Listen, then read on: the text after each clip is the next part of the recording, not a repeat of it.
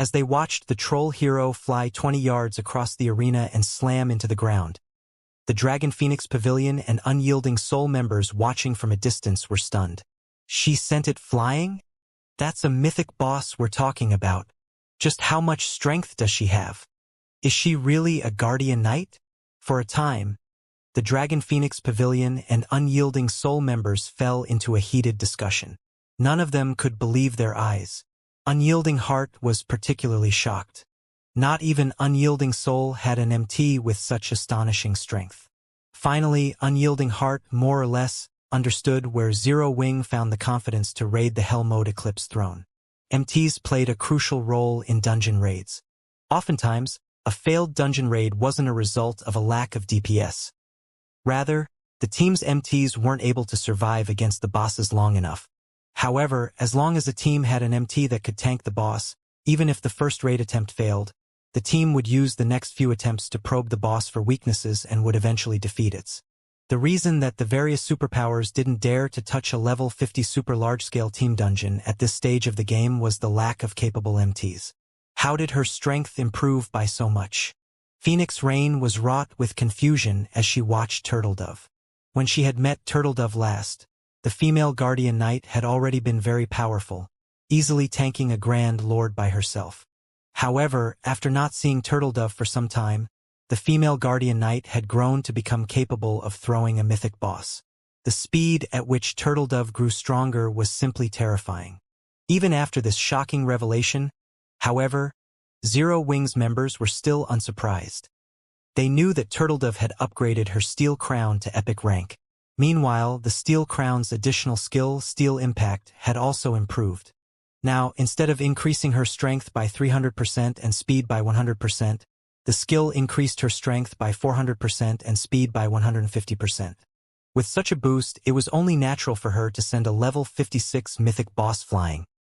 After the troll hero's clash with Turtledove, its HP fell by over 150,000. Turtledove had secured the troll hero's aggro. With an angry roar, the boss's muscles bulged, and it stomped on the ground before transforming into a blur as it charged at the female Guardian Knight. Fortunately, since the troll hero's axes were still stuck in the ground behind Turtledove, it didn't pose much of a threat. In fact, Turtledove did not even bother to avoid the charge. Instead, she thrust the point of her shield into the ground and prepared to receive the troll hero's charge head-on. Tier 2 skill, Backfolding. Backfolding was a Tier 2 skill Turtledove had recently acquired from the Primordial Divine Ruin. It was a super rare skill that could reflect an incoming attack from the front. Boom! When the troll hero crashed into Turtledove's shield, its massive frame stumbled 3 steps backward, a damage of over -500,000 appearing above its head. Good. Ranged players, attack. Sure Fong commanded one. He saw that Turtledove had solidified her aggro. Spells and arrows bombarded the troll hero, and damages of over -10,000 appeared above the target's head, one after another. Occasionally, damages exceeding -40,000 also floated above the boss's head. These damages originated from Zhao Yueru, who wielded Frostflame's Wrath. Her attacks were particularly prominent among the bombardment. Her ice and fire-type spells were clearly stronger than the other Tier 2 elementalist spells on the team. What a high damage! Zero Wing actually has such a powerful elementalist. Unyielding Soul's magical class players were stupefied by Zhao Yueru's performance. They were bona fide Tier 2 players and wore the best equipment available at this stage of the game. The fact that they were able to deal over -10,000 damage to a mythic boss was already impressive and would attract the awe of many expert players. However, Zhao Yueru's attacks had utterly changed their views on the world. Not only did Zhao Yueru's attacks consistently deal over -40,000 damage, but some of her attacks also dealt twice that without a critical hit. Her DPS alone could rival the total DPS of 5 of them. Unyielding Soul's magical class players couldn't figure out what was happening. Despite the fact that they were all Tier 2 players, the difference between them was massive. What these players didn't know was that Frostflame's Wrath improved its wielder's ice and fire-type spells by 1 tier. Now that Zhao Yueru was Tier 2, her Tier 2 spells had been upgraded to Tier 3. Not even Shifeng was confident of beating out Zhao Yueru's DPS. When the team saw the Flame Witch's damage, they became far more confident of defeating the troll hero. Under the unceasing magical bombardment, the troll hero rapidly lost HP. However, after 5 seconds, something happened that stupefied the team. The boss instantly healed all of the damage the team's ranged players had caused. What's going on? Why did it fully recover its HP? Didn't we take more than 1% of its HP in the last 5 seconds? These players were dumbfounded as they stared at the unharmed troll hero. They couldn't understand how the boss had recovered all of its lost HP. A passive skill. Unyielding Heart and Phoenix Rain quickly reached the conclusion that this disconcerting issue had been caused by one of the boss's skills. There was no other way to explain how the boss had recovered more than 1% of its HP in the last 5 seconds. This turn of events extinguished the little confidence everyone had gained from Zhao Yueru's performance. This boss's combat method is very simple. If the boss takes about 1 second to charge up when it lifts both axes into the air, it'll execute an AoE attack. You'll be safe from this AoE attack as long as you remain more than 15 yards away from the boss. If it charges up for only half a second, it'll execute a straight-line attack. In that case, you'll be safe if you maintain a distance of more than 25 yards from the boss. So, pay attention to dodging. When you're attacking, you'll have a higher chance at hitting the boss if you execute 2-part attacks. Shifeng commanded through the team chat. If everyone's ready, then melee players, join the assault. He's learned the boss's attack method already? Unyielding Heart could not help his surprise as he watched Shifeng calmly issue commands. Normally, a raid team would need 2 or 3 minutes to figure out a boss monster's attack pattern. Depending on the attack pattern's complexity, a raid team may even need over 10 minutes to figure it out. Yet, despite fighting for a few short seconds, Shifeng had already figured out this boss's attack method. Hearing Shifeng's orders, the team sprung into action. As Shifeng had stated, although the difference between a 1 second and 0.5 second charging time was subtle, the team's expert players easily recognized the difference. Hence, practically no one died when the boss used its 2 AoE skills. Moreover, when everyone assaulted the boss according to Shifeng's requirements, their hit rate was extremely high. As a result, the troll hero's HP steadily decreased. Once the melee players included their DPS, the boss lost HP even faster. Because of this, these players had a newfound admiration for Shifeng's leadership. If a team had such a capable commander, the team's overall combat power would no doubt rise by a small margin. While the improvement might not be significant, this small difference could become a deciding factor in whether or not a team could clear a dungeon. After another 5 seconds, the team managed to shave off a little over 2% of the troll hero's HP. However, when the troll hero's self-regeneration took effect, it instantly recovered 2% of its total HP, healing most of the damage. It was evident that the team was in for a long battle of attrition. Not even this is enough to beat it, Phoenix Rain thought, frowning. With the team's current DPS, it was possible to whittle the boss down and kill it eventually, but at the current rate that the healers were burning through their mana, they wouldn't last until the battle ended. Unyielding Heart had come to the same realization. It might be fine if they were raiding a 50-man team dungeon, but in super large-scale team dungeons, players were prohibited from using magic arrays to suppress the boss. Players had to rely on their own strength to defeat the dungeon bosses. This was also why the various superpowers couldn't raid super large-scale team dungeons yet. At this rate, it was only a matter of time before the troll hero annihilated the team. Sure enough, it is too much to ask for current players to defeat this thing. Shifeng could not help but reveal a bitter smile as he watched the troll hero's HP bar. He then took out the Ring of Gospel from his bag and injected 7,000 magic crystals. World Projection. Ring of Brilliance. The moment World Projection activated, the troll hero paused.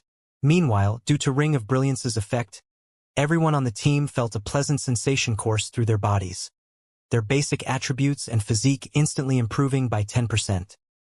What's this? A magic array?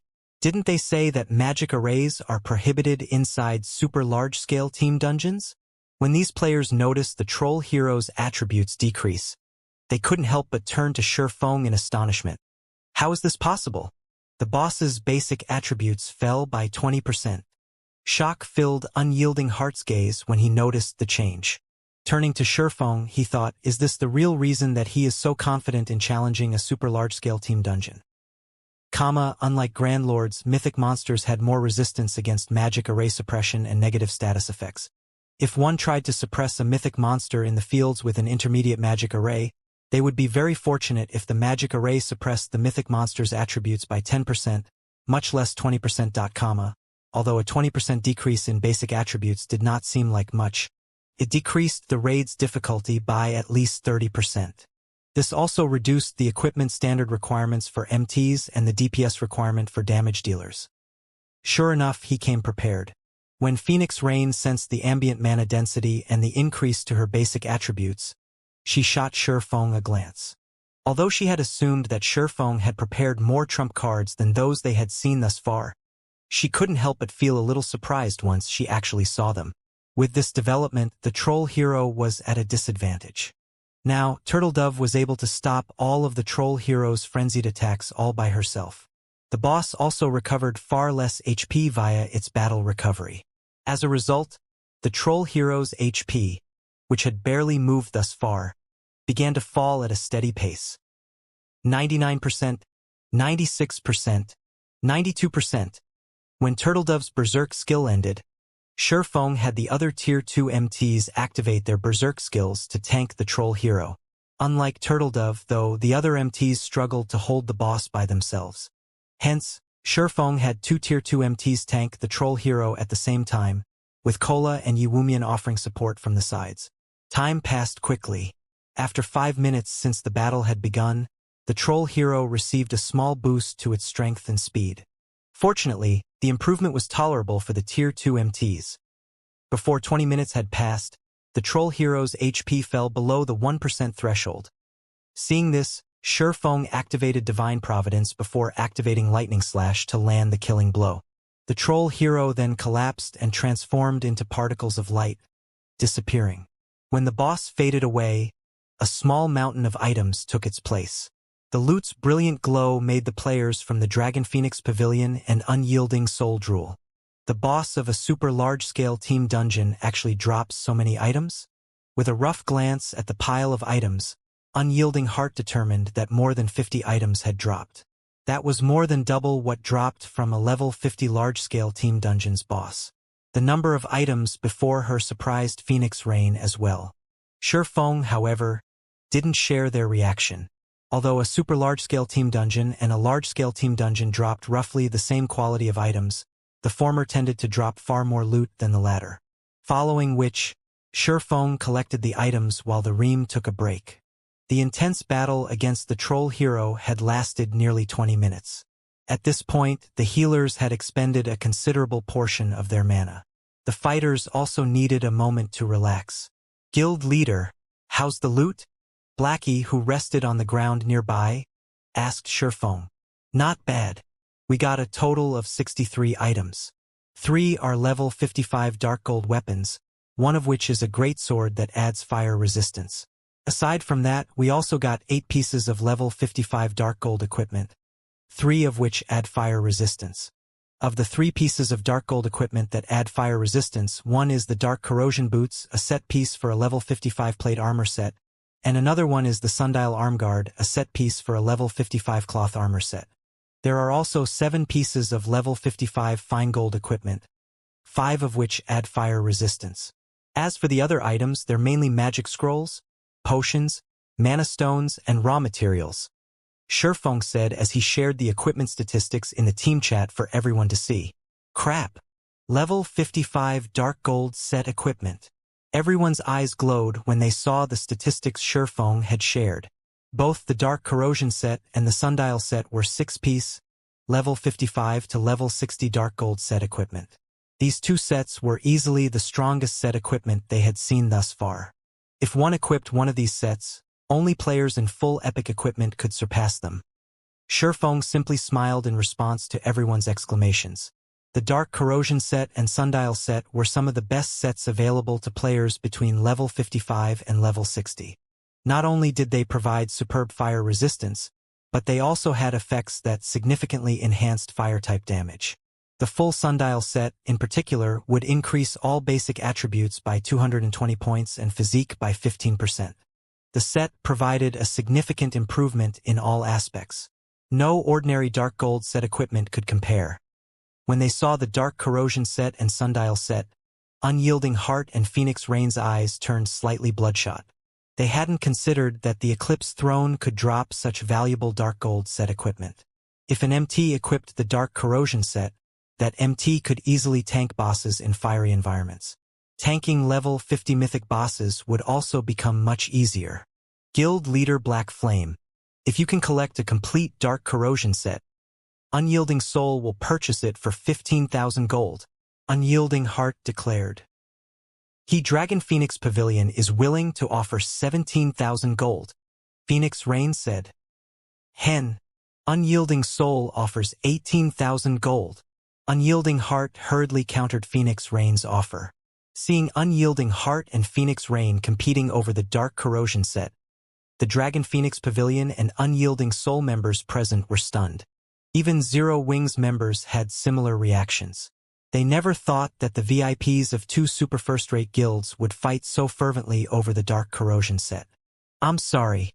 While I can understand your interest in purchasing the set, but the dark corrosion set is very important to Zero Wing, so I have no intention of selling it for now. Shurfeng refused the offer immediately. Of course, if Zero Wing obtains a second dark corrosion set, I will be willing to sell it.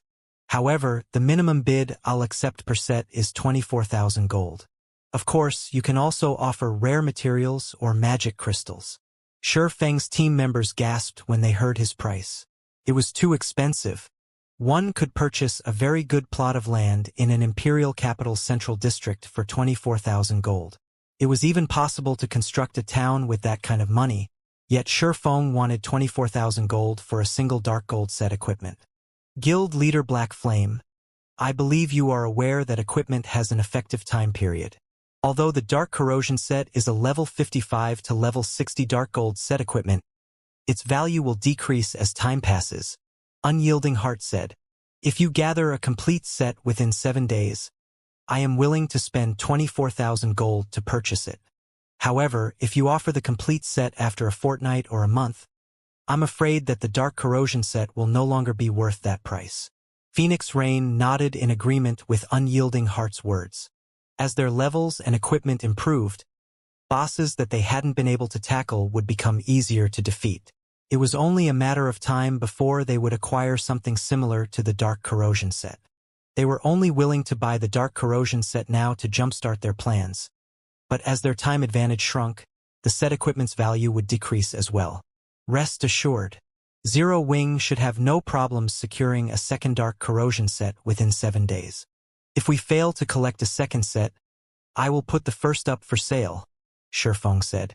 Although the dark corrosion set was precious, its drop rate in the Hell Mode Eclipse Throne was relatively high.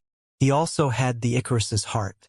Super large-scale team dungeons reset once a week, and after another 7 days, Zero Wing would have far more Tier 2 experts. While Zero Wing wasn't guaranteed to acquire 2 dark corrosion sets after 2 dungeon raids, securing one shouldn't be an issue. After some negotiations, Shurfeng decided to hold an auction for the dark corrosion set in 10 days. The set's final owner would depend on who offered the highest price, Phoenix Rain or Unyielding Heart. Once Shurfeng had organized the loot, he turned his gaze to the magic crystal treasure chest in the gigantic iron cage above. When the troll hero had died, it had also dropped a pitch-black key. This key, without a doubt, was related to the massive cage. Shurfeng then activated Gale Domain and flew towards the hanging cage. The iron cage above the arena was as large as a house. Although the cage was covered in rust, the divine runes on the iron railings were visible. Due to these divine runes, some kind of invisible energy constantly circulated the cage. When Shurfeng landed on top of the iron cage, he discovered that he was unable to use any skills or spells. His body also felt heavy, his movements becoming sluggish. What powerful suppression! Shurfeng felt the strange energy suppress his mind as he stood on the cage, becoming a little dizzy. If a Tier 1 player stood in his place, they'd likely pass out. When Shifeng tried to reach the cage's lock, a powerful force shoved him away. He transformed into a blur as he crashed into the arena below. What's going on? Didn't he already get a key? Phoenix Rain and Unyielding Heart were a little surprised when Shifeng's figure slammed into the ground. From their position, they had only seen Shifeng fly like a cannonball the moment he had reached the cage's lock. They had never seen anything like it. Once Shifeng stood, he shook his head, still dizzy. He then fell into deep thought as he stared at the iron cage. That one blow had dealt minus 60,000 damage. If a cloth armor or plate armor class with low HP had taken the blow, they would have died instantly. Guild leader, is the key unable to open the cage? Aqua Rose asked curiously as she looked at Shifeng, whose HP had fallen to a critical level. No. We must be missing something, Shifeng said, shaking his head. He realized that they needed more than just the key. I think the rest of the bosses should have what we need. He hadn't heard anyone mention a gigantic cage above the troll hero during his previous life, so he had no idea of what he needed to open it. However, since this was clearly a reward for the first team that challenged the Hell Mode Eclipse throne, the following bosses should carry what he needed. After Shifeng rested for a while, he led the team onward. The Eclipse Throne's castle was massive, and the troll hero was only the castle's gatekeeper. Under Shifeng's command, the team slaughtered the patrolling monsters inside the castle. After nearly 2 hours, the team arrived at a garden. Along the way, the team had killed a large number of monsters. Overall, these monsters dropped a total of 5 pieces of level 55 fine gold equipment and 1 level 55 dark gold equipment piece. Since none of them provided fire resistance, Shifeng decided to hold an internal auction for the Zero Wing members on the team. This made the Dragon Phoenix Pavilion and Unyielding Soul members jealous. Even now, they did not have a single piece of level 55 fine gold equipment, much less level 55 dark gold equipment. Guild leader, there's a boss ahead. Fire Dance, who scouted for the team, reported through the team chat. Hearing Fire Dance's report, everyone went on high alert and ventured through the garden carefully. After about another minute, the team found a courtyard that could very well be described with the word paradise. Surrounded by greenery and gorgeous flowers, a giant wolf lay slumbering beneath a large tree. The wolf was 6 meters long and covered in crimson fur. Corrosive Wolf King, Demonic Beast, Mythic, Level 57, HP 400, 000, 000/400, 000. This boss's aura is so strong. The corrosive gas this boss is giving off is really dense, too. I can already feel my stamina decreasing faster than before, despite standing so far away. The team members watched the Corrosive Wolf King with solemn expressions. If the Corrosive Wolf King were similar to the Troll Hero, they would not have to worry. However, bosses like the Corrosive Wolf King, which could cause constant damage or inflict debuffs, were the most troublesome. These bosses would place an immense burden on the team's healers. If the healers couldn't keep up with the constant damage, it would only be a matter of time before the boss annihilated the team. All MTs form groups of 3 and stand in these specified locations. Melee DPS split up into groups as well and stand beside the MTs. Healers and ranged DPS will run after the boss throughout the raid. If there are no problems, let's begin. Shifeng simply used the standard procedures for a boss raid and had his team move out. This left Phoenix Rain and Unyielding Heart speechless. Although they wanted to express their opinions about Shifeng's instructions, they held back and followed his orders when they recalled the swordsman's ability to adapt. As soon as the raid began, Shifeng activated Ring of Brilliance. This time, though, he did not activate World Projection. Ring of Brilliance only cost 2,000 magic crystals, whereas World Projection cost 5,000 magic crystals. Meanwhile, the biggest problem with the Corrosive Wolf King was the low mana environment, which weakened the effects of skills and spells. There was no actual need to suppress the boss's attributes. Following which, under Shifeng's orders, the team shaved off the Corrosive Wolf King's HP. Whenever too much corrosive gas contaminated the MT group that tanked the boss, Shifeng ordered another MT group to take its place. By replacing the MTs responsible for tanking the boss, the contaminated MTs had enough time to recover. As for the healing aspect of the raid, Shifeng wasn't worried thanks to Violet Cloud's holy prayer and his life domain. By alternated these two AoE heals, the team's healers were able to conserve their mana. In the end, it took less than half an hour to defeat the almighty Corrosive Wolf King. When the Corrosive Wolf King had died, it had also dropped a pile of items, including the head and leg parts for the Dark Corrosion set. The team then proceeded toward the third boss, the Corrosive Dryad. As with the last boss, Shifeng used the standard raid procedures, splitting the MTs into groups to deal with the Corrosive Dryad's numerous tendrils. Meanwhile, the melee players would open up a path for the ranged DPS to bombard the Dryad with fire-type skills and spells. During this raid, Zhao Yueru, with her Frost Flame's Wrath, shone brightly. Like the Corrosive Wolf King, it took less than 30 minutes for the Corrosive Dryad to fall. Meanwhile, the Corrosive Dryad dropped 5 pieces of level 55 dark gold equipment and 8 pieces of level 55 fine gold equipment, all of which added fire resistance. Among the 5 pieces of dark gold equipment, 2 were set pieces for the Dark Corrosion set, specifically the arm guards and belt. By the time the team defeated the Corrosive Dryad, including the 2 other bosses and mobs they killed, everyone on the team had gained roughly 20% more EXP. Their leveling speed in the dungeon was much faster than grinding elsewhere. This left the Dragon Phoenix Pavilion and Unyielding Souls members speechless. They currently rated a level 50 super large-scale team dungeon's hell mode, yet not only hadn't they died and lost EXP, but their experience bars had also increased faster than grinding monsters outside of the dungeon.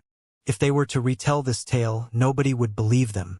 What surprised these super first-rate guilds members the most was the fact that they had only used the standard raid procedures to defeat every boss they had encountered. Despite facing mythic monsters, they had managed to defeat these bosses, one after another, without so much as suffering a single casualty. Since when were standard raid tactics so effective in super large-scale team dungeons? The bosses they had raided thus far were much easier compared to the bosses in large-scale team dungeons. However, unlike their companions, Phoenix Rain and Unyielding Heart realized what was happening. Their team hadn't defeated these powerful mythic bosses so easily because the standard raid procedures were so effective in this dungeon, but because Zero Wing's MTs, healers, and DPS were astoundingly powerful. There was also Shifeng's heaven-defying Ring of Gospel, which could weaken the bosses and enhance their entire team. Without these factors, all of these boss fights would have been incredibly difficult or ended in a team wipe. The Eclipse Throne had a total of 4 bosses. Now that they had killed 3, only the final boss remained. Both Phoenix Rain and Unyielding Heart felt as if they were in a dream. Following which, under Shifeng's command, the team soon reached the throne room housing the final boss. The throne room was also on the castle's top floor. When the team reached the throne room, they encountered a young man lying before the room's tightly shut doors. The young man wore golden armor and carried a great sword that radiated a holy light on his back. If one inspected this young man, they would discover that he was a level 60 mythic NPC. When Shifeng saw this NPC youth's name, he was stunned. Why is he here? Shock filled Shifeng's eyes as he gazed down at the mythic NPC. At this stage of the game, most likely no player other than himself knew about this NPC, but during his previous life, every God's Domain player would recognize the youth. This man had been reputed as the Greatsword Saint, known by players as the strongest entity below Tier 6. However, the main reason for this NPC's fame was the weapon he wielded. It was also the easiest weapon to find among the 10 great legendary weapons. The Glorious Will. Shifeng had never thought that he would actually come across the Greatsword Saint Edward in the Eclipse Throne. From what he remembered, the Greatsword Saint was stationed at the Ruin Mountain Range in the continent of God's Domain. Although the Glorious Will was the easiest of the 10 great legendary weapons to come by, even after 10 years no player had managed to acquire the real Glorious Will. There had been a player that managed to acquire a replica of the Glorious Will, who had been titled the Glorious Sword Saint. Rumors had it that the Glorious Sword Saint had acquired the replica from a quest. Other rumors claimed that the replica came from the loot of a powerful field boss. There were also some that stated it was a commission made by a famed smith. Although the Glorious Sword Saint had eventually revealed that the Glorious Will replica came from a quest given out by Greatsword Saint Edward, nobody believed him. The reason for this was that many players had tried increasing their favorability with Greatsword Saint Edward after the revelation. However, no matter how high their favorability reached, the NPC did not offer them the same quest. Hence, everyone concluded that the Glorious Sword Saint had lied to conceal the origin of his weapon. Could that person's weapon have come from here? Shifeng thought as he looked at the Greatsword Saint Edward lying quietly against the doors to the throne room. When he raided the Hell Mode Eclipse throne in his previous life, he had never come across Edward. Now that the NPC appeared in the dungeon in this life, Shifeng could not help but suspect that the quest the Glorious Sword Saint had mentioned back then was related to the Edward before him right now. This discovery thrilled Shifeng. The Glorious Will was one of the 10 great legendary weapons in God's domain. Even its replica was something that countless players dreamed of obtaining. Otherwise, the owner of the Glorious Will replica wouldn't have become the Glorious Sword Saint in the past. Guild leader, should we approach this NPC? Aqua Rose asked. Of course, Shifeng replied, nodding before walking up to the NPC. When Shifeng got within 20 yards of Edward, the resting NPC abruptly opened his eyes. Adventurers, this isn't a place any of you should come to. Armas has stolen the Sun Crown. His strength exceeds your imagination. You all had best turn back now, Edward said, somewhat exhausted. Upon hearing Edward's words, Shifeng immediately connected the dots and concluded that the quest to acquire the Glorious Will replica came from this Edward. Lord Edward, we are not afraid of danger. If there is anything we can help you with, please say so, Shifeng declared. Since you are determined, so be it. Brave adventurers, Armas has only recently stolen the Sun Crown. He has yet to absorb its power completely. I hope that you can help me reclaim the Sun Crown, Edward said after giving the matter some thought. System. Do you wish to accept the epic team quest, Sun Crown? Quest content. Help Edward reclaim the Sun Crown that Armas stole. Rewards unknown. Shifeng accepted the quest without hesitation. Everyone else in the team gaped in shock when they read the notification. They had never thought that they could receive an epic team quest in such a place. This situation made Phoenix Rain and Unyielding Heart envy Zero Wing even more. This epic team quest was essentially a dungeon raiding quest. Successfully raiding the dungeon meant the completion of this quest. It was basically a bonus reward to Zero Wing. Brave adventurers, follow me. It is time for this evil lich to receive his due, Edward said as he stood up. He then pushed apart the tightly shut steel doors and stepped into the throne room. Everyone, follow the NPC, Shifeng commanded. Everyone trailed Edward into the throne room. Upon entering the throne room, everyone felt as if they had gone outdoors at nighttime. The ceiling of the throne room resembled the starry sky at night. At the far end of the throne room, seated high up on the throne, was a 2-meter-tall skeleton dressed in midnight robes, wearing a fiery crown on its skull and holding a golden staff. This skeleton was none other than the Lich Armas. Currently, Armas was gazing down at Shifeng and the others as if he was the king of the underworld. Meanwhile, standing on one side of Armas's throne was a suit of pitch-black armor that was missing its head, and on the other side was a 6-meter-tall beast that had the body of a scorpion. Armas, Lich, Mythic, Level 60, HP 500, 000, 000, 500, 000, 000, Headless Knight, Undead, Mythic, Level 59, HP 360, 000, 000, 360, 000,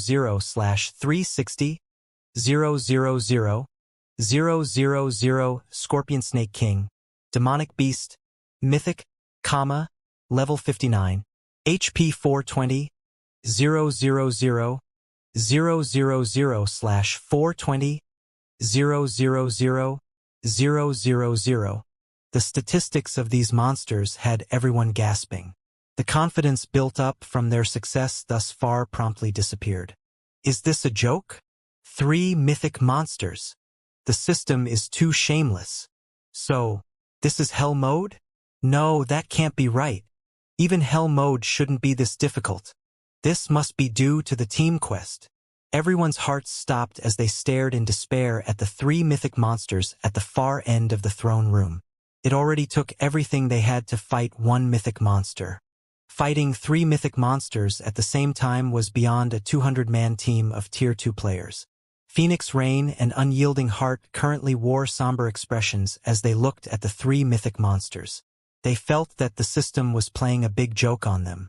Guild Leader Black Flame. This quest is a little outside of our capabilities. Why don't we abandon this quest? With our team's current strength, it is simply impossible to go up against three mythic monsters simultaneously, Phoenix Rain suggested. Unyielding Heart nodded his head in agreement. This was no longer a feasible challenge for current players. At the very least, their entire 200-man team needed to be fully equipped in level 55 or even level 60 Dark Gold equipment, with the main members of the team having multiple pieces of epic weapons and equipment. Only then could they cope with three mythic monsters at once. At this moment, Shifeng had a gloomy expression. He had never imagined that the epic team quest would be so vicious. If there were only two mythic monsters, he still had the means to deal with them. However, with his current team, challenging three mythic monsters simultaneously was asking too much. Must I give up? When Shifeng thought about how much he had gone through to obtain this quest, reluctance filled his heart.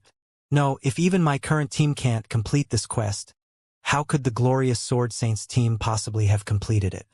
As the first team to conquer the Hellmode Eclipse throne, the glorious Sword Saints team might be slightly superior to Shifeng's current team in terms of equipment standards, but there was definitely a limit to the difference. Not to mention, he had the Ring of Gospel to improve his team's basic attributes and suppress the mythic monsters.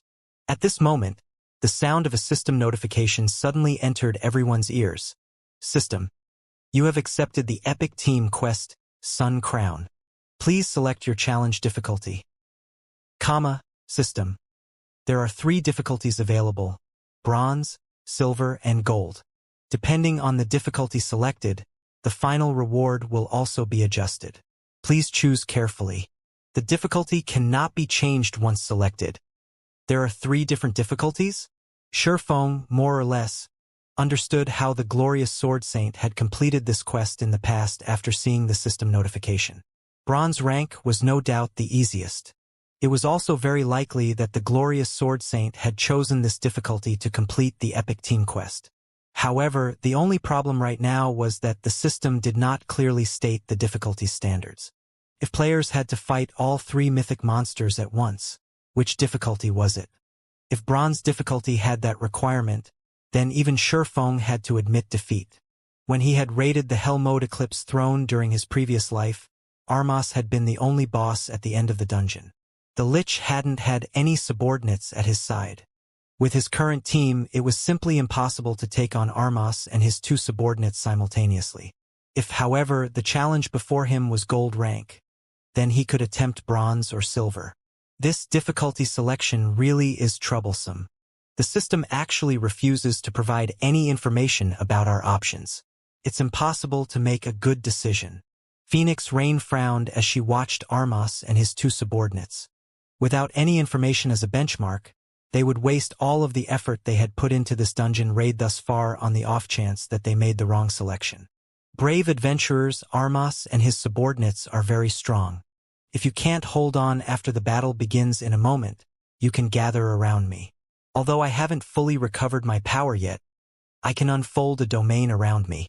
The domain will, more or less, weaken their power, Edward suddenly said. Power hasn't fully recovered yet? Unfold a domain? Shifeng could not help but turn to look at Edward upon hearing the NPC's words. So, that's the case. Guild leader, did you figure something out? Aqua Rose asked curiously when she saw Shifeng smile. I now understand this quest's difficulty standards, Shifeng said as he gestured to Edward.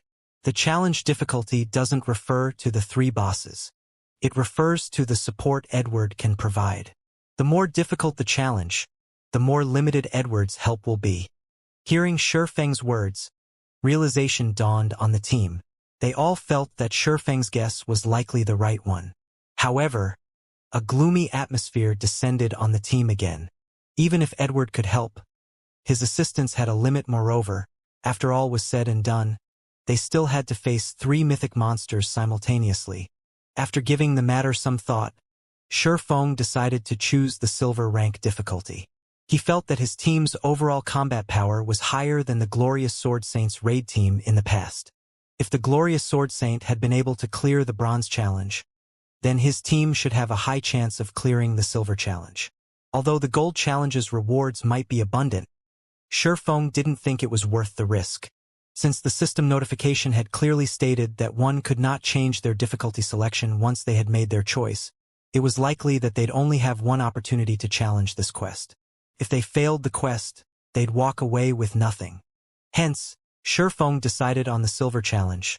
System, you have chosen to challenge the silver difficulty. System, it is detected that you are challenging the Sun Crown quest for the first time. Difficulty selection may be altered to normal mode or hero mode. For normal mode, the boss's attributes will be weakened by 20%. Based on your performance in the battle, the reward will range between bronze rank and silver rank. For hero mode, the boss's attributes will be weakened by 10%. Based on your performance in the battle, the reward given will range between silver rank and gold rank. This privilege is only available on the first challenge. You may also forsake this opportunity and choose the standard difficulties. Please choose wisely. Privilege for the first challenge? Feng could not help his grin. He now realized how the Glorious Sword Saint had completed the quest following which, Feng chose hero mode. If all 3 mythic monsters' basic attributes fell by 20%, it would undoubtedly be of great help to the team. It was no wonder why the Glorious Sword Saint's raid team had defeated all 3 mythic bosses. Although hero mode only weakened the bosses by 10%, he should be able to reduce the mythic boss's basic attributes by nearly 30% with the Ring of Gospel Suppression. With Kola, Turtledove, and Yi Wumian's strength, plus the other Tier 2 MTs, they should be able to keep all 3 bosses in check. Hero mode? Unyielding Heart was speechless when he saw Feng's selection. Is he insane? Phoenix Rain was similarly surprised. Feng's initial decision to choose the silver challenge was understandable since they had so little information to work with, and regardless of their choice, they still had to face 3 mythic bosses at once. However, now that they had concrete numbers, Feng had chosen hero mode. This decision was confusing. While she understood that with Feng's Ring of Gospel, it was possible to suppress the 3 bosses further, but the biggest problem wasn't whether or not the team's MTs could tank the bosses. It was whether or not the team had enough DPS. Moreover, since they had to fight 3 mythic bosses simultaneously, the pressure on the team's healers would be unprecedented. When the raid began, the healers' mana expenditure would be massive. If their healers ran out of mana in the middle of the raid, they'd definitely team wipe. They had to reduce the boss's maximum HP as much as possible to ensure a greater chance of success. Although there was only a 10% difference between normal mode and hero mode, the 3 bosses had a combined 1,280,000,000 HP. A 10% difference meant that their team had to deal with an additional 128 million HP. Moreover, there was the matter of battle recovery. This would undoubtedly extend the raid's duration by a significant amount of time, which would increase the risk of the team's healers running out of mana mid-battle. Meanwhile, after Feng had selected the fight's difficulty, the 3 mythic bosses lost 10% of their attributes. Good. Kola, Turtledove, Yi Wumian, each of you will tank one of the bosses. The other MTs will support them. Prioritize the Scorpion Snake King, Feng said. He then took out the Bible of Darkness and summoned a Tier 3 demon. Everyone, release the limiter on your weapons altogether. For the raid, he had armed every participating Zero Wing member with Tier 2 and Tier 3 mana weapons, especially the Tier 2 mana weapons. Of the 85 Zero Wing members he had with him this time, he had armed each with at least 3 Tier 2 mana weapons. Initially, he had only planned to use the mana weapons when the team lacked firepower. Now that they were required to go up against 3 mythic bosses simultaneously, he couldn't afford to be stingy with the mana weapons. Hearing Feng's words, Zero Wings members, who had felt a little gloomy, revealed excited expressions. Thus far, only the MTs had been allowed to liberate their mana weapons' power. The rest of them hadn't been allowed. Now that Feng had given them permission, they could use their mana weapons skill whenever they wanted to exhibit immense power. What's going on with Zero Wings members? The Dragon Phoenix Pavilion and Unyielding Soul members were confused to see Zero Wings members brim with confidence and fighting spirit. However, after Shurfeng used World Projection and Ring of Brilliance and Kola, Turtledove, and Yiwumian had stabilized their aggro, the scenes that followed thoroughly dumbfounded Dragon Phoenix Pavilion and Unyielding Soul members. After Edward activated his domain, the domain reducing the three bosses' reaction speed by 30% and attack power by 20%. This greatly reduced the pressure Kola and the others faced. After the Scorpion Snake King and Headless Knight lost nearly 30% of their attributes, the two bosses were a joke.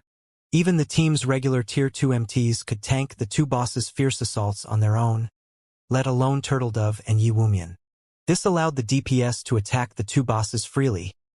The Dragon Phoenix Pavilion and Unyielding Souls Tier 2 experts were fortunate if their attacks dealt more than -10,000 damage. Yet Zero Wings experts dealt over -30,000 damage with each attack.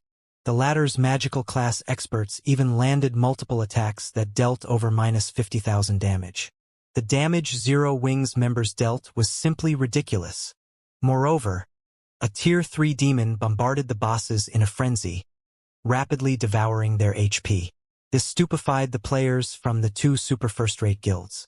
They had never thought that Zero Wing could summon a demon that was as strong as an ordinary Grand Lord of the same level. After the team defeated the first two mythic bosses and focused on Armas, the raid became considerably more difficult. Armas was a lich that could use spells of all of the four major elements. Each of his spells could instant kill a non-plate armor class.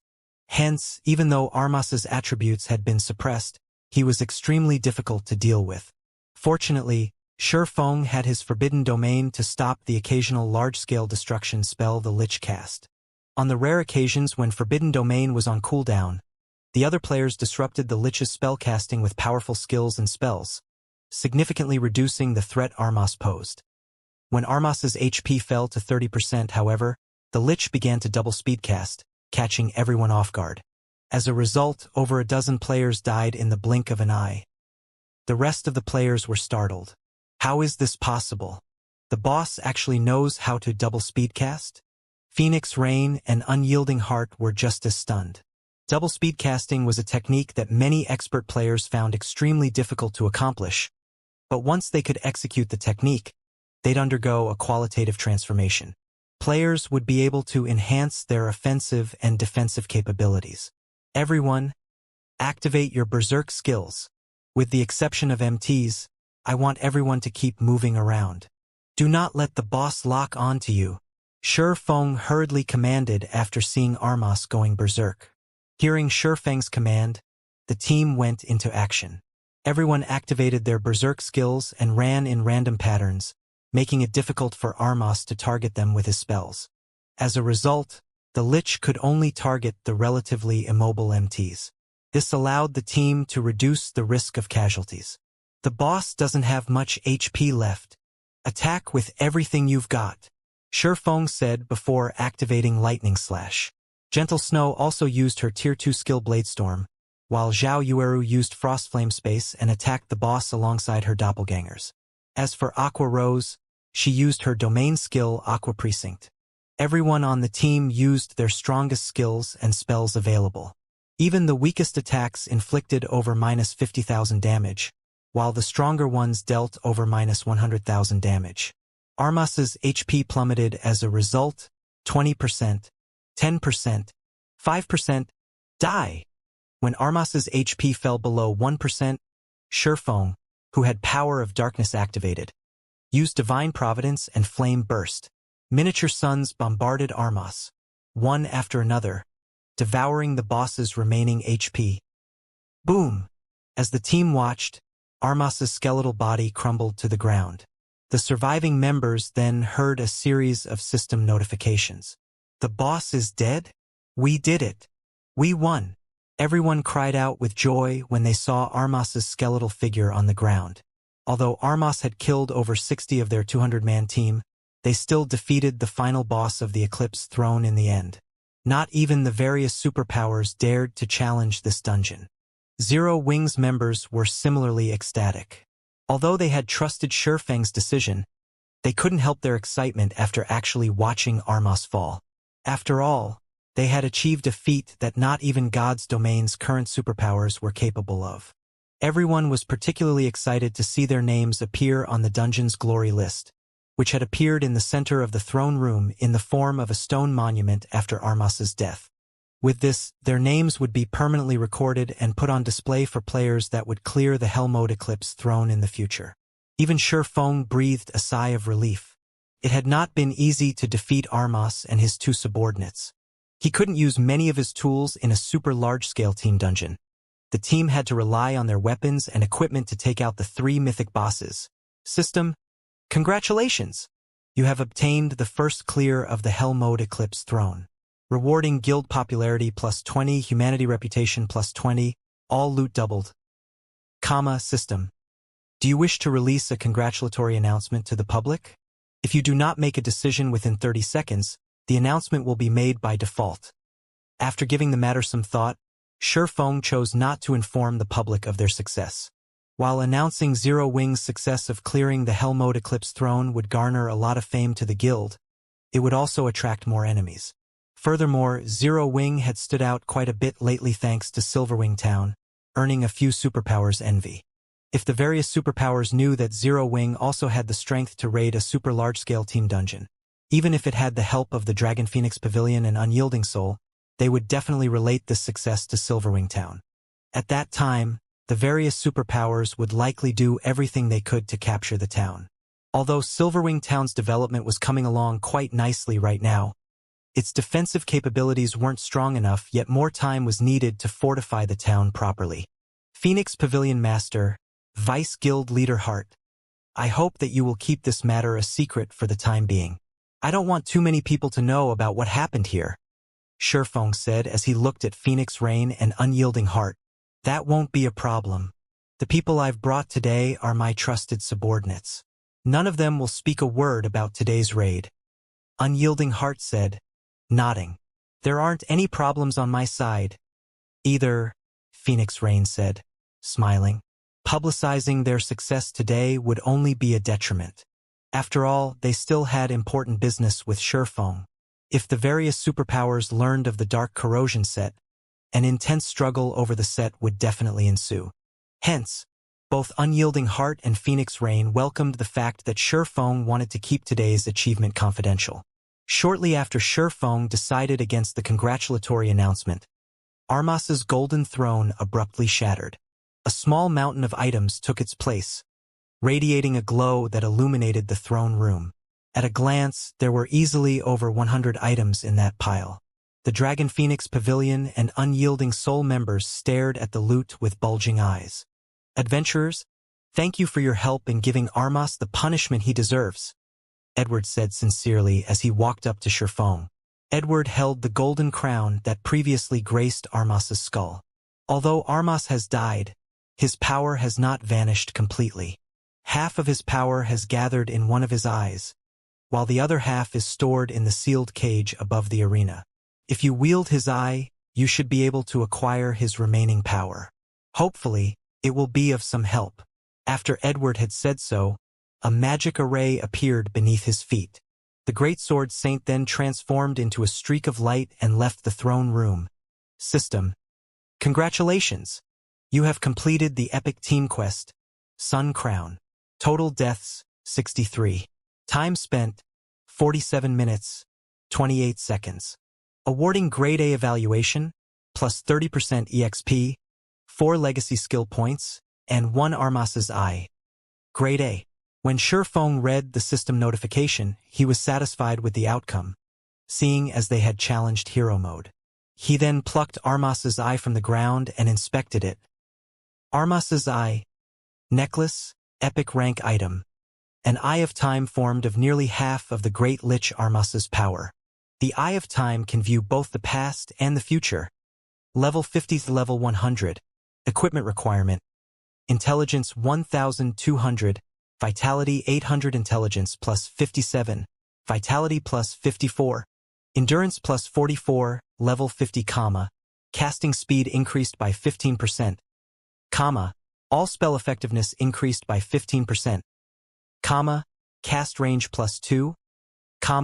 Spell completion rate increased by 1%. Additional skill 1-Eye of Future, when activated, allows the user to maintain an hour of simulated combat. Cooldown, 10 hours. Additional skill 2-, Eye of Past, tracks the target's movement and location for 3 hours. Cooldown 6 hours. What heaven-defying skills. Shi Feng was astonished after reading Armas's Eye's attribute panel. Armas's Eye's basic attributes were average at best, but the two skills were incredible. Eye of Future, in particular, was simply heaven-defying. With the Eye of Future, players could participate in a system-simulated battle before the actual fight. If the skill were used to raid bosses, players could test various strategies without sacrificing team members. If used in a PvP battle, although the main god system wouldn't be able to replicate enemy players' movements perfectly, it could mimic players with an 80% to 90% accuracy. If players could practice against their simulated opponents before the actual battle, they would be more confident during the actual battle. Most importantly, Eye of Future could reveal an enemy's true strength. Meanwhile, the simulated player would remain wholly ignorant of their trump card's exposure. The only downside was that Eye of Future had a very long cooldown. Even so, it was amazing. After Shi Feng finished marveling over Armas's Eye, he examined the rest of the loot. A total of 131 items had dropped from the throne. Over half were rare materials, magic crystals, and mana stones. Only 23 items were weapons and equipment. Among the weapons and equipment dropped, the best was the epic weapon Nether Scepter, a top-tier staff for summoners. The staff enhanced summoned creatures using Nether Spirit, which increased their basic attributes by 25%. The staff could also summon a squad of Nether Guards, consisting of 1 captain and 9 soldiers. The captain was a High Lord, while the 9 soldiers were lords. Shi Feng had also obtained the chest piece for the Dark Corrosion set, the last piece he needed to complete the Dark Gold set equipment. Including the set effects, the Dark Corrosion set granted a total of 180 points of fire resistance. With such high fire resistance, players would have no trouble against a fire-type boss. Moreover, the set offered higher basic attribute bonuses than ordinary Dark Gold set equipment of the same level. Shi Feng had Cola equip the Dark Corrosion set without hesitation. Upon equipping the set, Cola's basic attributes skyrocketed. His HP also reached 87,000. With this fire resistance, a Tier 1 player's fire-type attacks will likely have no effect on me, Cola said, astonished when he saw his fire resistance. He now had more than 200 points. Wearing the red and black metallic armor, Cola looked like a war god that had just stepped off a battlefield of fire. Heat wafted off of him in waves. Seeing this, Unyielding Heart and Phoenix Rain raised their evaluation of the Dark Corrosion set. Shi Feng didn't leave the team dungeon immediately after he tidied up the loot. Instead, he led the team back to the castle's arena. Now that Armas was dead, as Edward had said, he could retrieve the other half of Armas's power, which was inside the locked steel cage. When Shi Feng thought about the glorious wool replica, his heart pounded with elation. Once more, Shi Feng stood before the rusted cage in the bloodlust-saturated arena. The mysterious power that previously protected the cage was now gone. This allowed Shi Feng to approach the cage and unlock it with the key he had acquired from the troll hero. Click. After opening the cage, the magic crystal treasure chest appeared before Shi Feng in full. Curiosity overwhelmed the other players in the arena after seeing Shi Feng unlock the cage. They were all eager to learn what the treasure chest contained. After all, this magic crystal treasure chest was the epic team quest's true reward. Please let the glorious wool replica be inside. Shi Feng inwardly prayed as he carefully opened the magic crystal treasure chest. Although the glorious sword saint had claimed that he had acquired the replica from a quest, he hadn't stated which quest. It was possible that he hadn't obtained the replica from this team dungeon. Hence, Shi Feng wasn't certain that he would find the glorious wool replica in this magic crystal treasure chest. As the loading bar slowly filled, Shi Feng grew increasingly nervous. After the 20-second activation progress completed, the magic crystal treasure chest's lid slowly lifted on its own. Golden light then illuminated the entire arena. The arena's ambient mana even grew slightly denser. What's going on? Opening the treasure chest can actually increase the arena's mana density. This treasure chest is amazing. Could it be a legendary treasure chest? How is that even possible? Why would the system award players with a legendary treasure chest just for completing an epic team quest? At the very least, you'd have to complete a legendary quest to get something like that. I guess that's true. Even so, that chest definitely has an epic item. That's right. I had never thought that it was possible to acquire such a huge harvest by raiding a super large-scale team dungeon. We got so many more items than we could from a large-scale team dungeon. Zero Wing struck gold this time. With all of the weapons and equipment it earned from this raid, its main force will definitely become a lot stronger.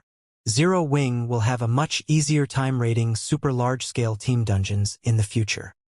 As the light from the magic crystal treasure chest started to dim, the Dragon Phoenix Pavilion and Unyielding Soul members chatted among themselves. They could already see Zero Wing growing even stronger in the future. Even if the guild had a numbers problem right now and would not be able to raid other super large-scale team dungeons for some time, the guild should have no problems raiding large-scale team dungeons in kingdoms and empires with all of the loot it had acquired from the Eclipse Throne. Cycling, once we return, notify the guild's upper echelons and tell them that I'm holding an emergency meeting. Unyielding Heart whispered to the male cleric beside him. Vice guild leader, you couldn't possibly be thinking of inviting them, right? Cycling Light asked in surprise.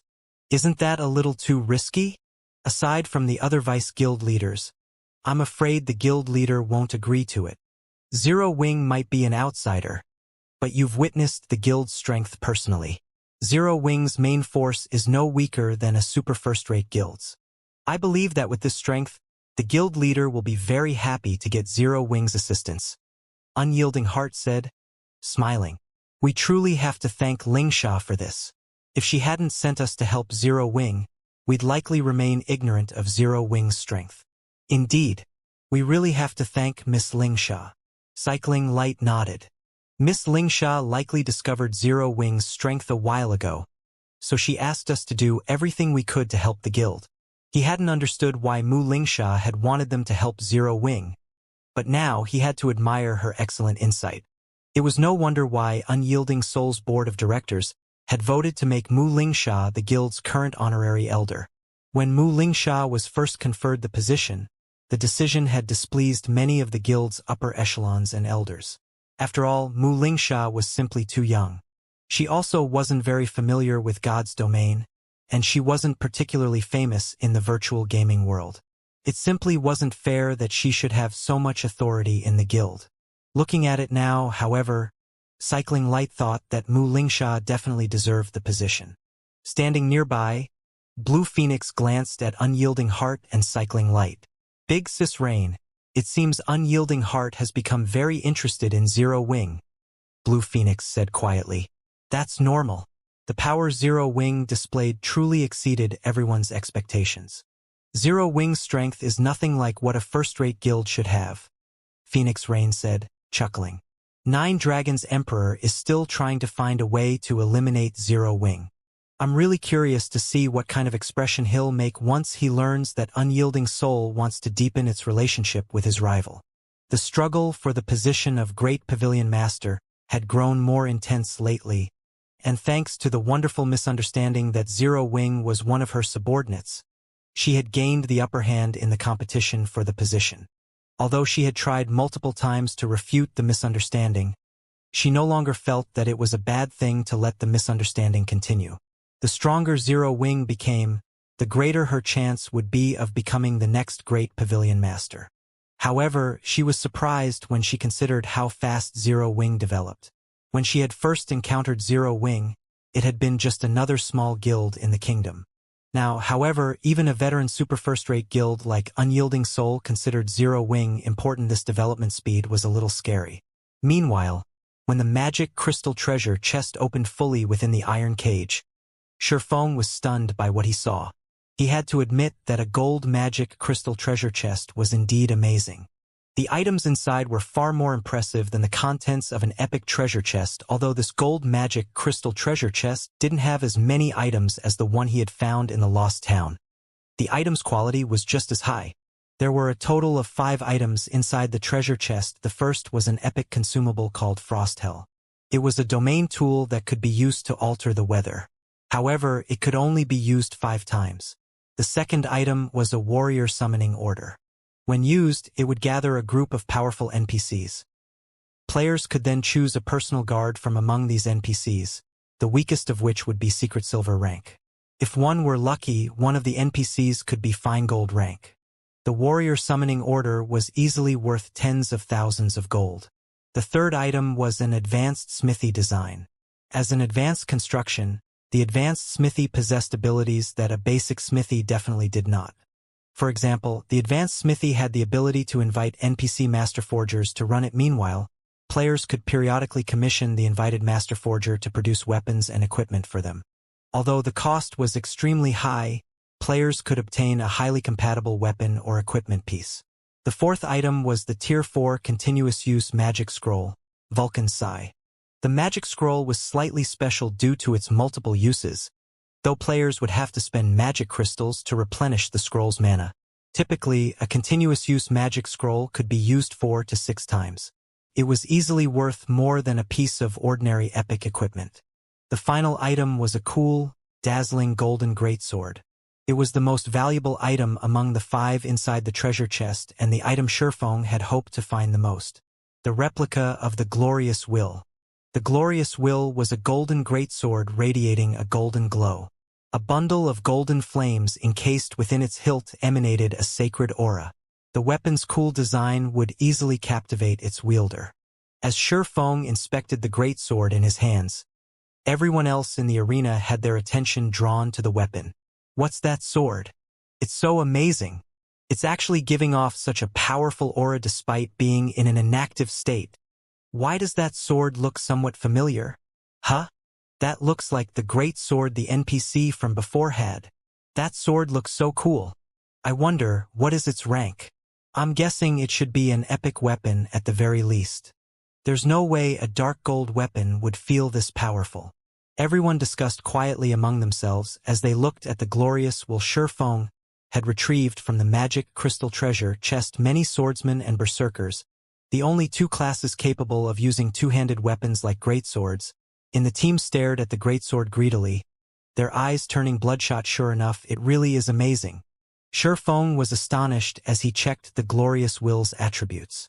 Glorious Will, Replica, Two-handed sword, Epic rank, Level 50, Level 100. Equipment requirement, Strength 2000. Attributes adjust according to user's level. Attack power plus 2320, Level 50, Strength plus 285. Endurance plus 240. Agility plus 265. Attack speed plus 10. Attacks have, 20% chance to transform into a sword of light and penetrate through all defenses, 30% chance to trigger scorching radiance, increasing strength by 40% and damage by 210%, when equipped, increases strength by 30% and agility by 10%, attack range plus 2, all weapon-related skills plus 2 levels, ignore levels plus 15, all item level requirements reduced by 5 levels. Additional passive /, Radiance Domain, increases the wielder's movement speed, attack speed, and reaction speed based on the number of creatures within a 50-yard radius. Each additional creature provides a 1% boost up to a maximum of 30%. Additional active skill 1 - Will of Light grants the Will of Light onto the weapon, increasing strength by 150% and inflicting 400% damage to a 5 by 25-yard area in front. Can be used up to 5 times. Each use has a 1-minute cooldown. Additional active skill 2 - Myth of Light, temporarily increases user's tier by 1, up to a maximum of tier 4, to deal 1 devastating attack in a 50-yard cone. Cooldown, 20 minutes. Additional active skill 3 - Light Speed, allows the user to transform into light and instantly travel a maximum distance of 150 yards. Afterward, increases movement speed by 50% for 15 seconds. During this duration, user can also control and attack with 16 swords of light formed. Using the power of light, each sword of light can attack only once. Each sword of light has 80% of the user's attributes. Cooldown 5 minutes. This is a replica forged by Lich Armas using the power of the Sun Crown. Due to insufficient power, Armas failed to complete the replica. Currently, this replica is still in an incomplete state. Gather 100,000 magic crystals and 100 sun essences to complete the replica. The replica has currently absorbed 0 magic crystal and 0 sun essence. Looking at the glorious will in his hands, Shi Feng felt that the weapon was basically a sword of violence. Possessed paramount strength. Ordinary epic weapons simply could not compare to it. Moreover, this greatsword was even useful for chasing fleeing or swiftly moving targets. The skill light speed, in particular, allowed its wielder to cross a distance of 150 yards instantly. With the ability to traverse such a distance in a heartbeat, players would be able to execute many feats. This greatsword was perfect for berserkers and swordsmen lacking in survivability when grinding in the fields. In the past, thanks to Glorious Will, the glorious sword saint had managed to escape many fatal situations. Moreover, despite the current Glorious Will already being very powerful, it was still incomplete. In its completed state, the weapon's life-saving capabilities would be much better. This was also the reason why the glorious sword saint had become one of the most difficult sword saints to kill in God's domain in the past. Even when going up against Tier 6 God-ranked experts, the glorious sword saint had been able to attack and flee as he wished. However, the upgrade conditions sure are stringent. It actually needs 100,000 magic crystals and 100 sun essences. Shi Feng frowned at the upgrade requirements. Even for the current Zero Wing, 100,000 magic crystals was a considerable amount. Not to mention, in order to defeat the bosses in the Eclipse Throne, he had already spent tens of thousands of magic crystals. Right now, he had only a little over 20,000 magic crystals left. As for Sun Essence, it was even more valuable than magic crystals. Right now, one Sun Essence was worth around 50 gold on the market. It was so valuable because it served as the power source of many mechanical tools. For example, practically all engines used by Mysterious Iron-ranked ships needed Sun Essence. Even so, each engine required only 10 or so Sun Essences. Meanwhile, a Mysterious Iron ship was currently more valuable than even epic equipment. Nonetheless, the Glorious will actually require 10 times the number of Sun Essences needed to run a Mysterious Iron ship. Sun Essence was extremely rare. Could only be acquired from special regional dungeons and maps, although most of the time, players got it through quests or exchanges with NPCs. However, these quests were tough, and the items needed to trade for Sun Essence were likewise very valuable and difficult to obtain. It seems I have no choice but to gather Sun Essences. Shi Feng sighed as he looked at Glorious Will. He then stored the weapon in his bag, not intending to share its statistics with the team. This was a replica of Glorious Will, one of the 10 great legendary weapons of God's domain. Moreover, although it was currently only an epic weapon, it had the potential to reach fragmented legendary rank. If information of this weapon leaked, it would definitely cause a huge commotion. Hence, the fewer players that knew about the weapon, the better. This was just like Gentle Snow's 7 Luminaries battle armor, Zhao Yueru's Frost Flame's Wrath, and Fire Dance's 1,000 transformations items that needed to be kept a secret. Currently, less than 7 people in Zero Wing knew what these items were. Hence, even until now, their details had yet to leak to the public. Nobody aside from these people knew that the number of fragmented legendary items and items capable of being upgraded to the fragmented legendary rank in Zero Wing's hands was close to 10. If this matter became public, every superpower in the game would instantly target Zero Wing. When everyone saw Shi Feng exiting the cage, they were all sensible and refrained from asking about the contents of the treasure chest. Zero Wing's members, in particular, understood that if he wished to share information about the loot with them, he would naturally do so. If he didn't, however, he absolutely would not tell them. Snow, learn this skill book. I'll also leave this weapon for you to use, Shi Feng said after walking up to Gentle Snow. He then passed the super rare skill Titan's Hand, which he acquired previously, and the Glorious Will replica to Gentle Snow. Currently, in Zero Wing, aside from himself, the only other person who possessed over 2,000 points in strength was Gentle Snow, who had claimed one of Star Moon Kingdom's 5 great legacies. Even Fire Dance's strength was still a little far from 2,000 points. Moreover, Fire Dance was an assassin and, thus, incapable of using two-handed weapons. As for the other players in Zero Wing, while some berserkers might be close to attaining 2000 strength, their techniques were far from equal to Gentle Snow's. Besides, Gentle Snow was the vice guild leader managing Zero Wing's branch in the Black Dragon Empire. She would need greater power to have others submit to her commands. As for Titan's Hand, it was a useful skill that would boost Gentle Snow's combat power.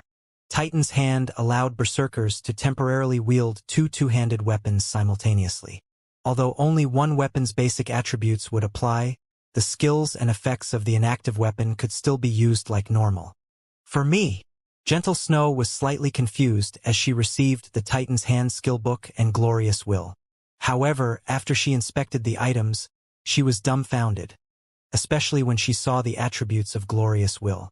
Guild Leader, you are the only person in the entire guild who has enough strength to use this weapon. Nobody else can use it. Letting it sit inside the guild warehouse would be a huge waste, Shifeng said. I understand. I'll make sure to put it to good use. As an expert sword user, Gentle Snow could not help but be excited as she held Glorious Will. After trading Glorious Will to Gentle Snow, Shifeng had everyone exit the team dungeon. The team disappeared from the arena and appeared outside the Eclipse Throne's entrance in the blink of an eye. Guild Leader Black Flame will be leaving first. Then, once you collect another Dark Corrosion set, you must remember to contact us, Unyielding Heart said. Of course. Once I have the second set, I'll contact both of you immediately. Shifeng nodded. He was also very eager to sell the Dark Corrosion set.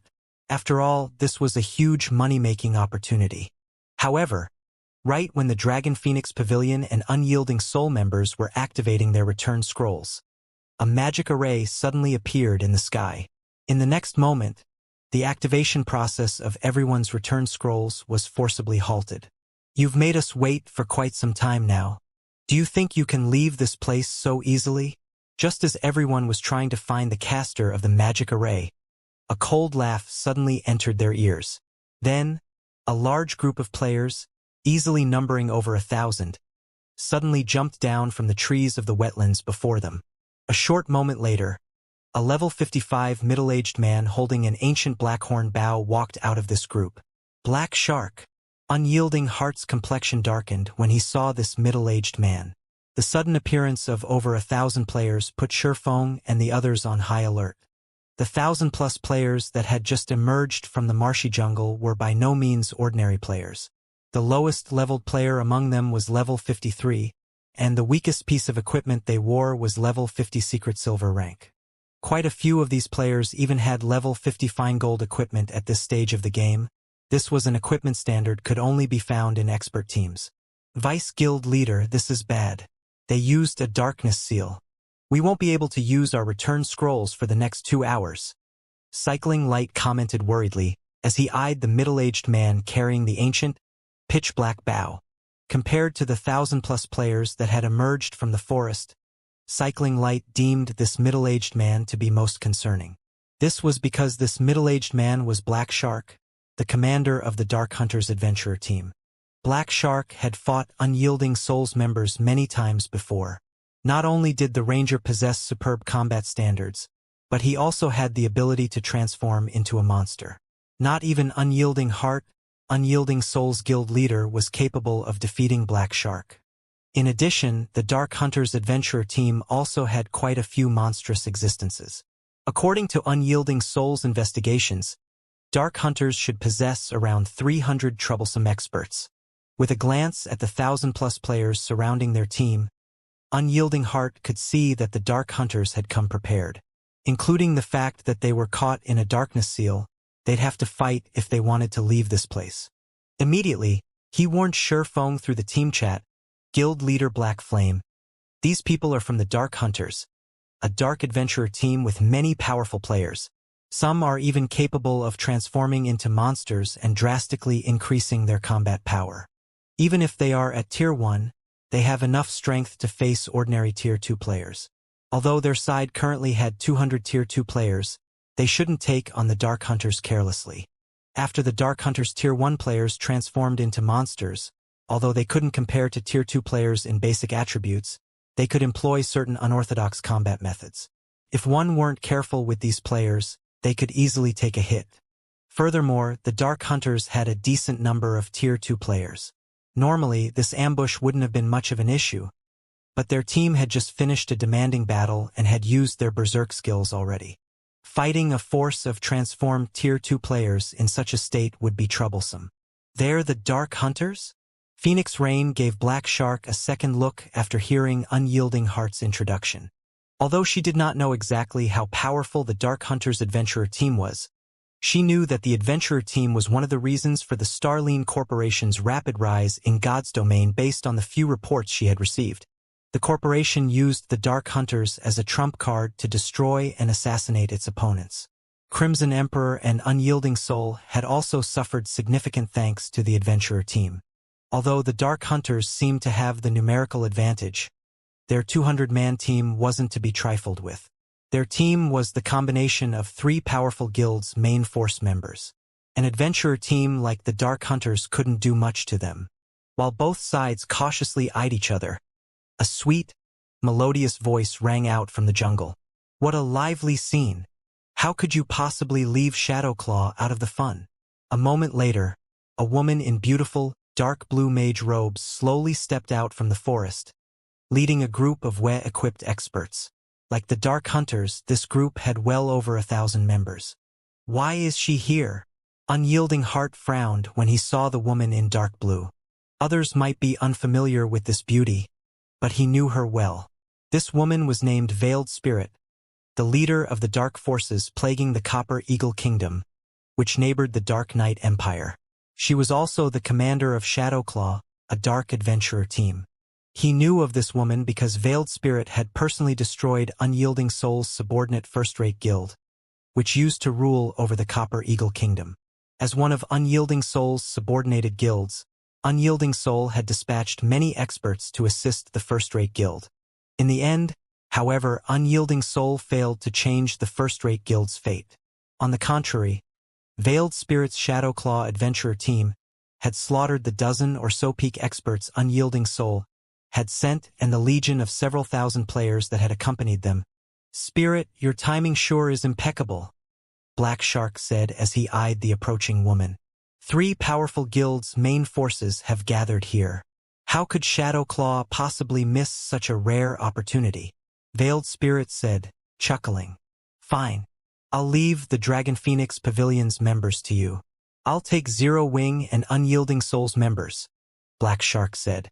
Is that all right? That's the main force of 2 large guilds we're talking about, Veiled Spirit asked, flashing Black Shark a confused look.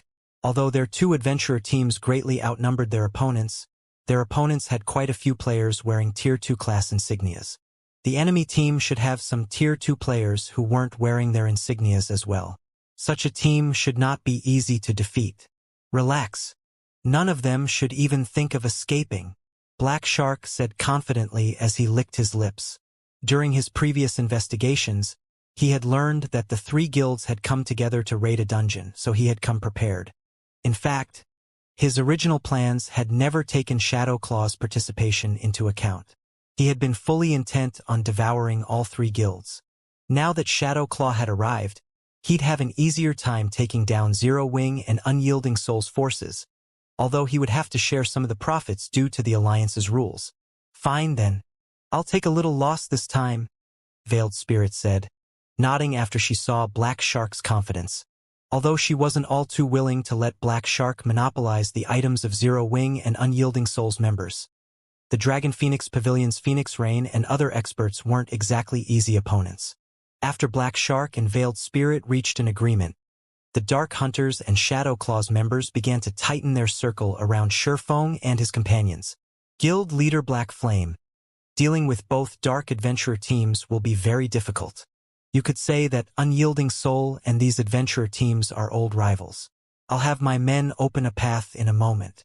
Use the opportunity to get out of the encirclement, Unyielding Heart hurriedly said as he watched the approaching dark players.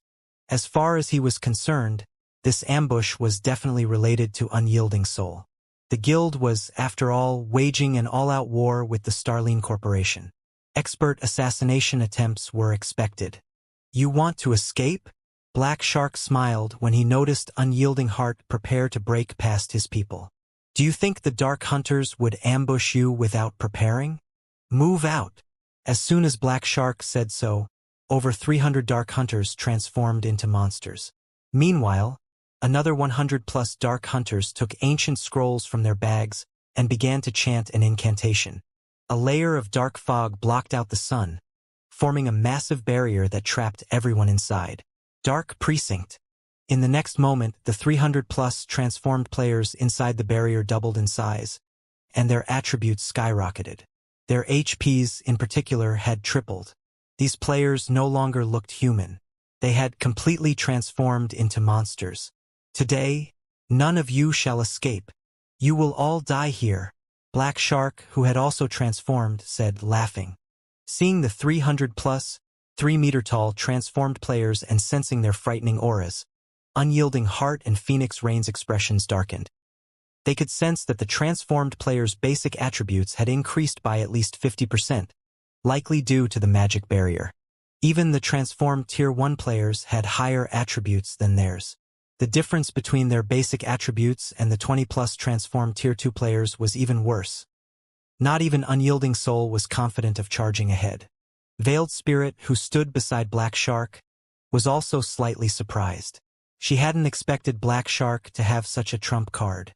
It was no wonder why the man was confident that his adventurer team could take on 3 guilds' main forces by himself. Is that so? Feng said as he glanced at the dark precinct that had formed around him. He then took out Frost Hell, the epic consumable he had just acquired from the dungeon, and continued, "It's a pity that you've picked the wrong opponent." After saying so, Feng activated Frost Hell. Suddenly, the world around him turned snowy white as the temperature plummeted.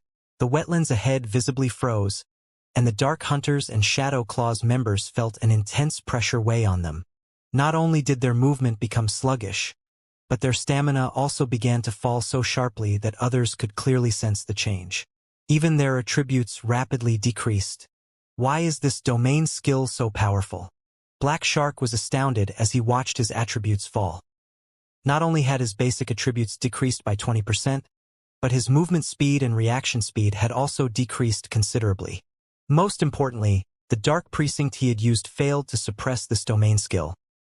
Dark Precinct was far more powerful than a domain skill because the magic array formed a separate world within itself. No domain skill could compare. Yet, Dark Precinct had failed to suppress the effects of Feng's domain skill, and the domain skill had reduced their attributes by as much as 20%. However, Black Shark didn't know that Frost Hell was slightly unique.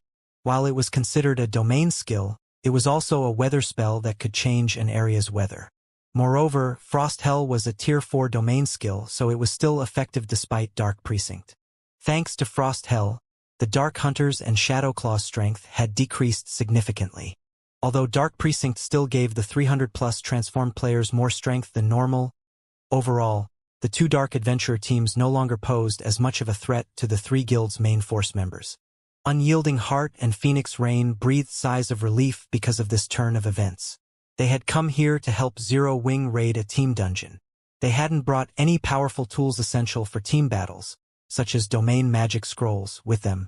Fortunately, Feng had the foresight to carry a domain magic scroll. Otherwise, this upcoming battle would have been disastrous. Black Shark, do you still want to fight? Your trump card has been suppressed. Both of our sides are roughly equal in combat power. Nobody can say for certain who will win this battle, Unyielding Heart stated, hoping to scare Black Shark into backing off. I'll admit that I underestimated you. But do you really think that I only prepared 1 trump card? Black Shark said, sneering. I had planned to save this for a more suitable stage, but I'll let you have the first taste. In the next moment, several normal Dark Hunters pulled dark blue potions from their bags, consuming them. These Dark Hunters then roared with excitement. Their skin began to turn dark blue as tough scales grew all over their bodies. Tails sprouted from these players' rears. These players now looked like dragonoids, not humans. Looking at these dragonoids, the members of Zero Wing, Dragon Phoenix Pavilion, and Unyielding Soul were stupefied. They couldn't believe their eyes. What is going on? These people... Phoenix Rain was shocked as she stared at the players with tails. Even as one of the Dragon Phoenix Pavilion's pavilion masters, this was the first time she had seen anything like this. The Dragonoid players radiated violent auras that felt like some wild beast. Aside from the increased attributes, Phoenix Rain could sense that these players now had higher life ratings than hers. She could explain the Dark Hunter's ability to transform into monsters as a result of a class unique to Dark players. After all, Dark players had their own unique development path, but she had never heard of a potion that could transform a player into a Dragonoid. Everyone, charge. You may claim any item that you get from your kills. Black Shark shouted as he readied his longbow. Hearing Black Shark's command, the Dark Hunters revealed crazed expressions. Without hesitation, they split up and charged at Zero Wing and Unyielding Soul's members. Unwilling to fall behind, Veiled Spirit took out a Tier 3 buff scroll and activated it, increasing her team members' basic attributes, raising them to their original values, although her people's mobility was still affected. After receiving the buff, Shadow Claw's members charged at the Dragon Phoenix Pavilion members. Less than 200 yards had separated the combatants. Ignoring Frost Hell's influence, all of the ranged players began to exchange blows. For a time, spells and arrows filled the space between the two sides, causing a series of explosions. Although the three guilds' attacks contained more raw power, they were still vastly outnumbered. Ordinary players' ranged attacks were relatively easy to dodge, but none of these players were ordinary. Even dodging their ranged attacks was quite difficult. Moreover, the Dark Hunter's defense had increased significantly after transforming into Dragonoids. Even when they received a Tier 2 spell, they only took around -8,000 damage. In contrast, the Tier 1 Dragonoid spells dealt nearly -6,000 damage to the three guilds members. Their damage was only slightly lower than Tier 2 players. Meanwhile, due to the disparity in numbers, the guild players lost more HP during the exchange. The basic Dragonoid potion? Feng was astonished after seeing the Dragonoid's combat power.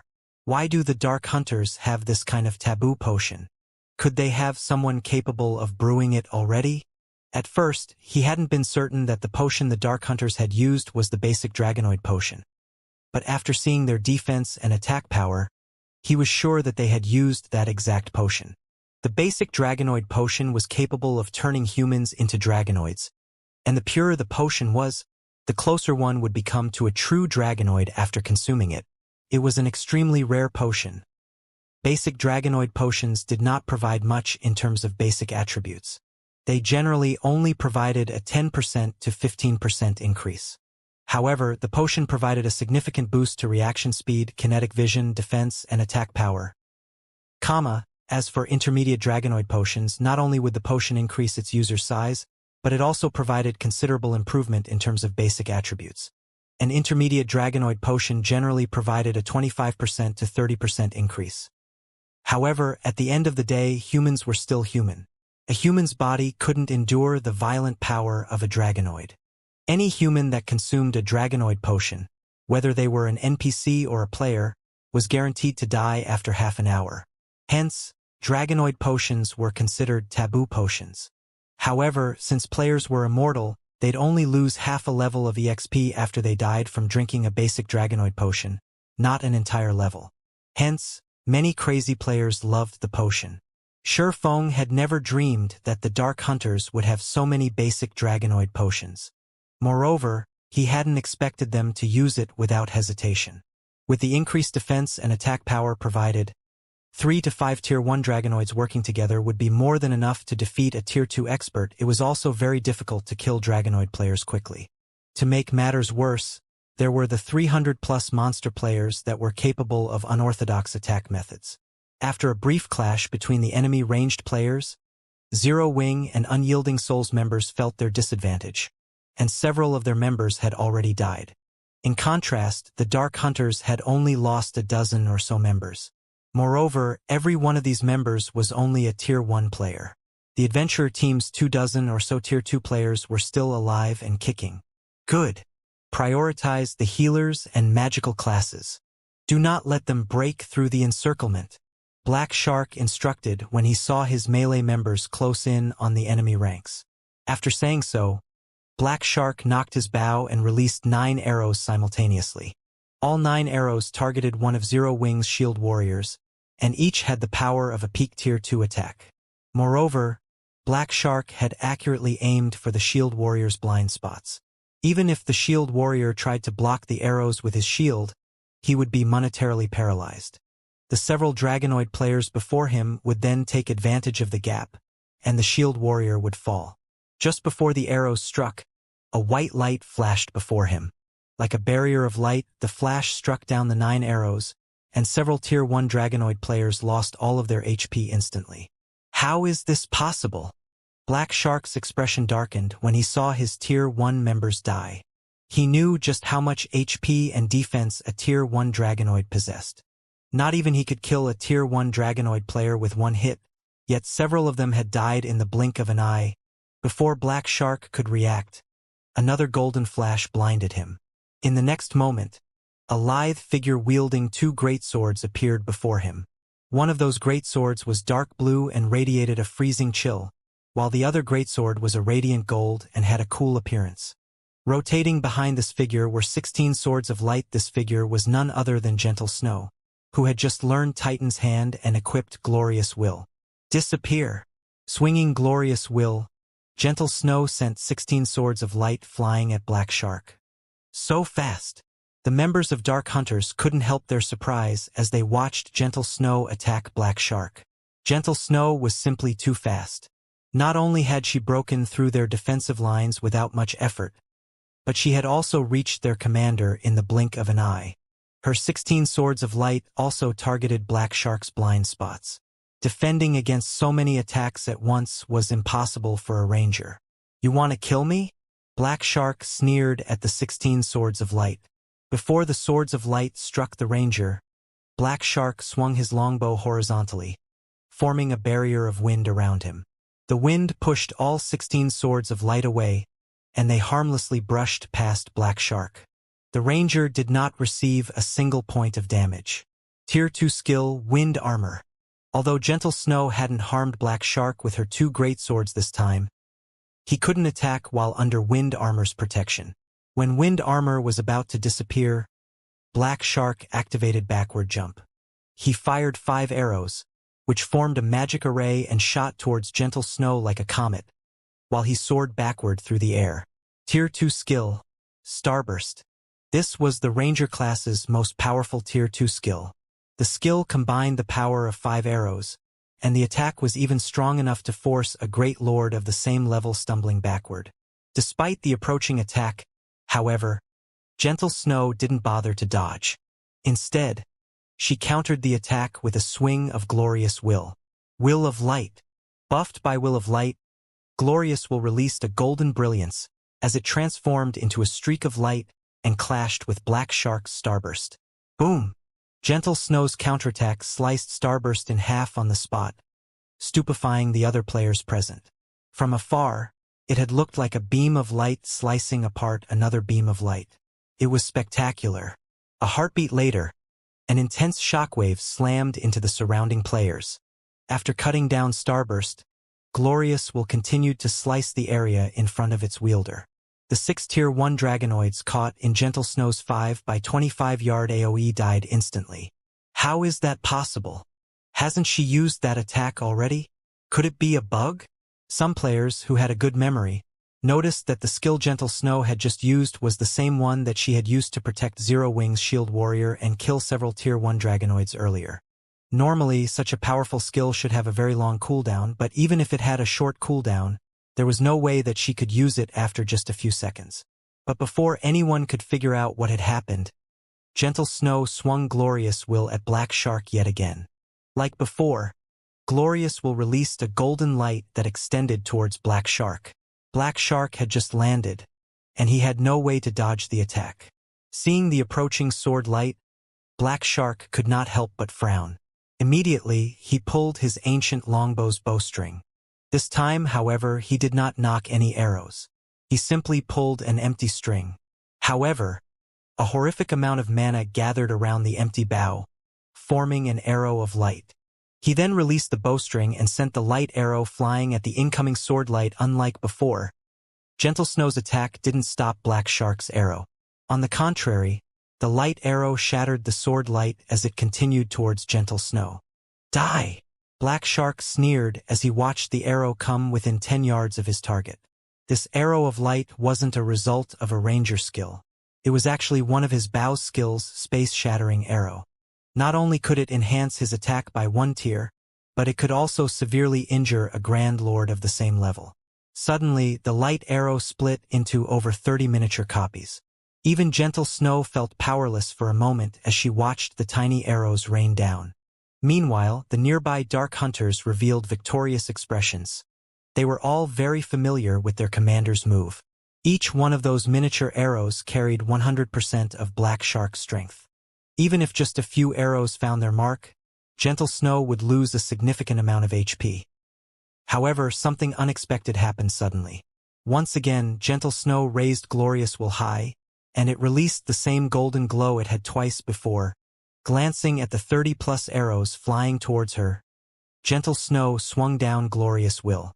Once again, a golden beam of light shot forth from the great sword, instantly devouring every light arrow and continuing toward Black Shark.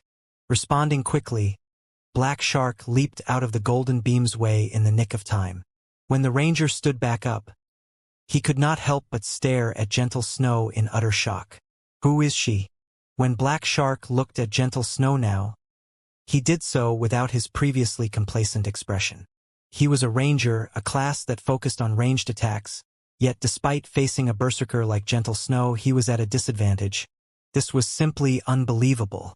Even Veiled Spirit, who commanded her allies in battle, wore a somber expression as she looked at Gentle Snow. She was quite familiar with Black Shark's strength. Even when Black Shark had fought Unyielding Heart, Unyielding Soul's #1 berserker, he had suppressed the man easily as long as he didn't allow the berserker within melee range, yet a different berserker had suppressed him in a ranged battle. During the brief moment while Gentle Snow had both Black Shark and Veiled Spirit distracted, a series of screams rose from the Dark Hunter's army. To be precise, they came from the MTs that had transformed into dragonoids. Despite having transformed into dragonoids, a single female assassin was slaughtering the Tier 1 MTs. Moreover, the female assassin was only using Tier 1 skills to kill the full HP MTs.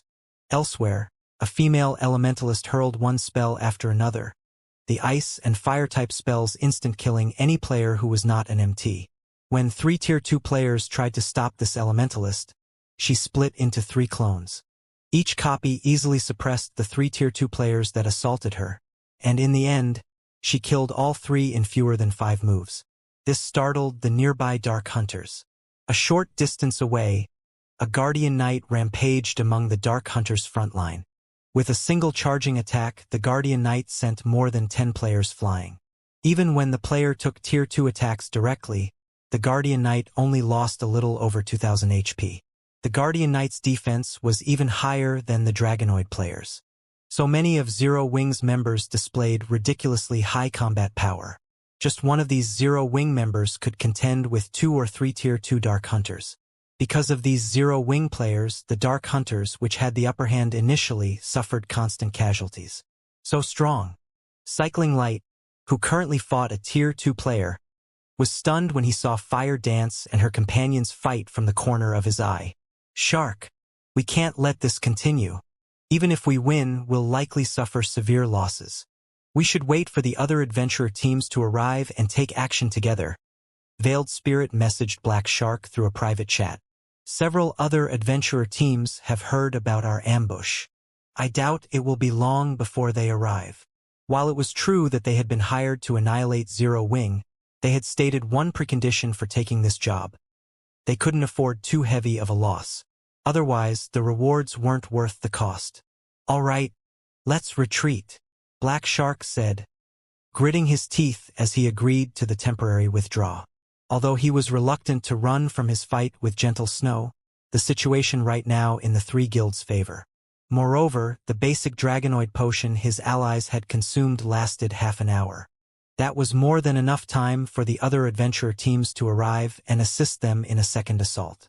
following which Black Shark ordered his army to pull back. "You want to leave?" Realizing that Black Shark was trying to widen the distance between them, Gentle Snow used Will of Light once more. Damn it! How many times can she use that skill? Black Shark felt as if he were going a little mad when he saw the approaching beam of light. Despite the fact that Gentle Snow was only a refinement realm expert, she had suppressed him thoroughly in a ranged battle with her powerful skills and basic attributes. There was too little distance between them, and Black Shark had no time to dodge the incoming attack. As a result, he was forced to use a life-saving skill to protect himself. After using his life-saving skill, however, Black Shark noticed Gentle Snow radiate a rainbow glow. In the next moment, a powerful pressure weighed him down, reducing his speed. Now, he had lost the advantage in speed he should normally have. Before Black Shark noticed, 3 sacred spears flew towards him. Black Shark desperately tried to block the attack with his bow. However, the moment one of the sacred spears encountered his ancient bow, Black Shark felt as if he had been hit by a truck. Unable to resist the powerful force, Black Shark stumbled backward, his HP instantly falling by over 3,000. While Black Shark dealt with the 3 sacred spears, Gentle Snow, who was less than 15 yards away, executed Will of Light, whose cooldown just so happened to have ended. Will of Light. This time, Black Shark had no spare energy to stop the approaching beam of light. The attack devoured him, and his body transformed into particles of light as he vanished from the battlefield. "Commander? The commander got killed? Is she a monster?" Seeing Black Shark's body disappear, the members of the Dark Hunters adventurer team were stunned.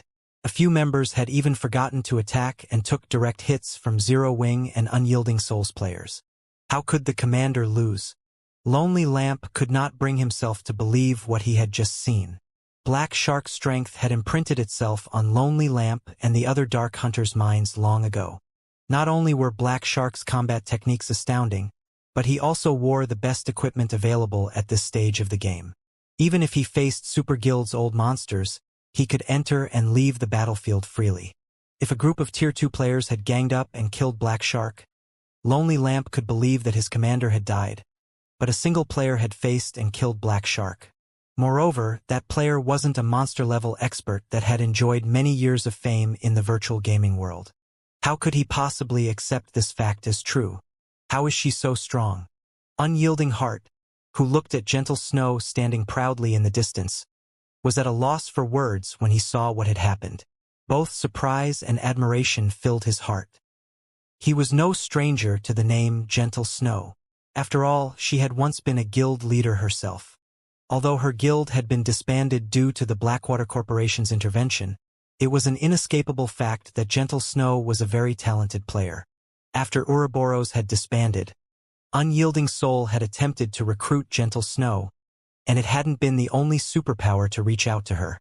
According to Unyielding Heart's knowledge, at least 3 superpowers had tried to recruit the Snow Goddess. In the end, however, Gentle Snow had chosen to join Zero Wing, which had been an unknown guild at the time. This decision disappointed the various superpowers. During the earlier dungeon raid, Unyielding Heart's opinions about Gentle Snow had been reaffirmed. The woman was indeed extremely talented and would no doubt become a famous expert in God's domain in the future. Right now, however, Gentle Snow's combat standard was still too rough. She relied entirely on her advantage in basic attributes to contend with the various superpowers' peak experts. Unyielding Heart had never imagined that just by switching to a new weapon, Gentle Snow would be able to display combat power on par with experts like himself. By relying on that horrific skill of hers, her victory over Black Shark, who was very famous among the Dark Knight Empire's dark forces, had been overwhelming. Unyielding Heart could not help but pity Black Shark. He also understood why Black Shark had lost. If he had to challenge Gentle Snow, he'd likely suffer a similar fate. It was simply absurd that Gentle Snow could use a skill with such high burst damage repeatedly within such a short time. This was no longer an attack that could be mitigated with techniques. Not even an assassin, the class with the most life-saving skills, would get away from Gentle Snow unscathed, much less a ranger like Black Shark.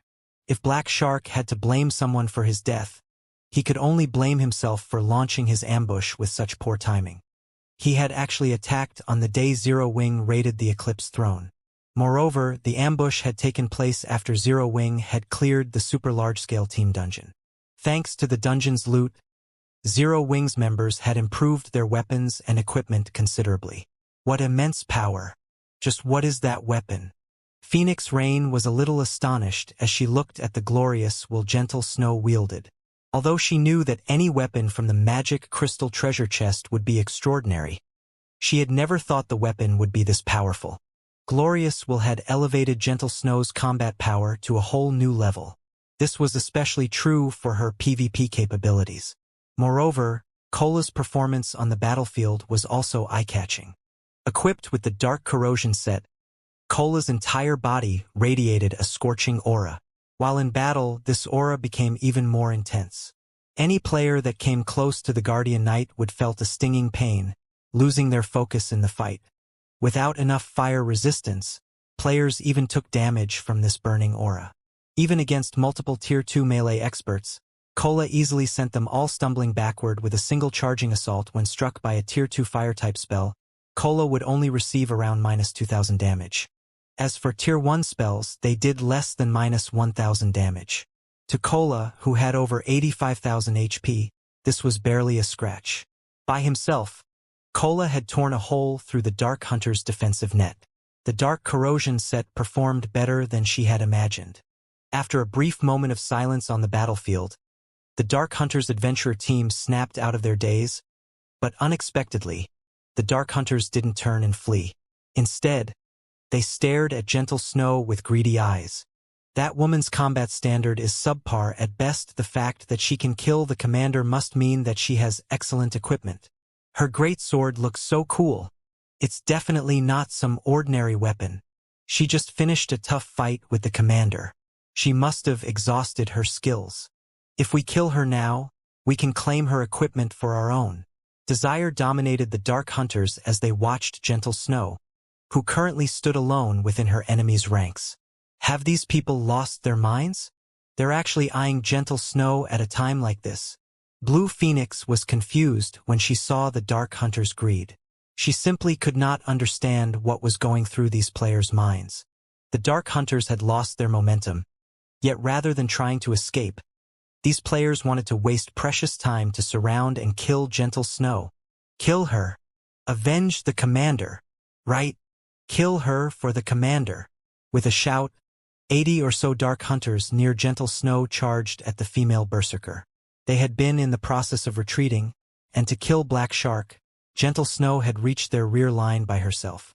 She didn't have a single companion nearby. This was their opportunity to take her out and plunder her items. Moreover, they were all experts. They could tell that Gentle Snow had only defeated their commander because of the frightening skill she possessed. In their experience, such a powerful skill wasn't from a skill book. There was an 80% chance that the skill belonged to the weapons or equipment she used. Many of the Dark Hunters had already consumed the basic Dragonoid potion. They were going to die sooner or later. If they could kill Gentle Snow and get a piece of top-tier equipment before they died, their death would be worth it. Most importantly, there was a very high chance that they would succeed. Not good. Guild leader Black Flame, we need to save her. Unyielding Heart shouted as he watched the Dark Hunters surround the Snow Goddess. However, as soon as Unyielding Heart finished his statement, Gentle Snow charged straight toward the 80+ Dark Hunters approaching her. 5 of these Dark Hunters were Tier 2 experts. Even Black Shark would be hard-pressed to survive if surrounded by such a force. Yet, Gentle Snow showed no intention of running away. Instead, she simply raised Glorious Will. A moment later, the weapon began to cast a dazzling glow. She's going to use that move again. Everyone, pay attention to dodging. Lonely Lamp, who was part of the crowd charging at Gentle Snow, shouted. As experts, the Dark Hunters reacted very quickly. They had also long since estimated Will of Light's AoE and maintained a suitable distance from each other. Meanwhile, seeing the Dark Hunters spread out, Gentle Snow could not help but smile, confusing her opponents. However, before anyone could figure out what was going on, Gentle Snow brandished Glorious Will. However, unlike before, Gentle Snow did not swing her greatsword downward. Instead, she thrust it into the ground before her. A dazzling beam of light then pierced the dusky sky and descended on Gentle Snow. In the next moment, a magic array appeared beneath the approaching 80-plus Dark Hunters. The Dark Hunters caught within the magic array felt an intense pressure weigh them down as their movements became sluggish. They all felt the threat of death loom over them. No, this isn't the same move. It's another skill. The Dark Hunters quickly realized that something was amiss, but it was too late to change their fate. Disappear from this place. Myth of Light. Before anyone could react, Gentle Snow tightened her grip around Glorious Will and pulled the weapon from the ground in an upward slash. The sword light cut through the earth, shattering it. As the sword light moved forward, it rapidly expanded and devoured everything it touched.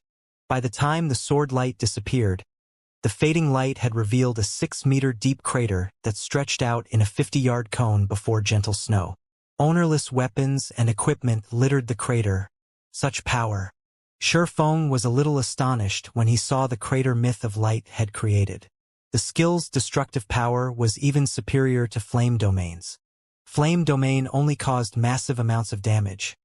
It couldn't change the terrain like Myth of Light had. While the ability to affect the surrounding terrain might not seem much, it had a lot of uses in specific situations. This ability was particularly useful during a siege battle.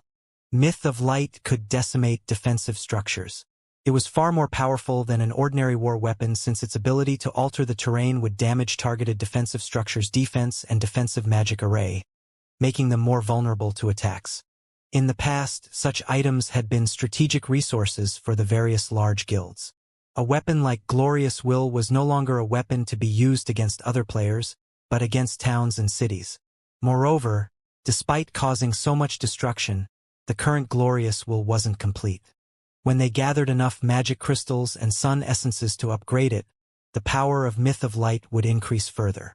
Shurfeng wasn't the only person surprised by Myth of Light's destructive power. Even Unyielding Heart and Phoenix Rain, who stood nearby, were stunned. The Dark Hunters that had intended to charge at Gentle Snow were frozen with shock. What is that skill? How is it so powerful? Although they had seen quite a few high-tiered spells that could change the terrain, none of those spells had caused as much destruction as Myth of Light had. The 6-meter-deep crater's walls had even turned into molten lava. The skill's power was astonishing. After watching over 80 of their allies burn to ash, the remaining Dark Hunters hesitated, a little afraid. At least they could attempt to dodge Gentle Snow's Will of Light, but against such a super-large AoE, their deaths were guaranteed unless they had an invulnerability skill. They had no hope of dodging the attack. The Dark Hunters quietly re-examined Gentle Snow. Although their greed hadn't faded, fear was now the prevalent emotion in their hearts. Furthermore, the crater Myth of Light had formed prevented them from charging at Gentle Snow. The crater had also split their path of retreat in two. Now all these players could think of was escape. No one knew whether or not Gentle Snow could use Myth of Light again, as she had with Will of Light. These players weren't fools. While they weren't afraid of death, they wouldn't die for nothing. If they died a natural death while under the effects of the basic Dragonoid potion, not only wouldn't they lose any weapons or equipment, but they'd also only lose 50% EXP. However, if they were killed, they'd lose a weapon or equipment piece and a full level. How does Zero Wing have such a powerful player? Veiled Spirit, who was in the midst of retreating, could not help her shocked when she saw the Dark Hunter's fear. According to the information Shadowclaw had gathered, while Zero Wing was very powerful, it definitely wasn't this strong. Gentle Snow, in particular, was like a completely different person from what the reports had described. The female berserker had single-handedly killed over 100 Dark Hunters. The Dark Hunters were not your average Joe. They were experts that had been handpicked and recruited from among the various Dark players. Moreover, they had received a lot of specialized training after joining the adventurer team. In addition, as Dark players, they were adept at fighting other players. In PvP, they were much stronger than ordinary expert players of the same combat standard. Yet, Gentle Snow had single-handedly killed off 1/10 of the Dark Hunters. This outcome was truly scary. "Commander, the other adventurer team's commanders have messaged us, stating that they're almost here. 2 are very close and will reach us in around 2 to 3 minutes. They are hoping we can stall Zero Wing for a little while longer." A level 55 female cleric wearing exquisite blue robes and wielded a silver staff suddenly reported. 2 or 3 minutes? Veiled Spirit fell into deep thought upon hearing this. A brief moment later, she responded, "Notify the Dark Hunters and tell them that reinforcements will arrive soon. Tell them to do everything they can to stall for time." When trying to assassinate a guild's upper echelons, the first attempt was the most important, as these upper echelons wouldn't have prepared for an ambush. If the first attempt failed, subsequent attempts were even less likely to succeed.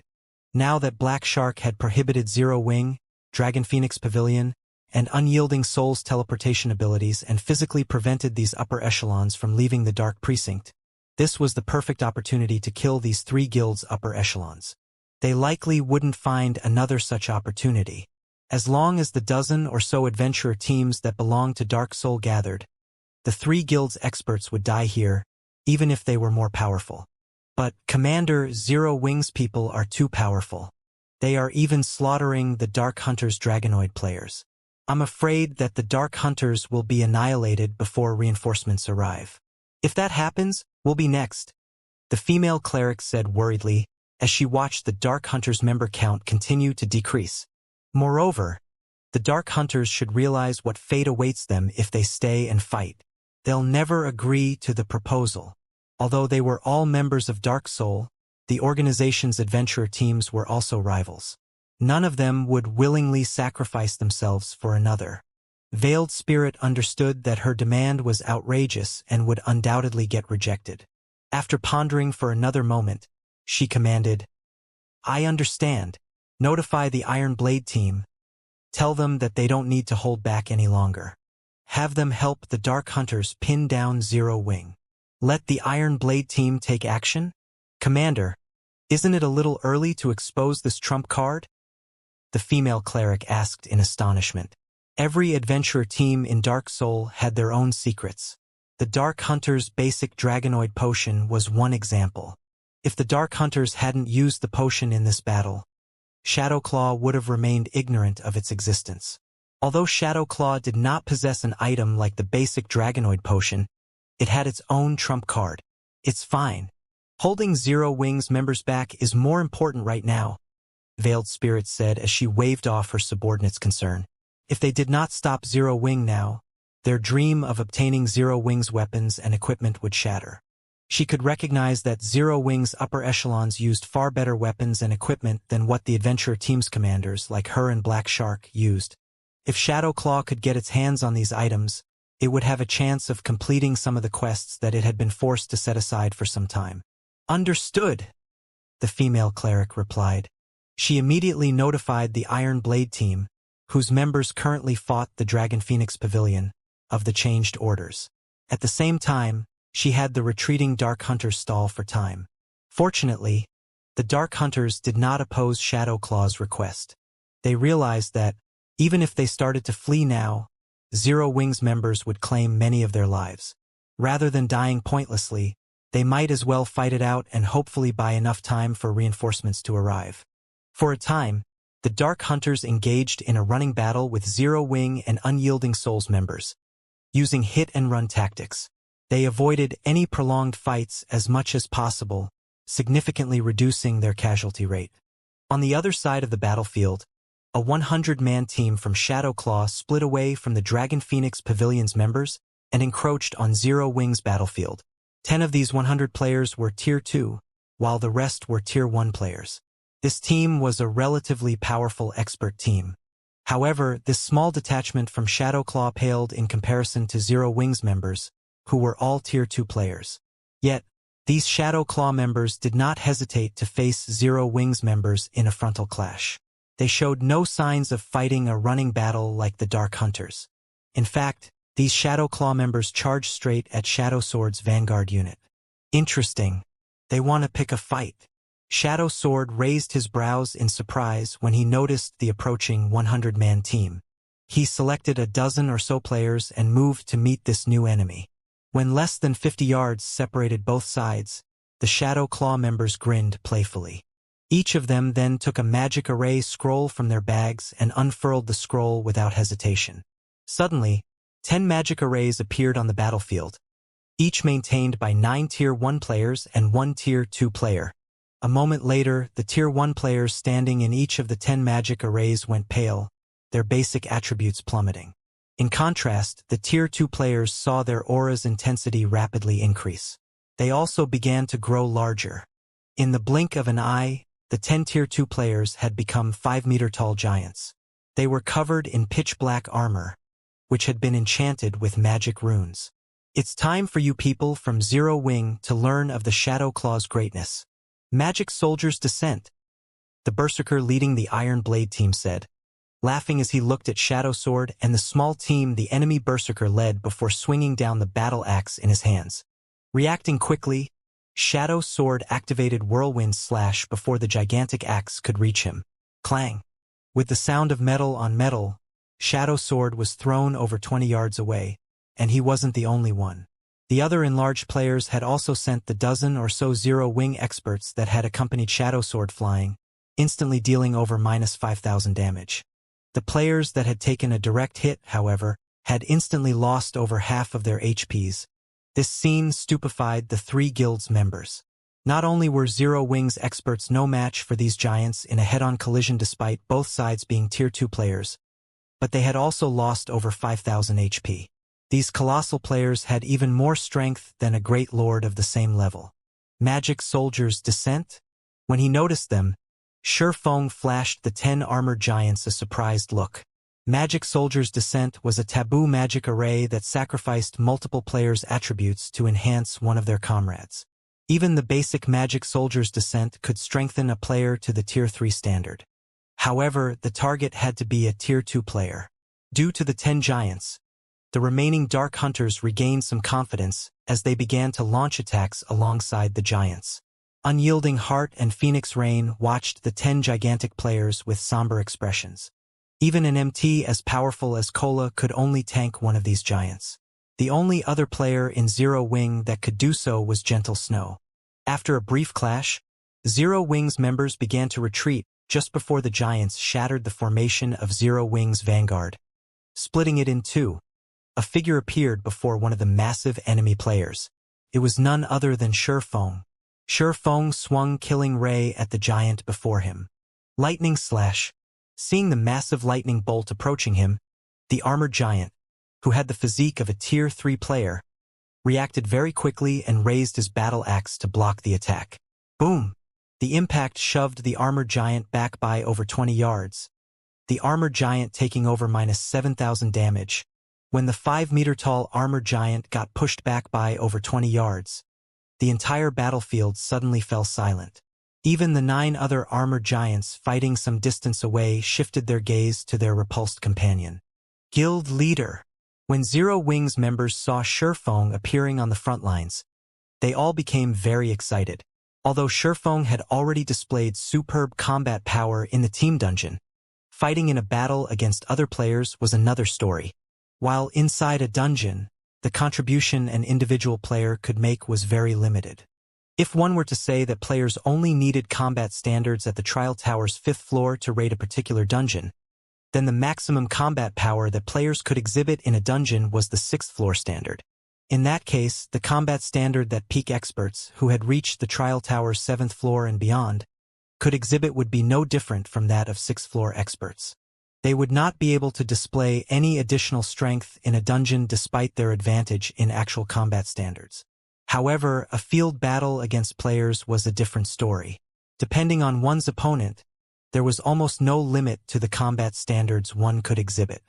What great strength! Veiled Spirit, who was commanding the battle from afar, was startled when she saw the armored giant being pushed back. So, he is Black Flame? She knew very clearly what kind of strength the armored giants possessed. The armored giants had not only Tier 3 physiques but also extraordinary strength and defense. They could easily suppress a Grand Lord of the same level. The Magic Soldier's Descent was made using a production scroll Shadowclaw had obtained from an ancient ruin. However, as the materials needed to make the magic array were extremely precious and difficult to acquire, Shadowclaw had only managed to make 10 of the magic arrays thus far. Originally, she had intended to keep the magic array as a trump card for when the Starlight Corporation launched an all-out war against Unyielding Soul. She had never thought that a lone player could push back one of the armored giants by such a long distance. However, after a brief moment of surprise, Veiled Spirit and the other members of Shadowclaw regained their calm.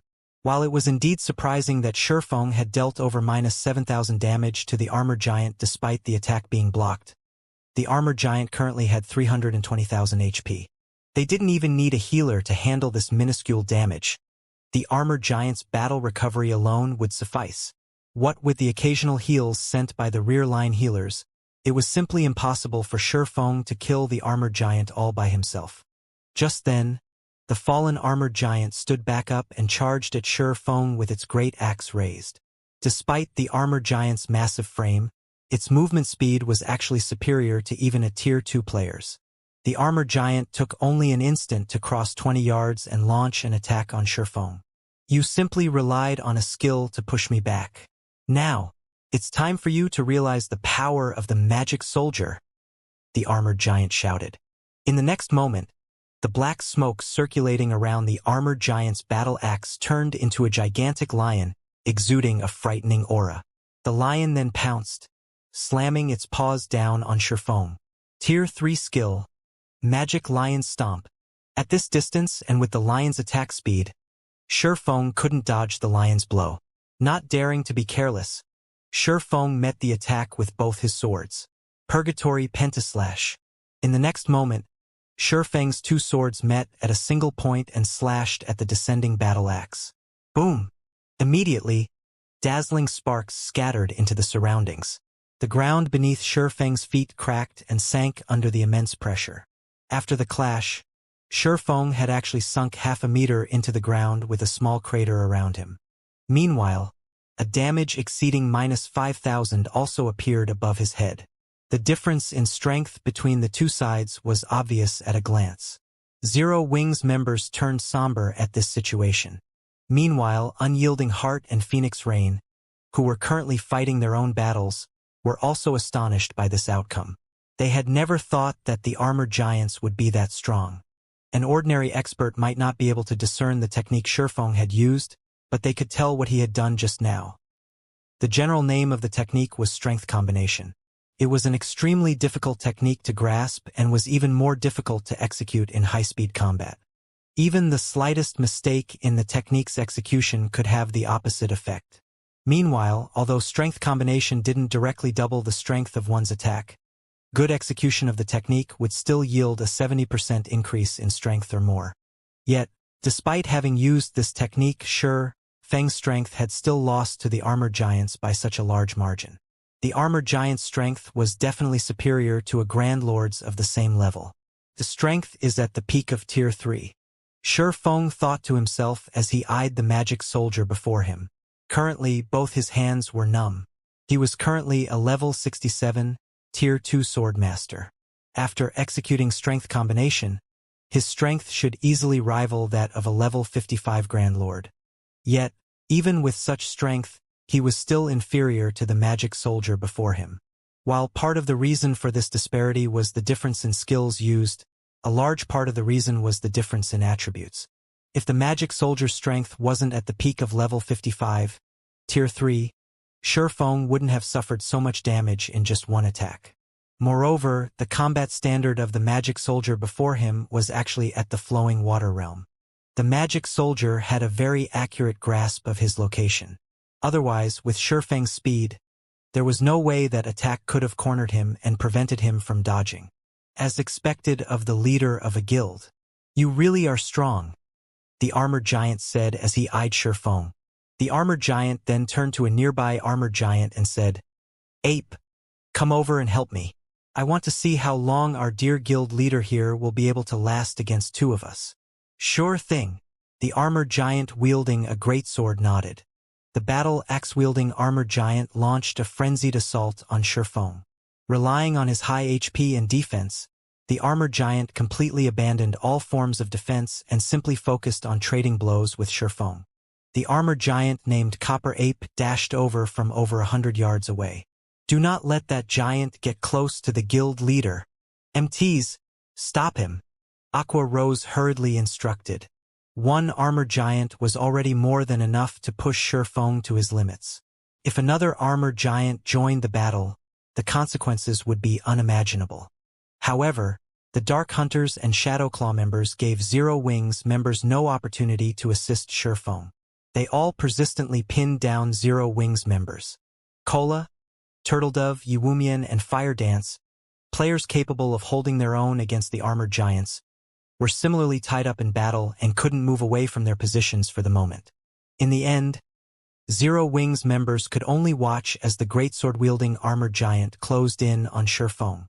Upon seeing that the armored giant named Copper Ape was about to reach him, Sherfong could not help but sigh. Due to the recent dungeon raid, he had already used all his berserk skills, which were still on cooldown. If he could use a berserk skill, even if his strength couldn't rival the armored giant's, he could rely on his techniques to suppress his opponent. Now, however, the disparity in strength was simply too great. I originally wanted to keep this a secret, but it seems there's no other choice now.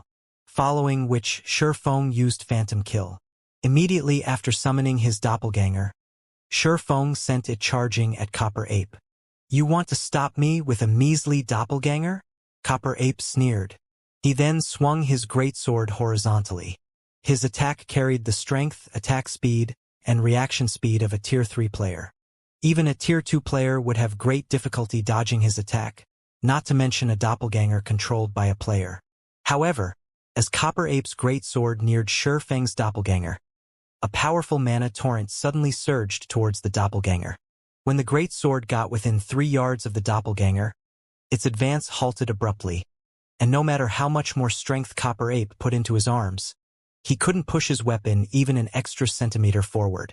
A moment later, Sherfeng's doppelganger gave a loud war cry. Its entire body then disintegrated and transformed into a bundle of pitch-black flames. The surging mana gathered madly in the pitch-black flames, causing the flames to flare up. In the next moment, a pitch-black claw covered in scales suddenly emerged from the gigantic bundle of flames. When the claw touched the ground immediately shattered and sank. Once the flames subsided, a 5-meter-tall dragon covered in pitch-black scales appeared in everyone's vision. Roar!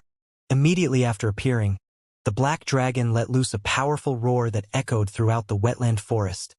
The horrific aura it released stifling the breath of every player on the battlefield. A dragon!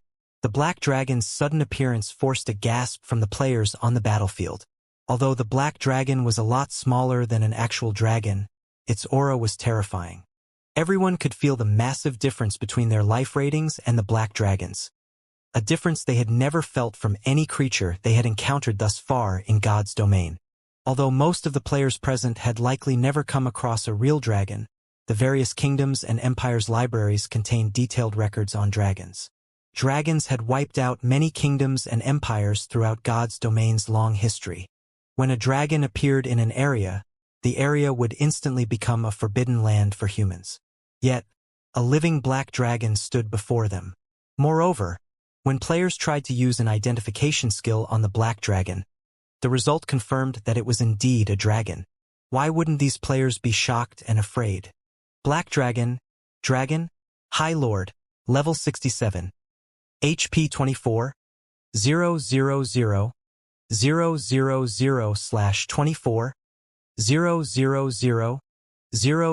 000, Wait, this dragon is only a High Lord. That's right. Although the dragon is high-leveled, it's only in the upper standards of Tier 2. It isn't even a Great Lord. That spooked me. I really thought that someone had summoned a powerful dragon. Turns out it's only a High Lord. Even our party can easily kill it. The Dark Hunters and Shadow Claw members who had trembled slightly with fear quickly realized that although the black dragon was a real dragon, it wasn't like the dragons in the records they had read. According to historical records, real dragons were Tier 4 mythic creatures at the very minimum. If such a dragon actually appeared before them, they'd likely run for their lives. None of them would have dared to linger. But since this was only a High Lord, the adventurer team's members discarded their worry. They had slain countless High Lords, including High Lord-ranked archaic species. And here I thought you had summoned some kind of amazing monster, but it's just an immature dragon, Copper Ape said, revealing a confident grin as he swung his greatsword at the black dragon. Scram! The black smoke around the greatsword formed a crescent as it sliced towards the black dragon. Tier 3 skill Explosive Slash. The crescent energy beam tore through space itself as it moved. From afar, it looked as if the crescent beam had just cut through a sheet of black paper. The attack's immense aura was even stifling to nearby players. Just before the crescent beam devoured the black dragon, the creature extended a scaled claw to meet the attack. Pitch black flames then emerged and enveloped the massive claw. When the crescent beam crashed into the flaming claw, it seemed as if the beam had slammed into an adamantine wall. Not only had the attack abruptly halted, but the black dragon's claw also remained unharmed and stationary. Following which, the black dragon lightly pinched the crescent beam. Pong! Suddenly, the crescent beam shattered and dissipated as if it had never existed. That is impossible. Shock filled Copper Ape's gaze as he watched his target nullify his explosive slash. He had just executed a Tier 3 skill. With his current strength and physique, he could easily suppress a Great Lord of the same level, much less a High Lord. He had believed that, in the worst-case scenario, his attack would shake the Black Dragon slightly. Yet, the High Lord-ranked Black Dragon before him had forced his attack to a stop. Moreover, the Black Dragon had shattered his Tier 3 skill. How could such a thing be possible? What's up with that Black Dragon? How did it receive that kind of attack without taking any damage? Veiled Spirit, who watched from afar, stared with wide eyes. So, this is a dragon's power? Unyielding Heart and Phoenix Rain were similarly thunderstruck when they saw the Black Dragon shatter the energy beam with a pinch.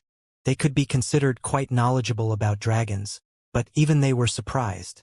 Now, they fully understood why dragons were destruction incarnate. Sure enough, a dragon's strength is really amazing. As Shurfeng controlled his doppelganger, he could feel an inexhaustible power course through his entire body. He then turned to the magic soldier before him and said, "Your strength should be at the peak of Tier 3. Unfortunately, you're not a high enough level. Otherwise, you would have posed a threat. Since you've finished your attack, it's my turn." A dragon was invincible among creatures of the same tier. Even though the Black Dragon was only a High Lord, it was still a level 67 High Lord. In addition, the Black Dragon's life rating was incredibly high. It gained a massive amount of attributes with each leveled up. Meanwhile, the player before him was only level 55. With 12 additional levels, even a player's strength would undergo a qualitative transformation, not to mention a dragon. The level 67 High Lord ranked Black Dragon was already more powerful than a level 55 Great Lord ranked Black Dragon, and since dragons were invincible among the same tier, how could a Tier 3 magic soldier possibly be a match for such a creature? Furthermore, the magic soldier was an ancient weapon only meant to deal with high-tiered monsters. Before a true dragon, a magic soldier was garbage. When Shurfeng finished speaking, he controlled the Black Dragon to open its maw and inhale a mouthful of air. A gigantic magic array then formed before the creature, gathering a massive amount of mana. A moment later, the Black Dragon released a deafening roar. Dragon Breath. Immediately, pitch-black flames devoured Copper Ape, extending up to 200 yards away from the Black Dragon. In the blink of an eye, a huge portion of the battlefield transformed into a fiery hell. Agonized screams echoed across the field as streaks of white light rose from the fiery hell. A single breath attack had burned over 100 players to ash. Once the flames dissipated, a huge divide tore the ground, forming a far more frightening hole than the one Glorious Will's Myth of Light had created. Even Shurfeng, who was responsible for the attack, was surprised by the power of the Black Dragon's Dragon Breath. While the magic soldier before him was still alive, the armored giant had less than 100,000 HP remaining. The magic soldier's tough, black armor sported visible cracks. The battlefield had become deathly silent after witnessing the Black Dragon's horrific power. When Copper Ape gazed at the monster before him, fear filled his eyes. However, before Copper Ape could respond, Sherfong controlled the Black Dragon to pounce on and attack the gigantic player with a claw swipe. When the Black Dragon's claw slammed into Copper Ape's helmet, the player fell on his side, shattering the armor piece. Copper Ape instantly lost over 30,000 HP. Flames then erupted on the Black Dragon's other claw before the monster thrust it into the magic soldier's armored chest. The flaming claw penetrated the armor like a hot knife through butter, and Copper Ape screamed in pain as the Black Dragon's blazing claw thrust into him. Flames devoured Copper Ape's entire body, his remaining 44,000 HP plummeting. In the blink of an eye, Copper Ape's HP vanished, his body transforming into fire before it vanished. When the flames eventually subsided, only a deep crater remained. The Black Dragon had turned the armored giant that was undefeatable just a moment ago into a pile of ashes. This scene caused the Dark Hunters and Shadow Claw members to fall into a daze. Many seconds later, they still couldn't wrap their minds around the fact that a magic soldier got killed. In contrast, Zero Wings members were ecstatic. Amazing! All hail the guild leader! The powerful Black Dragon rekindled the Zero Wing members' hope of victory. With the Black Dragon's strength, the remaining 9 armored giants would be no problem. As for the other dark players, these people had been at a disadvantage previously. If not for the armored giants' interference, both the members of Dark Hunters and Shadow Claw would have long since been crushed already. So, this is the trump card Black Flame has been hiding all this time? Unyielding Heart could not help his shock at the defeat of one of the armored giants. He had never thought that Zero Wing actually possessed such a powerful foundation. The guild was revealing one trump card after another, each one more amazing than the former. Although the Black Dragon summoned was only a High Lord, the strength it displayed was far superior to an ordinary High Lord's of the same level. How is this possible? A somber expression appeared on Veiled Spirit's face the moment she saw Copper Ape die. Had the Black Dragon spent a lot of time to defeat Copper Ape, she could have accepted this defeat. However, the battle had been so decisive that she simply couldn't. Copper Ape's combat power as a magic soldier was at the peak of Tier 3, yet he had been overwhelmed, unable to retaliate. For a moment, Veiled Spirit even doubted the authenticity of the magic soldier she was looking at. "Commander, what should we do now?" The female cleric standing beside Veiled Spirit asked hurriedly when she saw the Black Dragon charging toward the other magic soldiers. "Everyone listen up. This Black Dragon is a summoned creature. As long as we kill its summoner, the Black Dragon will automatically disappear. Everyone, gather up and prioritize killing Black Flame," Veiled Spirit commanded hurriedly. In God's domain, most summoned creatures shared a common weakness, which was their summoner. Now that the Black Dragon was proven to be an unstoppable existence, their only hope of getting rid of the menace was to kill Black Flame, its summoner. So long as they killed Black Flame, they would regain the upper hand in the battlefield. After hearing Veiled Spirit's words, the Dark Hunters and Shadow Claw members reacted quickly, staring fiercely at Sherfong. Previously, they had been too shocked by the Black Dragon's prowess and had forgotten about the fatal flaw of summoned creatures. However, now that they had snapped out of their daze, they promptly charged at Sherfong one after another. Meanwhile, 3 of the remaining 9 magic soldiers moved to surround the Black Dragon to prevent it from helping Sherfong. "Kill him. He's alone. As long as he dies, victory will be ours." Suddenly, over 100 players swarmed toward Sherfong, killing intent radiating from their eyes. "That's right. As long as we kill you, this Black Dragon will disappear." Iron Blade, the leader of the Iron Blade team as well as the battle-axe-wielding armored giant that was fighting Sherfong earlier, shouted as he glared at Sherfong, who stood less than 15 yards away. He raised his battle axe into the air, then abruptly swung it down onto the ground before him. "Die!" Boom! In the next moment, 12 earthen spears jutted out from the ground around Sherfong and stabbed at the swordsman, each earthen spear carrying the full strength of the magic soldier. Meanwhile, Iron Blade raised his great axe and leaped into the air. He then slashed downward with his great axe as he descended toward Shifeng, his actions thoroughly sealing all of Shifeng's escape routes. However, Shifeng showed no intention of retreating. Instead, he activated Defensive Blade and swung his two swords to meet the approaching battle axe in battle. Boom! After Shifeng nullified the earthen spears and expended his Defensive Blade's block count completely, his swords came into contact with Iron Blade's battle axe. The swordsman's feet immediately sank deep into the ground. When everyone saw the outcome of the clash, however, they were thoroughly stupefied. Shifeng had received less than -2,000 damage from the clash. To any player on the battlefield right now, this amount of damage was practically negligible.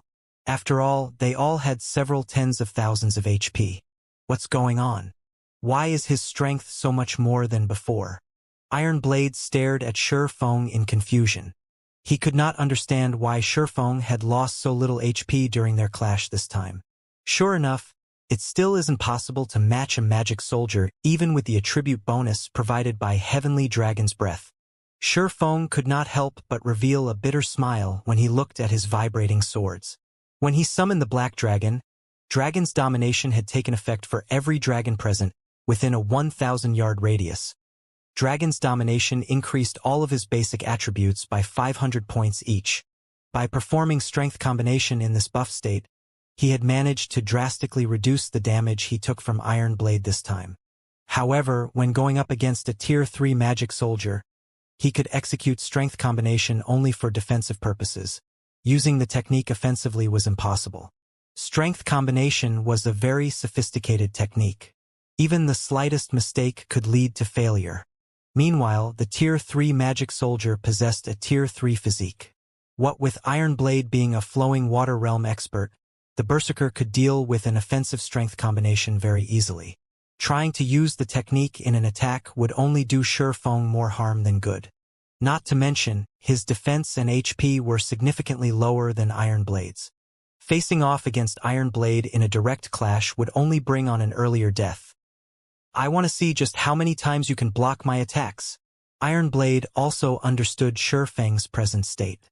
Right now, all he needed to do was one thing: maneuver his attacks through the swordsman's defenses. Strength Combination was an extremely complex technique. Trying to use it in a high-speed battle only made the technique even more difficult to execute. The moment Shifeng slipped up, he would die. I am indeed unable to block your attacks that many times. However, you can't possibly be thinking that this is a one-on-one duel, right? Shifeng said as he looked at Iron Blade's battle axe approaching him once again. He used divine steps and switched positions with the farthest doppelganger, then retrieved a scroll from his bag and activated it. A moment later, a golden-haired beauty wearing long, silver robes and holding a crystalline staff appeared before Shifeng. Due to the presence of this woman, the density of the ambient mana increased slightly. Meanwhile, the woman herself gave off a pressure that instilled fear in those enveloped in it. This new arrival was none other than Anna, Shifeng's personal guard. As personal guards also took up a slot when entering a team dungeon, Shifeng couldn't summon Anna to his raid team of 200 players while raiding the Eclipse Throne, which was a 200-man team dungeon. More importantly, if personal guards participated in a team dungeon raid, a successful clear would not count as a first clear. Hence, Shifeng had not bothered bringing Anna and Kite out even though both of them would have been powerful helpers. However, now that he was out of the dungeon, such restrictions no longer applied. At this point, Anna was already a level 85 Tier 2 NPC. Aside from her basic attributes, the powerful pressure she exerted on the players present was due to level suppression. Get rid of them, Shifeng commanded, pointing at the magic soldier before him. As you wish.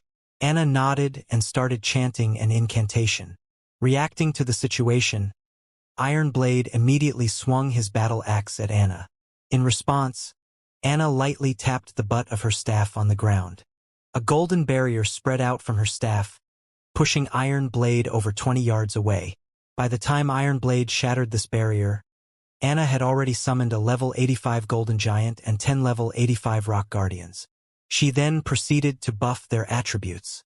With just one punch, The level 85 Golden Giant sent the level 55 Magic Soldier stumbling backward by several steps. The disparity in strength resulting from the difference in levels was massive. The enemy players charging toward Shurfeng gasped involuntarily at this scene. Meanwhile, the 10 level 85 Rock Guardians stood guard around Shurfeng, their posture daunting the approaching Dark Hunters and Shadow Claw members, who halted their charge. Although the level suppression system had been tuned down over several system updates, it had not weakened to the point of negligibility. After the difference exceeded 15 levels, the effects of level suppression would become significant. Meanwhile, there was currently a gap of 30 levels between the Dark players and the Rock Guardians. "Do you think you all can come and go as you please?" Shurfeng sneered as he glanced at the members of the two Dark adventurer teams that were previously charging at him. "All of you should just stay here forever." He then had the 10 Rock Guardians attack the backtracking players. Faced with a bunch of level 50+, Tier 1 Dragonoid players, the level 85 Rock Guardians were able to send a couple flying with every punch. Due to the level suppression, the players' defense had weakened considerably. Even Tier 1 Shield Warriors and Guardian Knights couldn't withstand the blows of the Rock Guardians and were sent flying with a punch.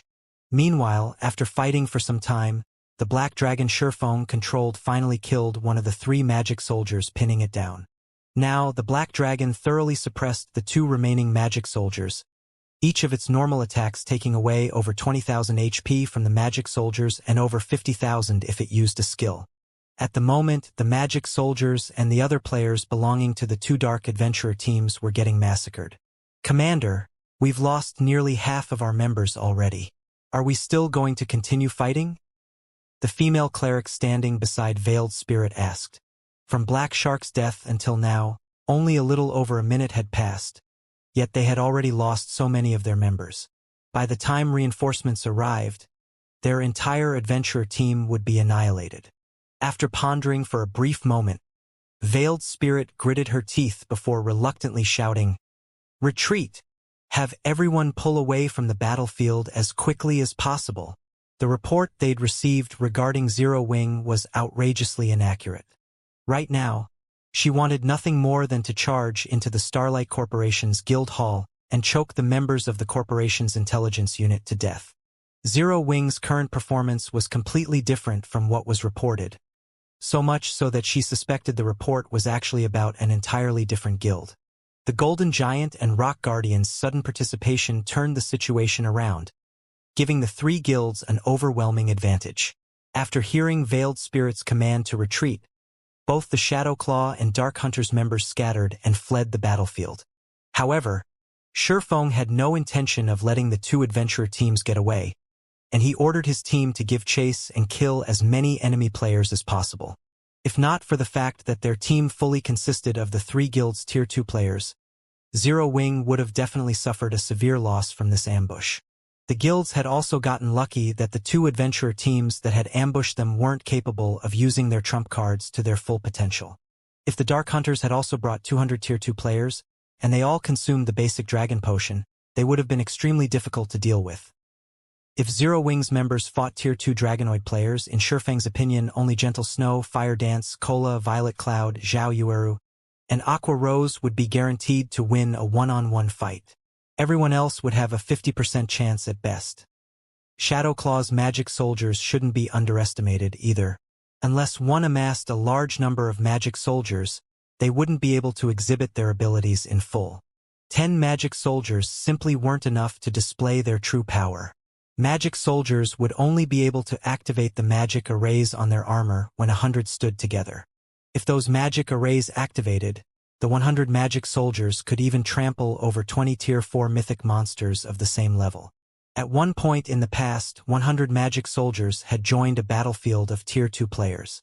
The magic soldiers had been killing machines, allowing a first-rate guild to fend off a sieging superpower and defend its town successfully.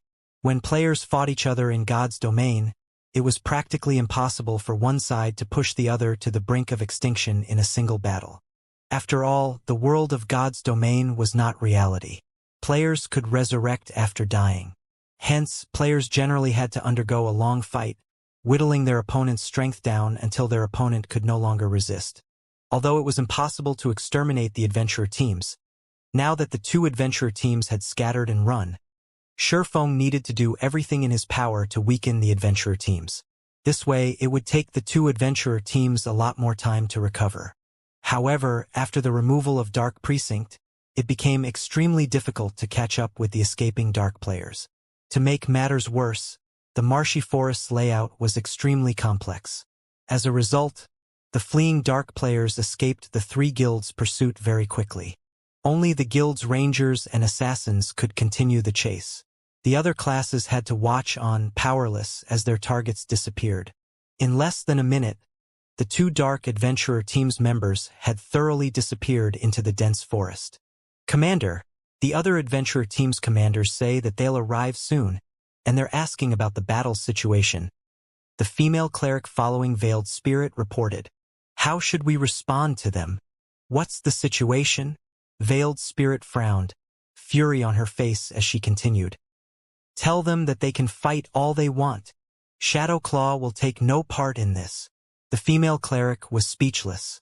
However, she more or less understood her commander's mood.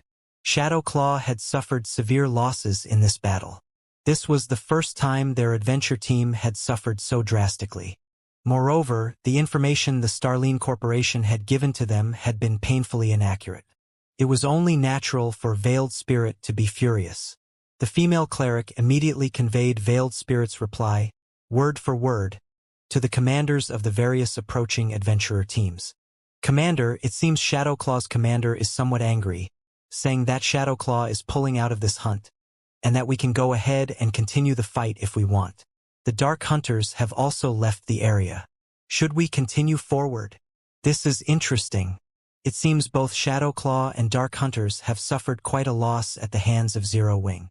Since that is the case, let us return. When the other approaching adventurer teams received Veiled Spirit's reply, they all gave up on the thought of encircling Zero Wing. Both Shadowclaw and Dark Hunters were top-ranking adventurer teams in Dark Soul. If even these two adventurer teams had suffered a major loss after attacking Zero Wing, then their adventurer teams would definitely fail. Naturally, there was no longer a need to assault Zero Wing. Meanwhile, before the forest surrounding the Eclipse Throne, Guild leader, they are simply too fast. They're like monkeys. We lost track of them as soon as they entered the forest, Blackie said, stomping his foot in frustration and anger when he could no longer see the two Dark Adventurer teams. This really is awful. I barely managed to kill 20 people. Hearing Blackie's words, Unyielding Soul and Dragon Phoenix Pavilion's members shot the Cursemancer's scornful looks. Every one of their opponents had been an expert, not an ordinary player. They had been fortunate to kill 3 to 5 players in this battle. Defeating an expert and actually killing one were two different things. Normally, one would be hard-pressed to stop an expert's escape. Some experts even had life-saving tools to help them flee dangerous situations. If the two adventurer teams heard Blackie's words, they'd cough blood in anger. All right, the battle's over. Everyone loot the battlefield quickly. It's best if we don't linger, Shifeng said through the team chat. He knew a little about the Dark Hunters and Shadowclaw, both of which belonged to the Dark Alliance known as Dark Soul. The adventurer teams capable of joining Dark Soul were all top adventurer teams. During its peak, Dark Soul had included over 40 adventurer teams. The alliance had been stronger than any one of the 6 great dark guilds in God's domain in the past. Although Dark Soul had yet to reach its peak, it should have around 10 or so adventurer teams at the very least. Since 2 of Dark Soul's adventurer teams had appeared here, he could not rule out the possibility that the alliance's other adventurer teams would as well. His team was already exhausted. There were fewer than 140 players still alive. Trying to fight several more dark adventurer teams now would result in greater losses. Unyielding Heart and Phoenix Rain nodded in agreement. They then instructed their subordinates to clean up the battlefield swiftly and leave the area. Shortly after Shifeng's team left the area, several dozen players emerged the dense forest. However, these players were from the various dark adventurer teams. Rather, they were independent players that had come to the jungle to grind energy essence. Zero Wing is too amazing.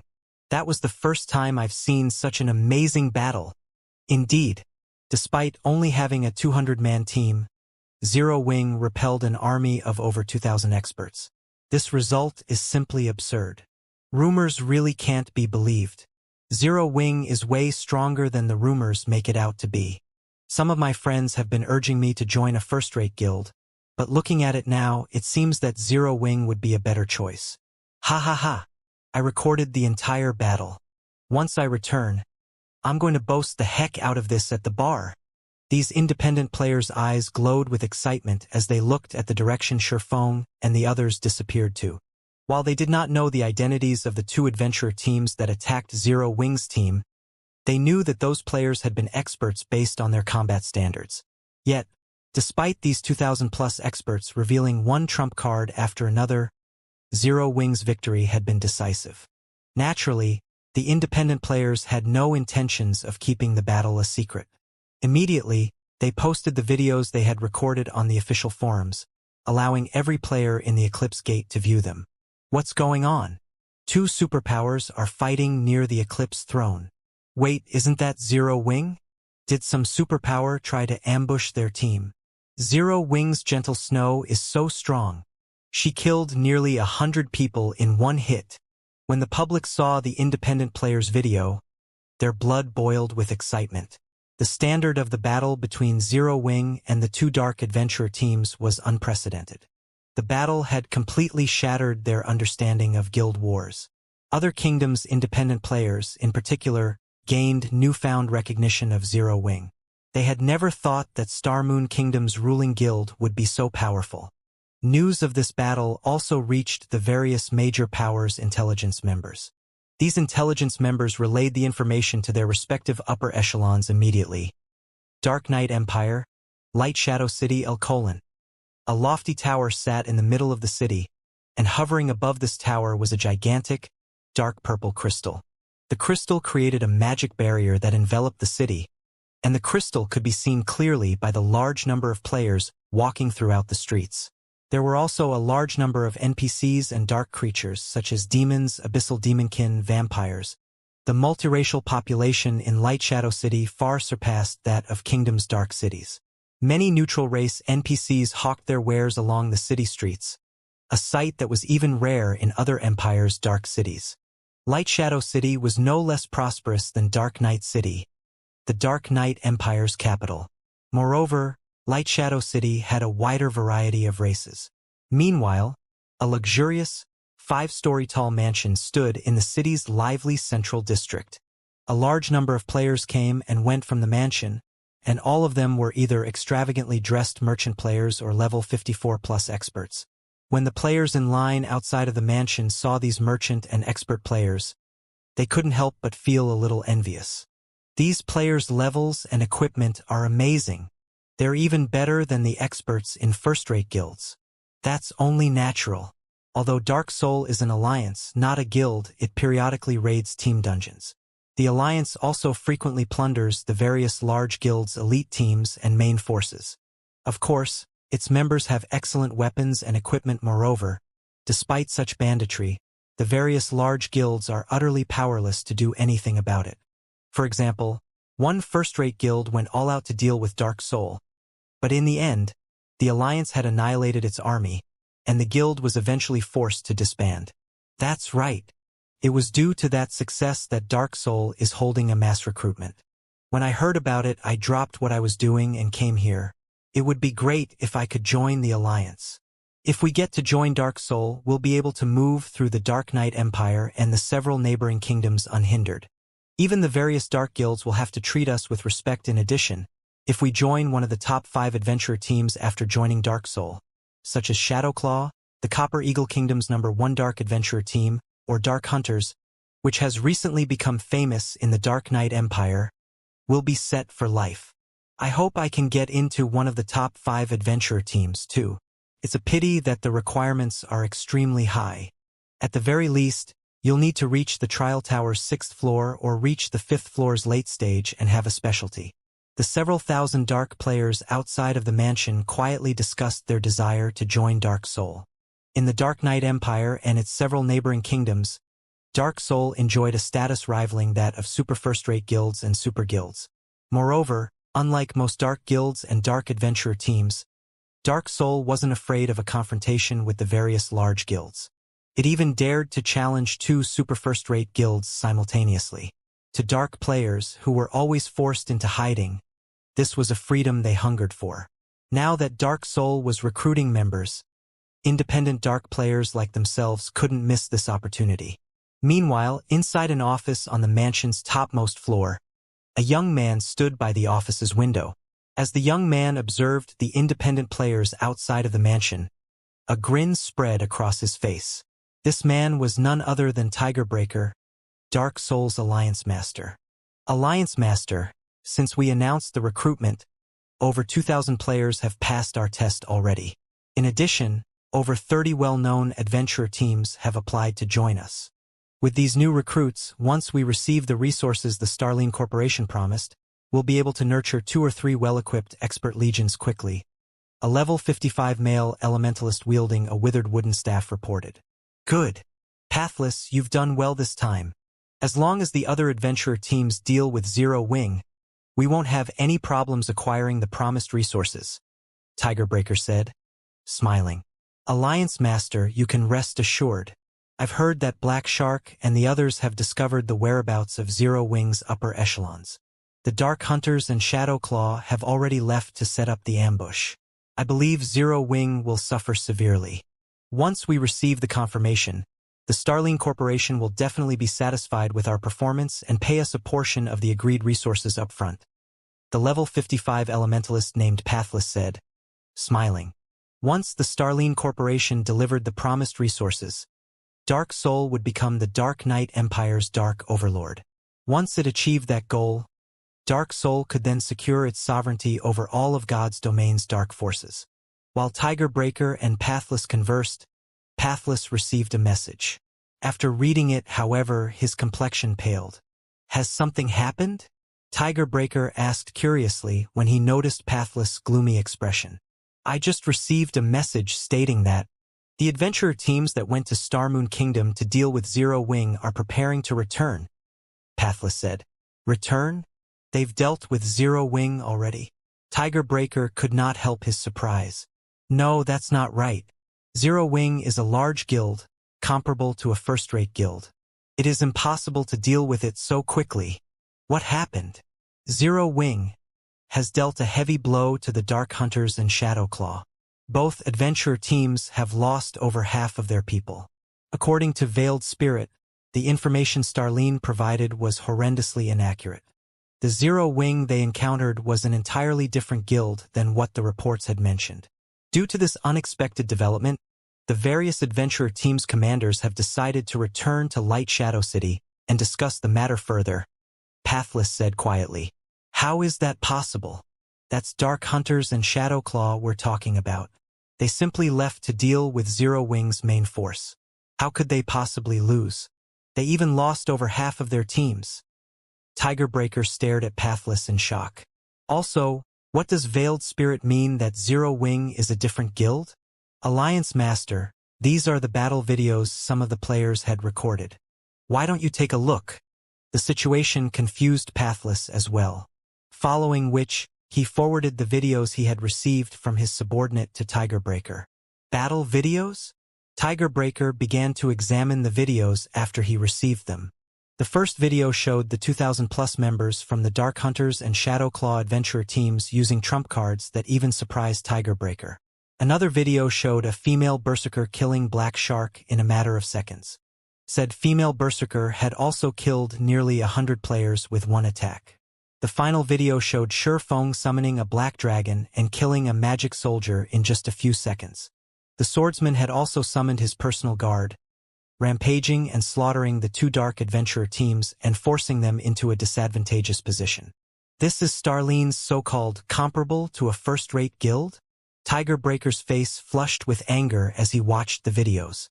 Are Starline's intelligence members sleeping on the job? How is this comparable to a first-rate guild? A first-rate guild's main force can wipe out 2 of Dark Soul's top-ranking adventurer teams.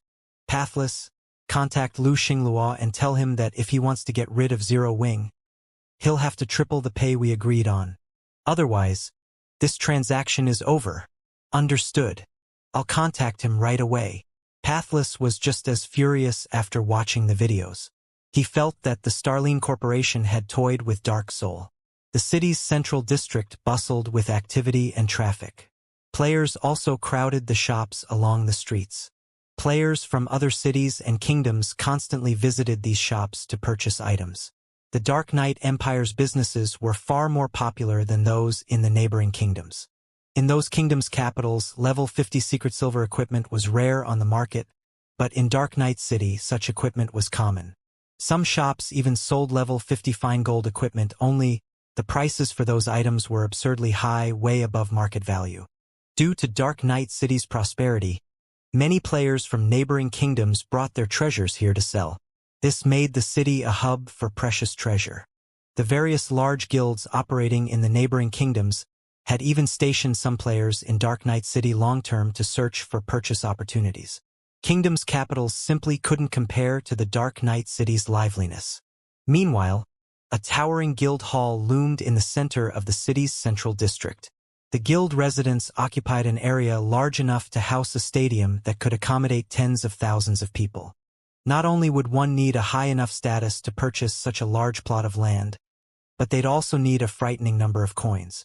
The land's base price was 50,000 gold, and it was one of the few spacious lands available in Dark Knight City's central district.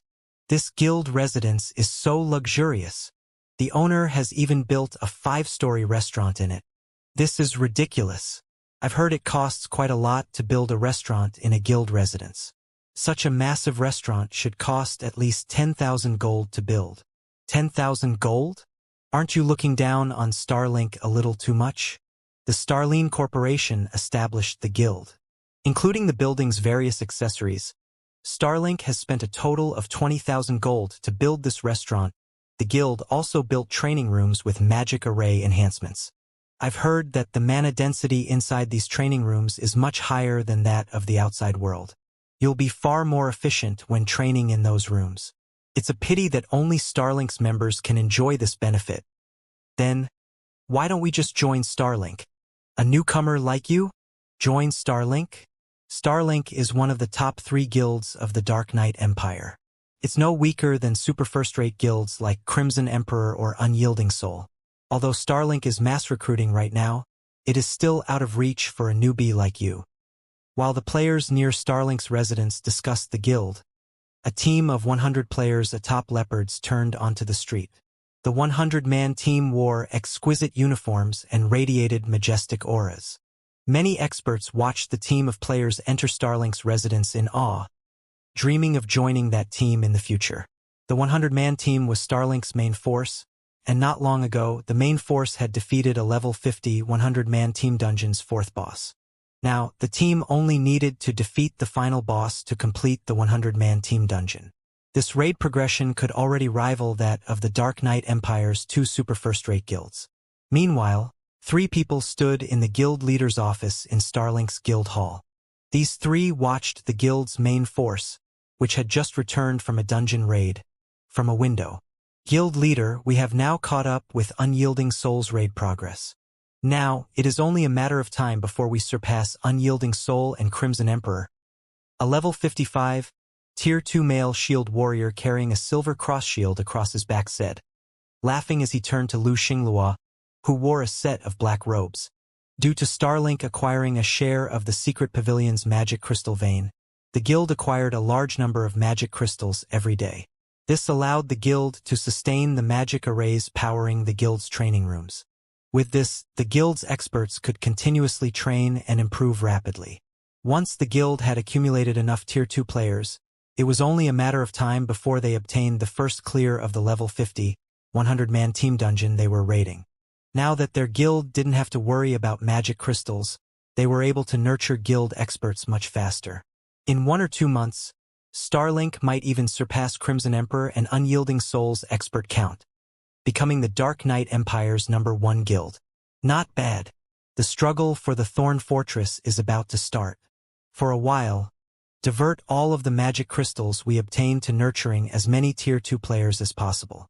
I want to see how Crimson Emperor and Unyielding Soul intend to compete with Starlink when we obtain the management rights to Thorn Fortress. Lu Xinglua said, smiling. Understood. Guild leader, rest assured. I'll make sure that we have more Tier 2 experts than Crimson Emperor and Unyielding Soul by the time the struggle begins, the Shield Warrior promised. As Lu Xinglua was about to discuss their plans for the struggle over Thorn Fortress, he received a message notification. A message from Dark Soul? Lu Xinglua muttered when he noticed the sender's identity. By the time he finished reading the message, his expression had darkened.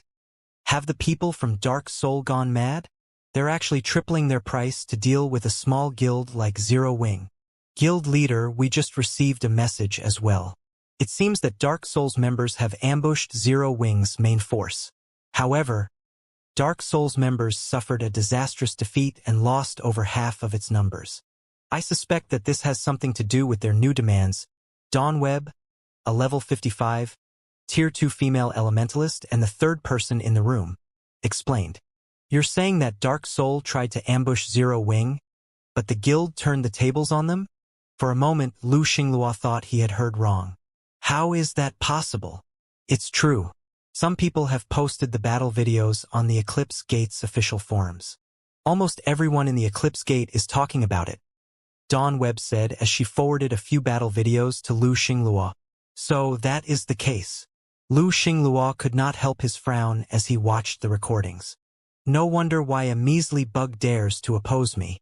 Guild leader, are we still going to take care of Zero Wing? Dawn Webb asked. Of course, Lu Xinglua said determinedly. But before we do, we have to secure the Thorn Fortress. Send a reply to Dark Soul. Tell them that they can forget about tripling the price. I'm not going to triple their pay just because they got scratched. However, I am willing to tweak the conditions of our agreement. As long as they annihilate Zero Wing, I'll give them an additional 5% of Thorn Fortress's shares. Also, tell Tigerbreaker that Zero Wing doesn't have any backers. Since Zero Wing is so strong, it must have a massive secret if he doesn't want that secret. He better not regret his choices once Starlink claims it. He was very familiar with the Dark Hunters and Shadowclaw's strength in Dark Soul. They were merely the 4th and 5th ranked adventurer teams in the Alliance.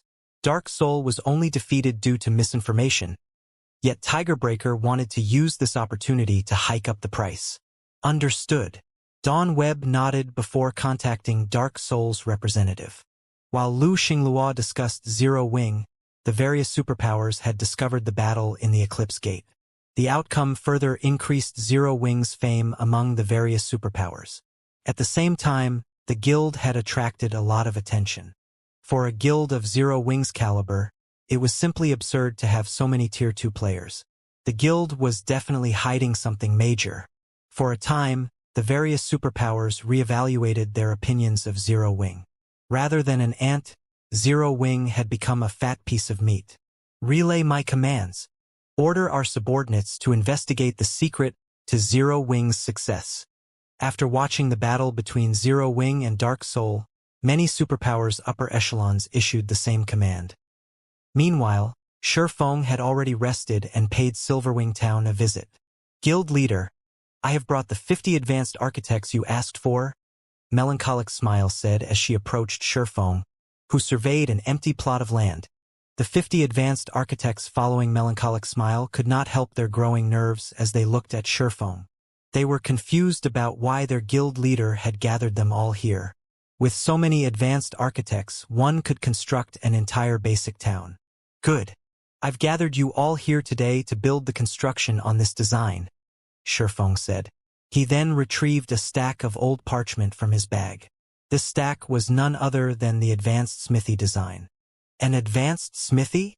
Melancholic Smile could not help her surprise when she saw the description of the design Shifeng took out. At this point in time, she was quite knowledgeable about advanced constructions. Every advanced construction had functions that far surpassed their basic counterparts. Moreover, they had their own specialties. However, designs for advanced constructions were extremely difficult to acquire. Although Melancholic Smile was initially excited at the identity of the design, seeing the materials and space needed to construct the advanced smithy dampened her mood quickly. The advanced smithy required not only 2,000 pieces of extremely valuable mana but also 1,000 advanced magic cores and 500 earthfire crystals. The mana ore required wasn't too much of a problem, as Zero Wing had collected quite an amount during this period. As for the advanced magic core, it was a rare material that could be obtained only from the bosses of level 50 and above team dungeons. However, the drop rate wasn't 100%, so it was extremely valuable.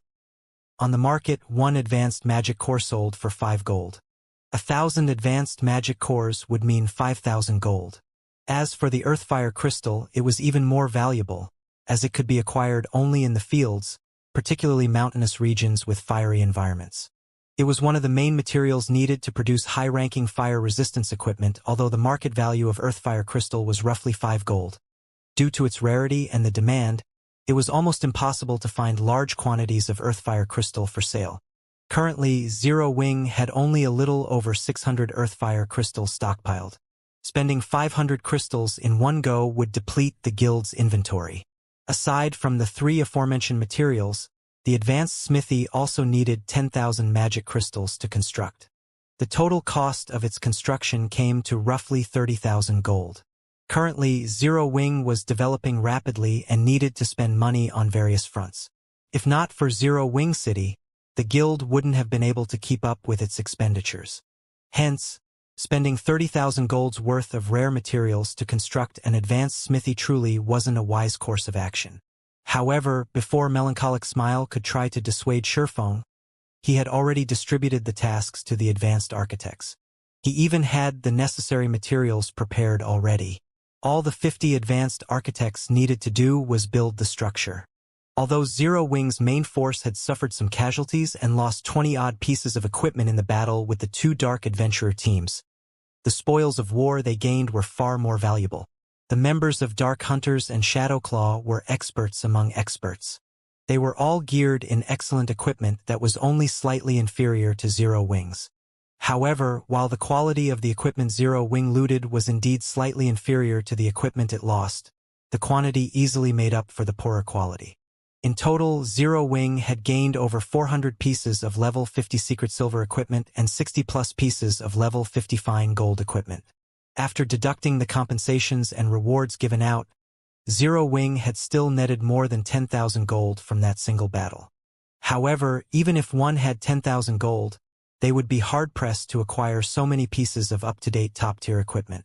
Although the profits from this battle were not enough to cover the construction cost of the advanced smithy, the advanced smithy served a great purpose.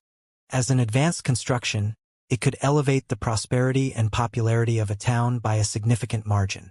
At this point, Silverwing Town already possessed sufficient basic constructions and security to get upgraded into an intermediate town. Now, it just had to accumulate sufficient popularity and prosperity. However, constructing the advanced smithy wasn't an easy task. Aside from advanced architects, it needed one player capable of drawing advanced magic arrays because the advanced smithy required the inscription of many magic arrays. For the following period, Sherfong could be seen busily inscribing magic arrays onto the constructed walls and floors of the advanced smithy. Someone looking at Silverwing Town from some distance away would notice that a section of the town's outer area had suddenly been cordoned off and something big was under construction there. This situation immediately attracted the attention of many resting players. Nowadays, Silverwing Town had already become the most popular town in the Ur Empire. Many guild players seeking to grind in the Ur Empire or raid the teleportation war fortresses chose to rest in Silverwing Town.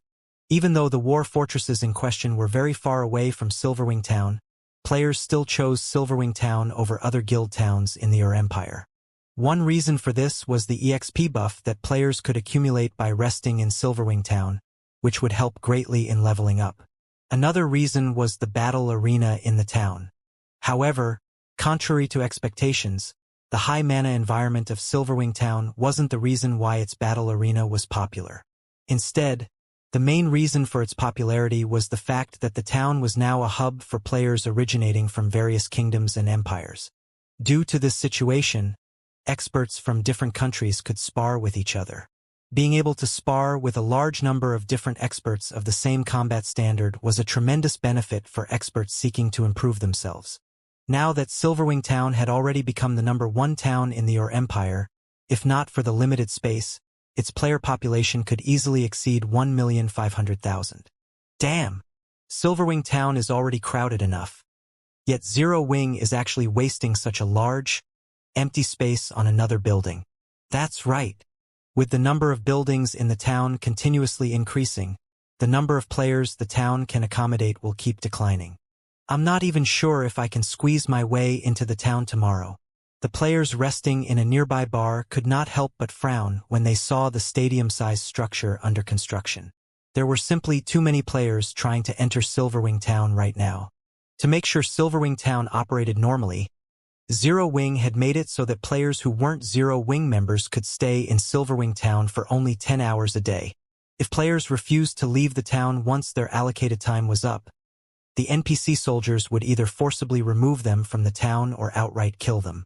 Yet, despite this restriction, Silverwing Town was still packed all day round. At this point, Zero Wing had limited the number of players allowed inside the town at one time to just 800,000. If latecomers wished to enter the town, they would have to wait for someone to exit it hence. As more buildings rose in the empty spaces in town, the number of players allowed in would be reduced. Time passed quickly. When Shifeng finished inscribing the last magic array, 8 hours had already elapsed. The 50 advanced architects had taken only 4 hours to construct the physical structure of the advanced smithy. It's finally done. Shifeng sighed ruefully as he looked at the completed advanced smithy. Although the smithy had only 3 floors in total, it was over 20 meters in height. The advanced smithy before him was definitely a cut above basic smithies, which were only 4 meters in height. This was something that could be seen from the building's external appearance alone. However, the inside of the building was even more amazing.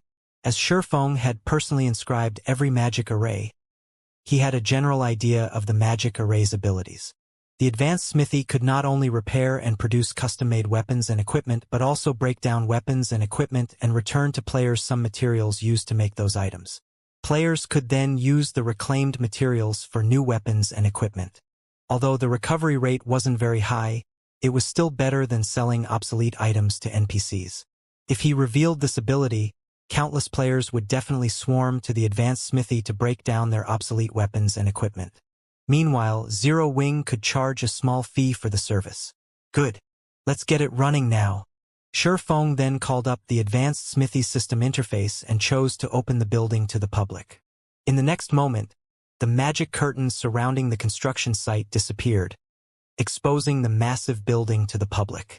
At the same time, the sound of a system notification entered Shifeng's ears. System. Silverwing Town's popularity and security have fulfilled the requirements of an intermediate town. Do you wish to upgrade Silverwing Town? Wonderful. Just as I expected. Shifeng could not help feeling joyful when he heard the system notification. He had been waiting for this moment for a long time now. He immediately chose to upgrade Silverwing Town. A series of system notifications assaulted Shifeng's hearing after he chose to upgrade Silverwing Town. Or Empire Region System Announcement. Congratulations to Silverwing Town for becoming the first intermediate town in a neutral map, rewarding 10,000 town popularity points and 1 caravan guard order. Silverwing Town Region System Announcement. Silverwing Town will undergo a promotion. All players will be teleported out of the town in 1 minute. Silverwing Town Region System Announcement. Silverwing Town's promotion will take 30 minutes. Please wait patiently until it is complete. The system announcements repeated 3 times, echoing in players' ears in their respective regions. What? A promotion? They're already upgrading Silverwing Town? How did Zero Wing do it? Amazing! Once the town is upgraded, we'll have a much easier time getting in. For a time, Silverwing Town's players were in an uproar over the sudden promotion. As for the various large guilds' upper echelons, they wore solemn expressions when they received a report on this matter.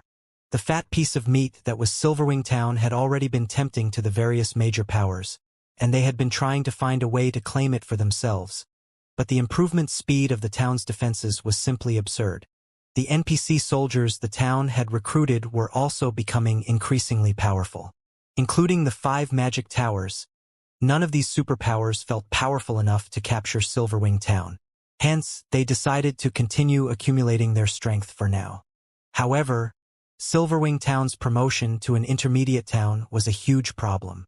Not only would Silverwing Town be able to construct more defensive structures, but the number of NPC soldiers it could hire had also increased from 1,000 to 2,000. That would effectively double the town's defensive capabilities. In terms of basic attributes, NPC soldiers were far superior to players. In addition, Silverwing Town soldiers were more than 10 levels higher than current players. If players wished to deal with these NPCs, they would have to employ Zerg tactics. Now that the town had twice as many NPC soldiers to protect it, they would need at least twice the manpower to defeat these NPCs, making Silverwing Town even more difficult to capture.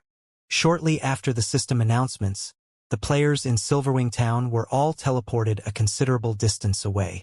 However, instead of leaving the area, the teleported players stood outside of the town. In fact, players who grinded in the Empire hurried to join the crowd. Meanwhile, news of Silverwing Town's promotion quickly spread to the various superpowers. Zero Wing is impressively efficient. It's a pity that there is no longer a point in upgrading Silverwing Town, Yuan Tiexin said, sighing slightly when he read the report he had just received. Uncle Yuan, now that Silverwing Town has been upgraded to an intermediate town, it will be able to accommodate more players and increase Zero Wing's income by multiple times. Why would that be pointless? Purple Jade asked curiously. I guess it's expected that you don't know. Yesterday, I received news stating that Nine Dragons Emperor has secretly joined hands with Blackwater and Beast Emperor, and they are preparing to raid the Empire's Crimson Flame Fortress, Yuan Tiexin said. The Crimson Flame Fortress is located in the Empire's inner region and on one of the safer paths to the capital city. In addition, the fortress offers teleportation services. Once the Crimson Flame Fortress has been captured, it'll generate massive profits for the three involved parties. It'll also allow them to raid the capital city far more quickly. What? That's the Crimson Flame Fortress. Based on our investigations, its raid difficulty ranks among the top 5 teleportation war fortresses in the Empire. It is too difficult for current players to raid, and on top of that, dark players will definitely try to interfere. Do they really dare to raid the Crimson Flame Fortress? The news astonished Purple Jade. There were countless ores inside the Crimson Flame Fortress, and the lowest leveled among them was level 60, with the highest leveled ores being level 75. Furthermore, the fortress was protected by many war weapons and mythic ores. That is exactly why Nine Dragons Emperor and Blackwater are working with Beast Emperor. Based on what we know so far, Beast Emperor will guard the battlefield with his evil beast army. Meanwhile, Blackwater and Nine Dragon Emperor's armies will be responsible for sieging the fortress. With the evil beast army in their way, the dark guilds and dark players won't try to interfere, Yuan Tiexin explained. Once they capture Crimson Flame Fortress, Silverwing Town's status in the Empire will become quite awkward. Thus far, the Secret Pavilion had only conducted a preliminary investigation on the regional dungeon or capital city. Even so, the resources they had discovered had far exceeded their expectations. Not only did the regional dungeon offer a large number of magic crystals, but players would also level 50% faster if they grinded in the area. Most importantly, the capital city and intermediate city could be captured. If one captured this intermediate city, they would earn just as much profit as the Secret Pavilion's magic crystal vein earned. Moreover, they wouldn't need to station a large force of players to protect the city long-term. If Blackwater and Nine Dragons Emperor acquired the capital city, with the wealth of resources they earned through the city, they could easily destroy Silverwing Town. The two entities might even be able to threaten Zero Wing's safety in Star Moon Kingdom. This was because Beast Emperor bore an irreconcilable vengeance against Zero Wing. Setting aside the fact that Beast Emperor had a significant portion of his foundation within Star Moon Kingdom and would need to take over the kingdom to further his development, the Secret Pavilion had recently learned that of the 5 precious evil god apostle slots Beast Emperor had, Shi Feng had destroyed 2. This loss had severely impacted Beast Emperor's development. If Beast Emperor got his hands on the capital city's resources, he'd have a good chance of taking over Star Moon Kingdom and yanking Zero Wing out of the game by its roots. Uncle Yuan, Why don't we notify Zero Wing? Purple Jade asked. Forget it. Even if Zero Wing found out, there is nothing it can do. Although Zero Wing's main force had displayed outstanding combat power in the Eclipse Gate, this revelation will not change Zero Wing's situation. While Zero Wing is fully capable of defending its territory, it simply doesn't have enough forces to launch an offensive assault on Beast Emperor. This is also the greatest problem that upstart powers with little to no background normally face, Yuan Tiexin said, shaking his head. Had Zero Wing agreed to partner with us, they might have been able to stop Beast Emperor's group. However, with Zero Wing's current forces, even if they gain the full support of Phoenix Rain, Beast Emperor is impossible to stop. In God's domain, many upstart powers rose to prominence every day, but these powers had a fatal flaw. They were ignorant of greater powers. They all deemed themselves capable of rivaling true superpowers. Although Zero Wing was superior to most of the up-and-coming powers in God's domain, it wouldn't be easy for the guild to become a true superpower. There would be plenty of other powers trying to use Zero Wing as a stepping stone and rise to prominence themselves. Meanwhile, in the Empire's Silverwing Town, after a half-an-hour wait, the recently promoted Silverwing Town appeared before the crowd. Silverwing Town now occupied twice as much space as the old version. It was also much closer to the primordial divine ruin, which was now within range of the town's magic towers. Since the town was in a neutral map, Silverwing Town's walls had grown taller as well. Now they were 7 meters tall. Divine runes had been carved into the walls, preventing players from vaulting over and enhancing the wall's defense. Guild leader, look, even the town's buildings have changed. They look nothing like they did before. Melancholic Smile could not help but gape in shock as she looked at the tall buildings in the distance. Every building in the town had grown considerably taller. It was evident that the buildings had been upgraded as well. Rather than a town, Silverwing Town looked like a basic city. Have everyone prepare to reopen Silverwing Town to the public, Shifeng said, nodding. He had spared no expense in outfitting Silverwing Town with the most extravagant buildings he could afford precisely for this moment. This was also Neutral Town's secret. Under Shifeng's command, it took less than 20 minutes to complete the preparation work for Silverwing Town's reopening. Moreover, thanks to the reserve NPC guards Magic King Craig Midlands had prepared beforehand and the large number of NPCs that had come looking for work after the town's promotion completed, they had quickly filled the additional 1,000 NPC soldier slots Silverwing Town had gained. Craig Midlands himself had inspected all 1,000 of these new NPC soldiers. Due to Silverwing Town's steady development, not only had more NPCs arrived to apply for a soldier position, but higher quality NPCs had applied. Normally, when a basic town was upgraded to an intermediate town, it would struggle to fill the additional 1,000 soldier slots within a short time. The town would be fortunate to recruit around 300 Tier 1 NPCs and a dozen Tier 2 NPCs during the first week after the town's promotion. Most NPCs that applied were only elite rank. The town would slowly have to accumulate, nurture, or replace its NPC soldiers to increase the number of Tier 2 NPC soldiers it had. Yet, due to Craig Midlands' fame, over 3,000 NPCs had applied to work for Silverwing Town as soon as the promotion was complete. Including the 300 Tier 1 NPCs Craig Midlands had kept on reserve, it took no time for Silverwing Town to recruit 1,000 NPCs. Among the NPCs recruited, over 100 were Tier 2 NPCs, with the rest being Tier 1 NPCs. Normally, an intermediate town would need around 2 weeks to accumulate 100 Tier 2 NPCs. More Tier 2 NPCs would only show up and apply to work for the town after it increased its popularity. After all, Tier 2 NPCs were not abundant in God's domain. Even Zero Wing City only had a little over 2,000 Tier 2 NPC soldiers thus far, while the rest were Tier 1 NPCs.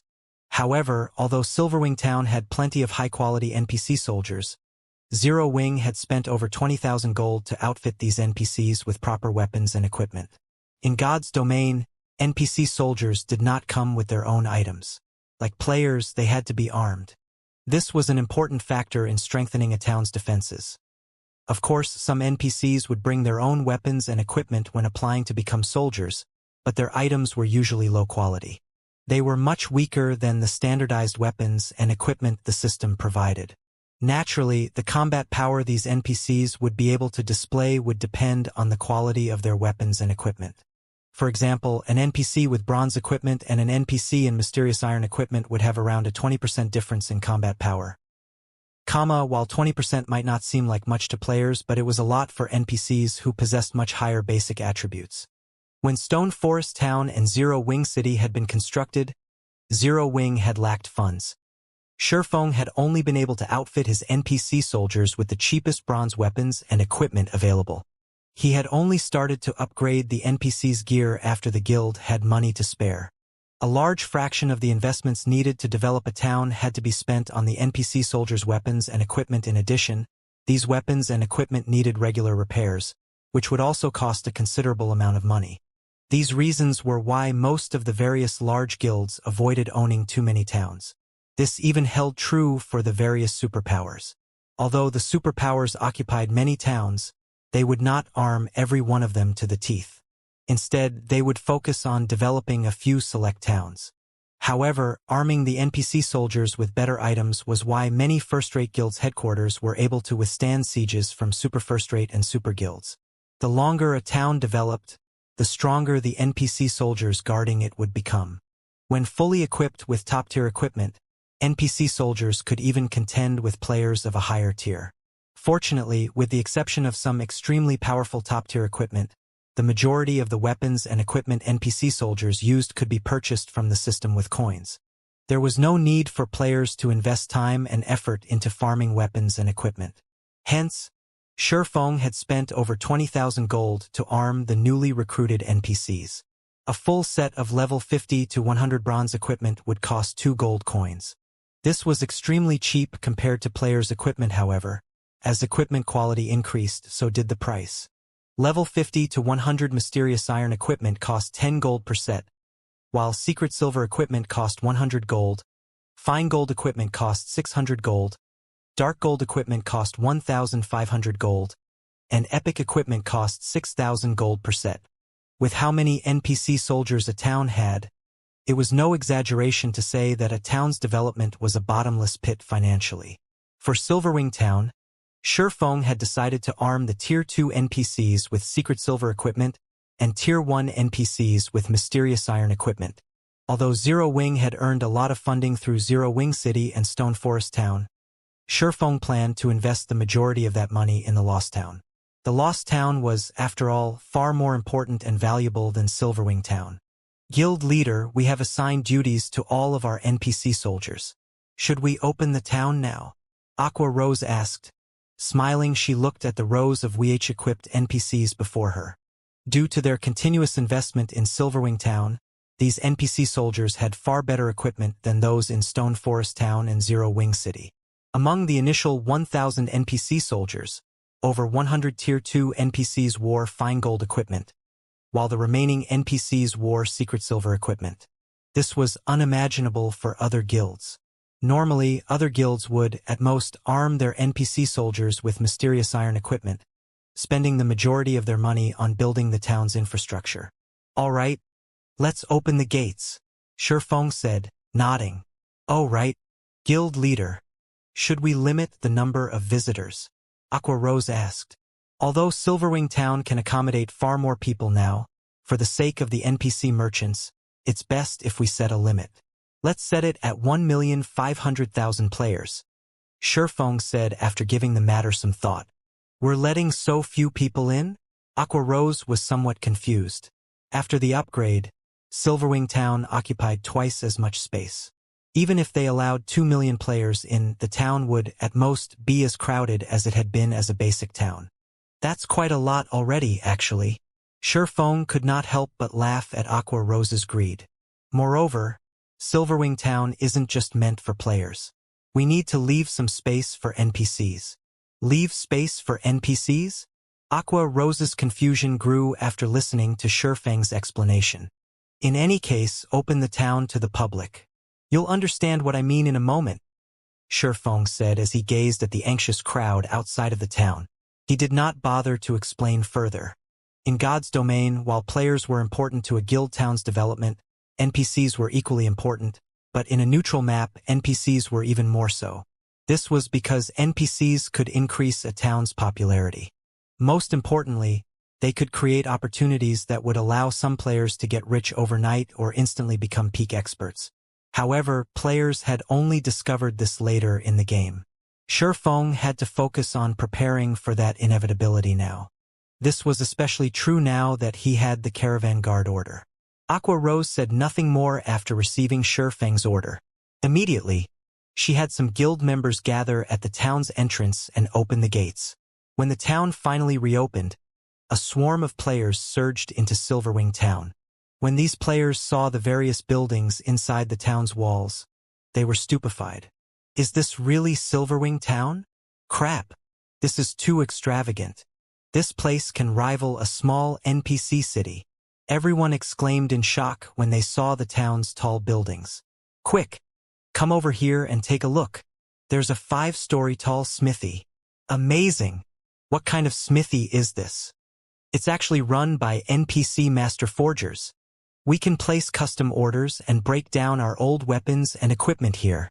Even if I never raid team dungeons, I can now get my hands on top-tier equipment. Stop dreaming. Didn't you see the price for custom-made items? You also have to provide the required materials. It's still better than having no access to top-tier weapons and equipment. Look. You can even order level 50 dark gold weapons and equipment. Do you think the various large guilds would sell level 50 dark gold equipment to independent players like us?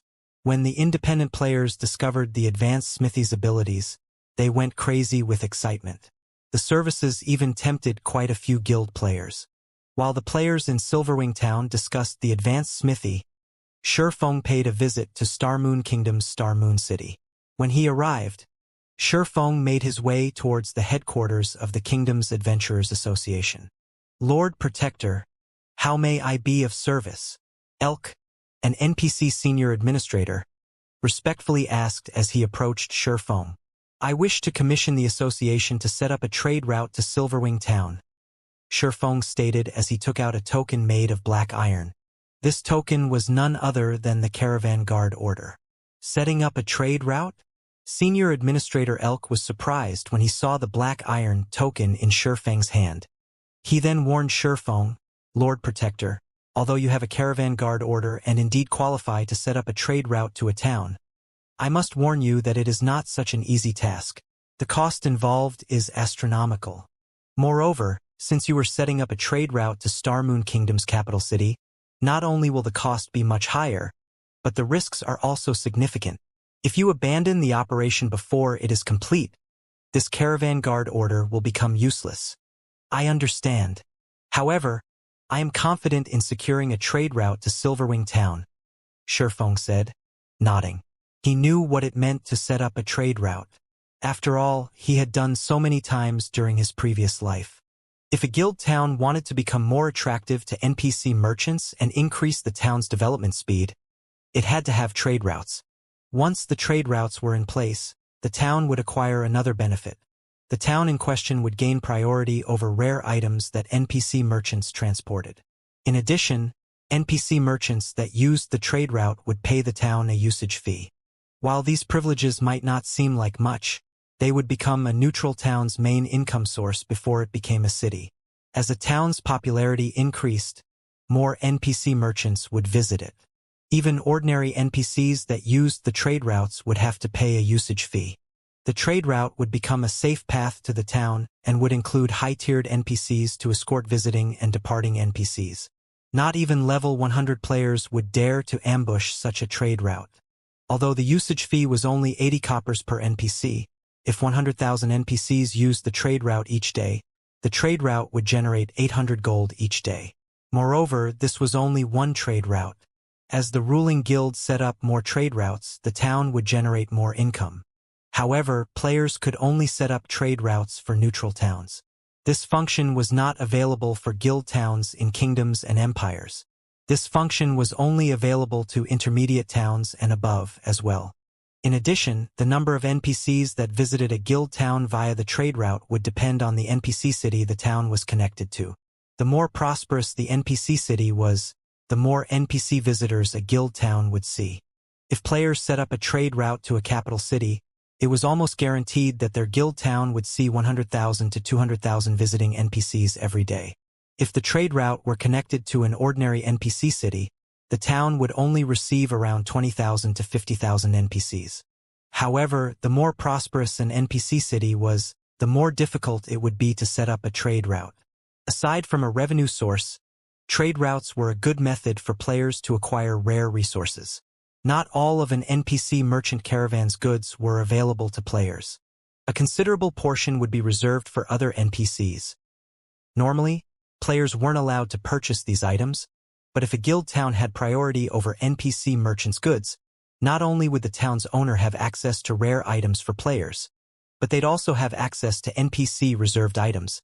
Many of the NPC reserved items were materials that were very difficult to purchase via the player market. Sometimes NPCs even sold large quantities of magic crystals. Only they cost significantly more than the market price. Even so, this was a valuable opportunity for guilds. While it was easy to convert magic crystals into coins, the opposite wasn't. This was especially true with a large stock of magic crystals. However, NPCs were different from players. NPCs had a much easier time acquiring magic crystals because NPCs occupied most or veins that were capable of producing magic crystals and within kingdoms and empires' borders. It was fairly normal to find NPCs who sold magic crystals carrying a stock of 5,000 to 10,000. On the other hand, one would be hard-pressed to purchase 5,000 to 10,000 magic crystals from players. NPC merchants occasionally sold rare advanced designs as well. Although these designs would similarly be overpriced, their rarity made the cost worth it. After all, it was almost impossible to purchase advanced designs from other players. If one were extremely lucky, they could even find NPC merchants that sold fragmented legendary items or clues leading to such treasures. Although such occurrences were ridiculously rare, based on player-collected statistics, the more NPCs merchants that visited a guild town, the higher the ruling guild's chances were of finding an NPC that carried such items and clues.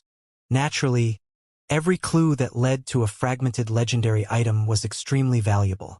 Since there was a possibility to acquire fragmented legendary items, Sherfong wouldn't miss the opportunity. Since players in the past hadn't often spoken about how they had acquired their fragmented legendary items, Sherfong knew very few methods to do so. In fact, most players wouldn't even reveal the fact that they owned a fragmented legendary item. Hence, Sherfong only knew about the relatively famous fragmented legendary items. However, the methods of acquiring those items were incredibly demanding, so he couldn't hunt them down at this stage of the game. Since you understand the risks involved, that is fine. If you wish to set up a trade route to Silverwing Town, it will cost you a base fee of 10,000 gold and 5,000 magic crystals. As you possess an ordinary caravan guard order, you are only allowed to form a 100-man team. The team will require a minimum of one advanced magician to carve magic arrays on the route to repel monsters, Senior Administrator Elk explained. Lord Protector, may I know if you will need me to introduce you to some mercenaries to accompany on your journey? Of course, Sherfong said, nodding. The caravan guard order was a trigger to activate the special quest for setting up a trade route. While Sherfong could rely on players to complete this quest, he could also enlist the help of the Adventurers Association's mercenaries. At this stage of the game, NPC mercenaries were undoubtedly much stronger than players. Hence, players that acquired a caravan guard order at this stage of the game would generally hire mercenaries to aid them. Unfortunately, the price was quite high. In the past, some guilds had tried to save money, confident that their members would be strong enough to handle the task. However, while Zero Wing's main force was very powerful, the trade route he wanted to establish required crossing the border into the Ur Empire. When establishing a trade route, the system would occasionally send monsters to interfere. These monsters would be 15 levels higher than the local monsters, and many of the Ur Empire's monsters were level 60 or higher. In that case, the interfering monsters would be level 75 and above once he entered the Empire. These monsters were too high of a level for Zero Wing's main force members at this time, so they weren't suitable for this quest. Alright, here is a list of mercenaries willing to undergo this challenge with you, Lord Protector. Elk said before handing Feng a list. The quest to set up a trade route was very special and very dangerous. Players couldn't simply hire whatever NPC mercenaries they wished. The available mercenaries would depend on the player's status in the Adventurers Association. The higher one's status was, the more NPC mercenaries they could choose from for the operation. Amazing! 4-star treatment in the Adventurers Association is really a great help when setting up a trade route. Feng could not help his surprise when he read the list during his previous life. He had only been able to recruit 3-star, Tier 2 NPCs at best. As a result, he had struggled to set up trade routes for Shadow's neutral towns. Now, however, even 2-star Tier 3 NPCs had applied to join his quest, not to mention 3-star Tier 2 NPCs. He had to admit that the Spirit Slayer advanced title came with some awesome benefits. Without hesitation, Feng spent over 15,000 gold to hire 97 mercenaries, spending almost every coin he had on hand. The weakest mercenaries he hired were level 80 3-star Tier 2 NPCs, with the strongest being level 83 2-star Tier 3 NPCs. Overall, his team had 15 Tier 3 NPCs. After Feng handled the necessary procedures and learned how to draw the necessary advanced magic array, he summoned the level 85 Anna and level 83 Kite. With 97 other NPCs in tow, he grandly departed Star Moon City, riding secret silver transport carriages. The secret silver transport carriages were an extraordinary sight to behold. 5-meter-tall lightning-horned earth dragons pulled the carriages behind them. The earth dragons themselves were great lords, and watching the caravan move down the city streets was spectacular. What's going on? Is the city hosting some kind of event? That's not it. Look, the lead transport carriage's driver is a player. Could this be a player-triggered event? That player is wearing Zero Wing's guild emblem. Zero Wing is so awesome. It can actually produce such powerful carriages. Crap, there are over 10 Tier 3 NPCs in the caravan. This is ridiculous. Shortly after the 10 secret silver transport carriages being pulled by lightning-horned earth dragons appeared on the streets of Star Moon City, the sight quickly sent the entire city into an uproar. The adventurer teams that made a living by delivering items were green with envy as they looked at the transport carriages. Transport carriages might not seem particularly important in the game right now, as players could simply store items inside their bag spaces and teleport to other cities. However, as players reached higher levels, transport carriages would become increasingly relevant. The number of items that could not be stored inside players' bag space would increase as players progressed further into the game. Such non-bag space items were extremely valuable, and the only way to transport them was via transport carriages. Meanwhile, the adventurer teams could purchase only horse-drawn transport carriages. On the other hand, the secret silver transport carriages had Great Lord-ranked lightning-horned earth dragons pulling them. There was simply no comparison between the two. Just the aura of the earth dragons was enough to scare away the mobs one would normally come across out in the fields. Not to mention, the transport carriage itself was like a huge house. One could easily imagine how many non-bag space items the transport carriage could store in such a huge transport carriage. As expected of Star Moon Kingdom's #1 guild, I wonder when our adventurer team will be able to obtain a transport carriage like that. That's right. If we have a transport carriage like that, we can earn over 10 gold per delivery trip. The adventurer team members seated on the advanced transport carriages parked along the streets cast covetous looks at the lightning-horned earth dragons. Currently, the minimum price in the delivery business for transporting a non-bag space item was 1 silver coin. The price scaled up depending on the distance traveled. Meanwhile, the adventurer team members estimated that the secret silver transport carriage could carry over 100 non-bag space items. This assumption was because the advanced transport carriages they owned were only the size of an ordinary horse carriage, but could already carry a maximum of 60 non-bag space items. No matter how they looked at it, the house-sized transport carriages should be capable of transporting at least 100 non-bag space items. Only Feng knew that the value of the secret silver transport carriage was actually not the slightest bit inferior to a secret silver speedboat. The secret silver transport carriage could carry 350 non-bag space items and 30,000 bag space items. The 10 transport carriages lent to him this time were meant to convey the materials needed to carve special magic arrays. Each of these materials took up one non-bag space slot. Moreover, in terms of speed, the lightning-horned earth dragons were superior to even dark gold mounts. While the players on the streets were talking about the secret silver transport carriages, the lightning-horned earth dragons took only a few seconds to disappear from everyone's sight as they galloped toward the city's main gate. Although some members of large guilds tried to follow Shifeng and investigate his actions, their mysterious iron mounts could only eat the earth dragon's dust as they watched the secret silver transport carriages disappear from view.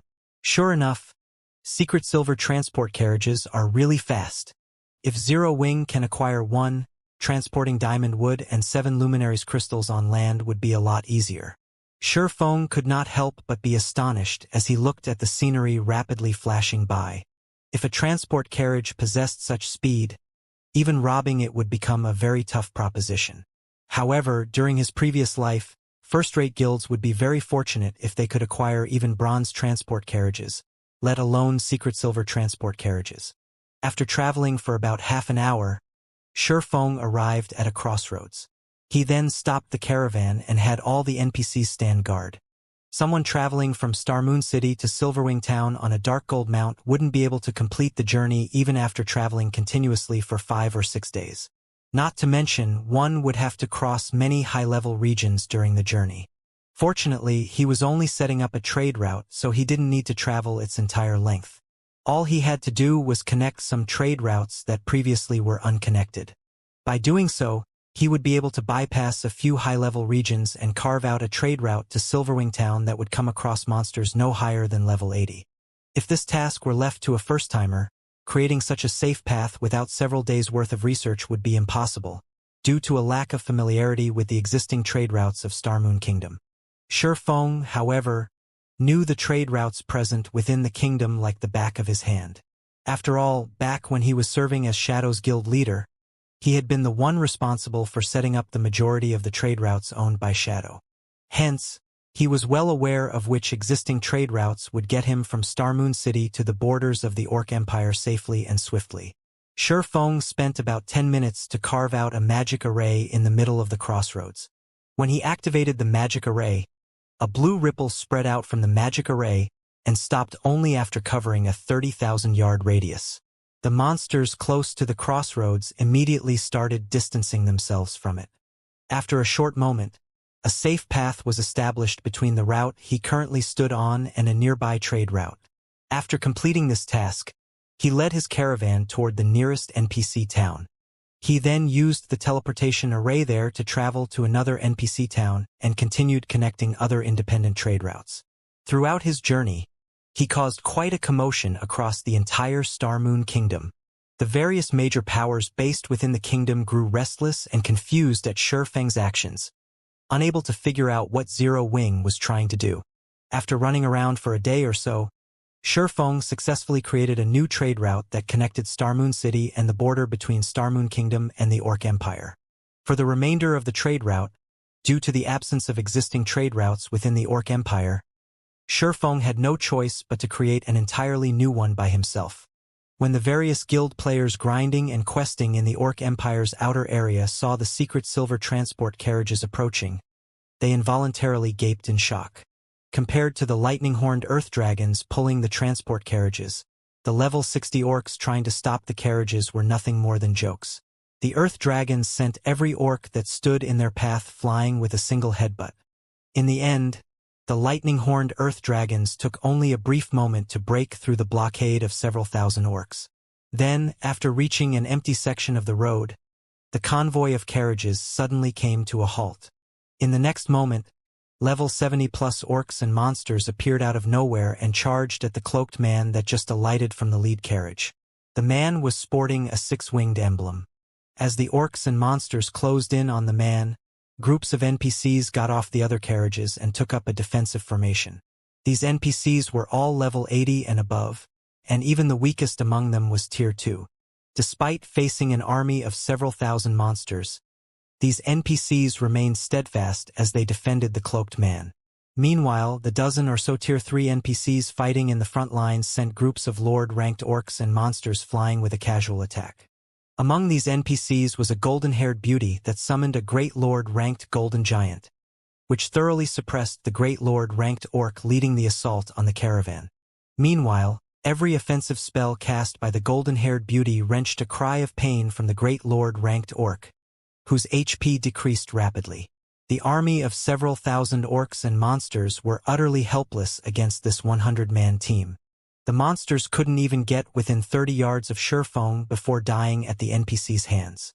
The horrific scene made the spectating guild players nearby shudder in fear. Meanwhile, the spectating guilds included the Blackwater Guild, which Surefoam was very familiar with. Currently, there was a 1,000-man team from Blackwater present led by Singular Burial. At this moment, however, Singular Burial no longer had a tyrannical air around him. After suffering consecutive defeats, he had lost all his corporate backing, which left him in an extremely awkward position in the Blackwater Guild. Now, he was only an inconspicuous elder in Blackwater. Moreover, he was only level 53 right now. He looked nothing like the almighty guild leader of Heaven's Burial. Who is that person? How is he able to control so many NPCs? Wait a minute. Isn't that female NPC one of Black Flame's personal guards? She is. That's Anna. Crap. Doesn't that mean that player is Black Flame? Not good. Black Flame is looking over. At this moment, when Blackwater's members looked at Surefoam, fear flooded their hearts because they were all fully aware that he could command the NPCs around him to reap their lives at a whim.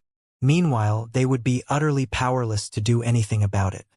As the NPC Legion pushed back the approaching Orin monster army, a wall of corpses quickly formed on each side of the road. These NPCs are so strong. I get the feeling that this NPC team can even raid an ordinary guild town. I know, right? Just look at those tier 3 NPCs going. They are throwing level 70 plus Great Lords with a single hit. Their individual combat power is likely even higher than Grand Lords of the same rank. Even if these tier 3 NPCs aren't enough to raid a guild town, they're more than enough to kill every one of us. As expected of Starmoon Kingdom's #1 expert, with the ability to control so many powerful NPCs, Black Flame could easily annihilate armies of tens of thousands of players. It's no wonder why the various superpowers are helpless against Zero Wing. The various spectating guilds and adventurer teams gulped as they watched the fight between the NPCs and monsters. Tier 2 NPCs were much stronger than Tier 2 players of the same level. Only peak experts with several pieces of epic equipment could possibly contend with an ordinary Tier 2 NPC. If Tier 2 players tried to face a Tier 2 NPC that was over 20 levels higher, they could only wait for their deaths. As for Tier 3 NPCs, they would only need a few moves to finish off Tier 2 players. If the targeted Tier 2 players lacked defensive capabilities, they might die after one hit. If these NPCs turned their blades against Tier 1 players like themselves, a single attack would be more than enough to kill several of them instantly. Blackwater's members are probably doomed. That's right. Blackwater has been picking a lot of fights with Zero Wing in the Empire. Now that Black Flame has found some of Blackwater's members, he'll massacre them. The various large guilds members couldn't help but watch Blackwater's members with pity as they fought the local Ors. Nowadays, Blackwater and Zero Wing's members would fight whenever they came across each other in the fields. Although Blackwater currently had over 1,000 members present, before the Sword King, the group was a joke. Furthermore, Black Flame had a team of level 80 plus NPCs with him. This further reduced the chances of Blackwater's members escaping this place alive. Why is Black Flame here? We're doomed. We're doomed. Fear colored the faces of Blackwater's members as they watched Surefoam. They had experienced the man's might firsthand, so they knew just how powerful he was. Black Flame was truly unstoppable. He could easily single out and kill a specific player while surrounded by an army of tens of thousands. Although their team currently had over 1,000 well-equipped elite and expert players, Black Flame could annihilate them all by himself. Their only option was to run. If others heard their thoughts, they'd be a laughingstock. If 1,000 elite players simultaneously attacked a single expert, one move should be enough to end the battle. Even a peak expert would try to avoid a 1,000-man enemy elite team. How could a lone player possibly defeat an army of elite players? However, they knew very, very well that the likelihood of such a situation was high. Not only did Black Flame possess multiple large-scale destruction spells, but he also had ridiculous movement speed. He also had enough strength to contend with mythic monsters. In addition, he was capable of summoning powerful monsters. It wasn't an exaggeration to call Black Flame a one-man army. Damn it! Why is he here? Singular Burial paled when he saw Shifeng's cloaked figure. Looking at Shifeng now, Singular Burial was no longer as confident as he had been in the past. He harbored no thoughts of fighting Shifeng as he knew that doing so would be a waste of energy. In fact, it would only lead to a quicker death. Singular Burial could not understand why Shifeng had come to a backwater place like this. They were currently in the Empire's outer region. For an expert of Shifeng's caliber, only grinding or questing in the Empire's core would be worth his time. He had struggled to stabilize his standing in Blackwater. In the hopes of elevating his position in the guild, he had been doing his best to raise the Heaven's Burial members that had followed him to join Blackwater. Yet before his efforts could bear fruit, he had encountered Shifeng. "Commander, what should we do?" Daybreak Fog revealed a somber expression when she saw Shifeng as well. After Heaven's Burial disbanded and Flameblood was crippled, over half of Heaven's Burial's main force members had chosen separate paths. Because of this, their positions in Blackwater had plummeted. Among their 1,000-man team, only 100 or so were experts. While this might be a high number compared to other 1,000-man elite teams, it was nowhere near enough to deal with Shifeng. To Shifeng, their experts were no different than the team's elite players. The Swordsman could kill them all with one hit. "We don't have any other choice. Have everyone slowly retreat. We can't afford another loss. Get ready to use the Tier 3 group instantaneous teleportation scroll to send the main force away from this place.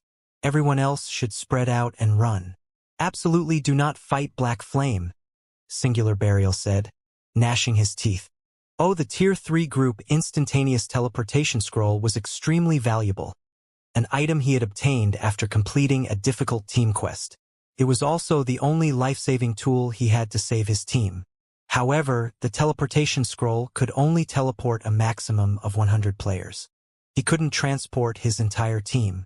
"I understand." Daybreak Fog nodded. She then took a silver magic scroll from her bag and eyed Shifeng's every movement. If she noticed the slightest change, she'd activate the scroll immediately.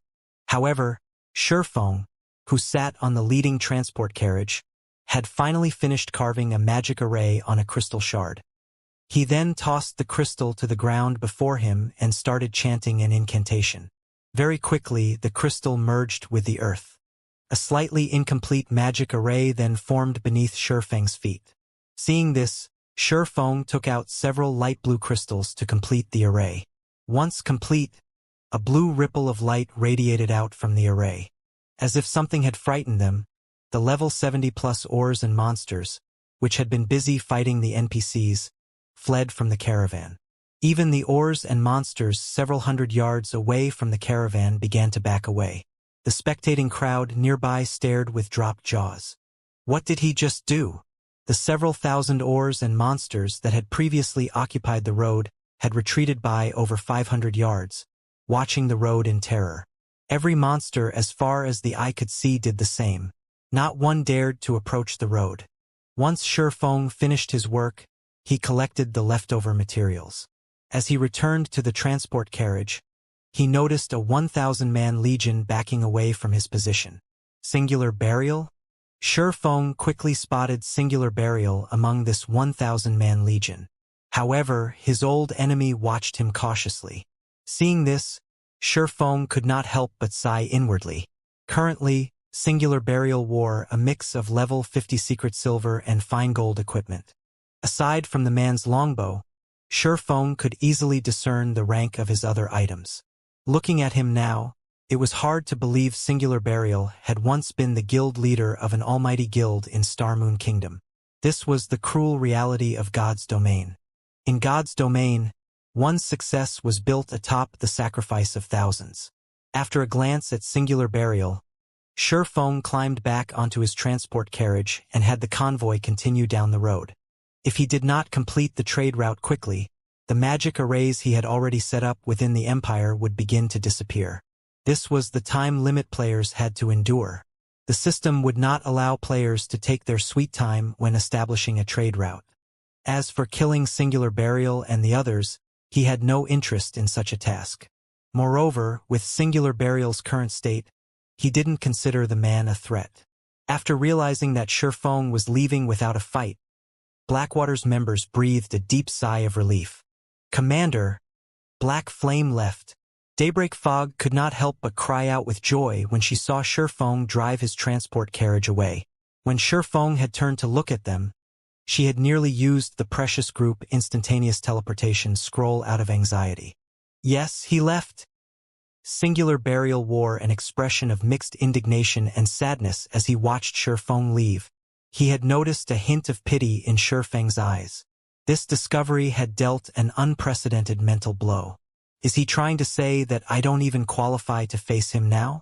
After Shifeng left, all of the various large guilds' members visibly relaxed. Black Flame is leaving, just like that? He doesn't intend to deal with Blackwater's members. My guess is that Black Flame finds it beneath him to deal with them. I've watched the battles that occurred at the Primordial Divine Ruin. Black Flame had soloed a mythic monster. Then he sent both Blackwater's army and the Evil Beast army running with their tails tucked between their legs. A measly 1,000-man elite team probably isn't worth his effort. Black Flame is too strong. His presence alone was enough to make the various large guilds shrink back with fear. It's no wonder why Black Flame is recognized as Starmoon Kingdom's #1 expert. He is far stronger than those famous peak experts. The adventurer teams watching from a short distance away were shocked when they looked at the various guild players, who watched the departing convoy cautiously. They had never thought that the presence of a single player would be enough to deter so many guild players. They had all heard many rumors about Black Flame, but they had assumed the rumors were jokes and baseless assertions. However, they simply treated those rumors as jokes and baseless assertions. However, after seeing the man in person today, they finally understood that the rumors were actually true. In fact, Black Flame was even scarier than the rumors made him out to be. Because of this discovery, many of these independent players who hadn't been interested in joining any guild began to have second thoughts. They all considered joining Zero Wing, especially the Swordsman players. This was especially true for Swordsman players. Unbeknownst to Shifeng, his casual action of sparing Blackwater's members had made many independent players in the Your Empire reconsider their position about joining his guild. At the same time, news of Shifeng's appearance in the Your Empire had reached the various dark players hiding in the Empire. "Commander, we have discovered Black Flame." "Where?" "He's near the Your Empire's border. However, there are quite a number of NPCs moving with him. Taking him out won't be easy. Follow after him for now. I'll gather our members and head over as soon as possible. As long as our Wind's Arrow adventurer team kills Black Flame once, we'll qualify to join Dark Soul. We cannot miss this opportunity, so follow him closely." Understood. The various dark adventurer teams operating within the Your Empire began to make their way towards Shifeng. Some time ago, the Dark Knight Empire's Dark Soul had placed a bounty on Zero Wing. For each Zero Wing upper echelon killed, one could earn a dark mutation slot if one managed to kill Zero Wing's guild leader. Regardless of whether an individual or an entire team completed the task, both would be welcomed to join Dark Soul. Individuals would be given command of a new adventurer team in Dark Soul. To players that operated in the Dark Soul's reputation was equivalent to that of a super guild. Joining the Dark Alliance and become one of its commander-level figures was no different than becoming the vice guild leader in a super guild. Why wouldn't such an offer be tempting? The various dark adventurer teams and several dark guilds began an enthusiastic search for Black Flame. Although Black Flame was very powerful, even giants would fall against overwhelming numbers. God's Domain also had many special methods to kill players. Dark Soul had not specified a requirement to defeat Black Flame with raw strength. The lightning-horned earth dragons dashed down the Your Empire's gravel roads.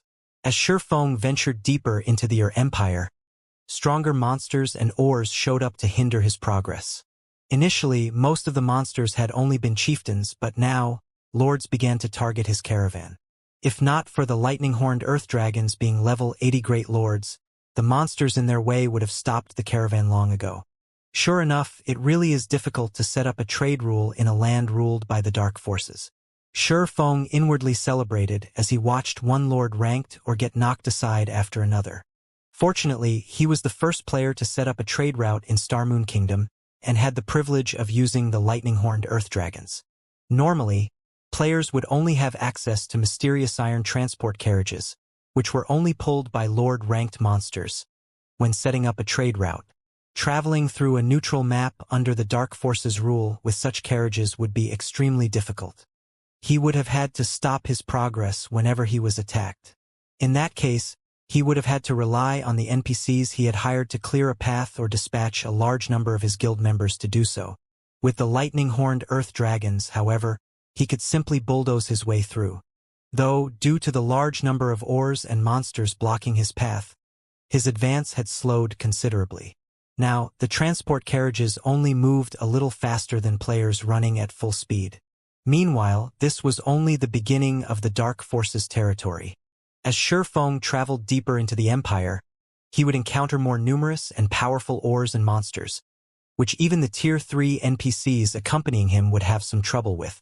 After about 8 hours, Shi Feng arrived before Enner Fortress.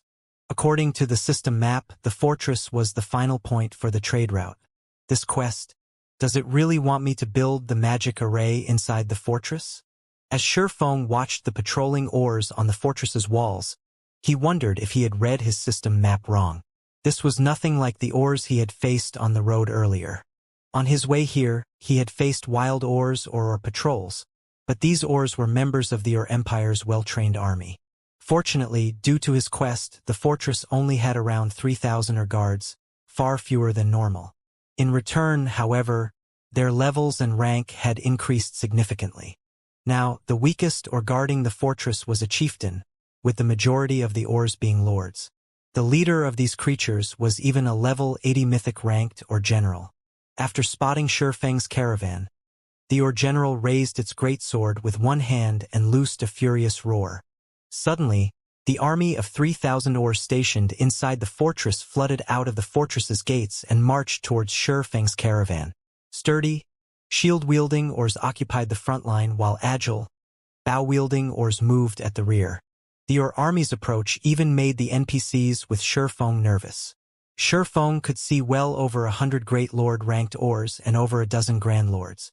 This force was on an entirely different level than the caravan's contingent as Shi Feng wondered if something had gone awry. The sound of a system notification reached his ears. System. You have triggered the Epic Trade Route quest or King's Ambitions. You may choose to accept or abandon this quest if you complete this quest. You will receive a commendation from Star Moon Kingdom and qualify to build an airport. Abandoning this quest will not affect your original trade route quest. If you choose to abandon this quest, the system will designate an alternative path for the trade route. You have 3 minutes to consider. An epic trade route quest? Shi Feng was stunned when he read the system notification, but after seeing the quest rewards, he couldn't help his growing excitement. Could this be the reward for being the first player to set up a trade route?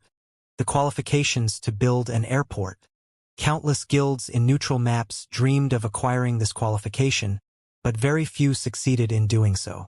In the past, not a single guild had revealed how they had managed it. Meanwhile, the sensational scene at the fortress stupefied the various dark adventurer teams and dark guilds following Shi Feng.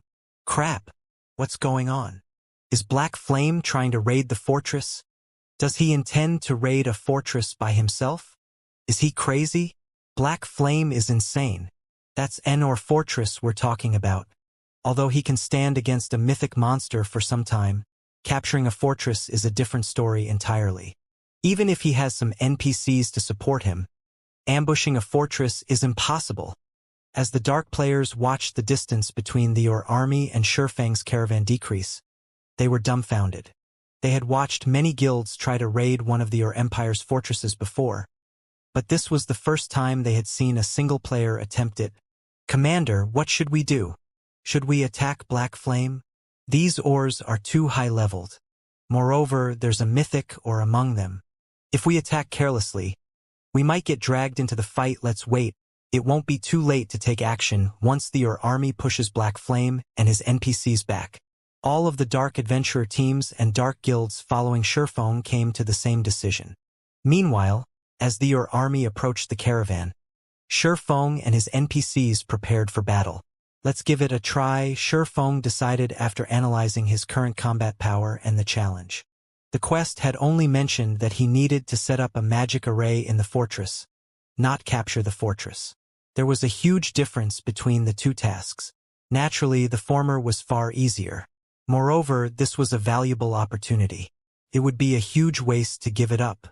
Grinding his teeth, Sherfong accepted the quest. He then pulled a magic scroll with crimson divine runes from his bag. This magic scroll was none other than the Tier 4 continuous use magic scroll, Vulcan's Psi, which he had acquired from the gold magic crystal treasure chest in the Eclipse throne. The magic scroll was even more valuable than ordinary epic equipment. Vulcan's Psi was also an extremely rare summoning scroll. He had hoped to save the scroll as a trump card for any future guild wars, but using it to complete this epic trade route quest was worth the expenditure. Following which, Sherfong injected 1,000 magic crystals of mana into the magic scroll and activated it. In the next moment, a crimson, threefold magic array manifested beneath Sherfang's feet. The sky also began to transform, and the earth started to quake.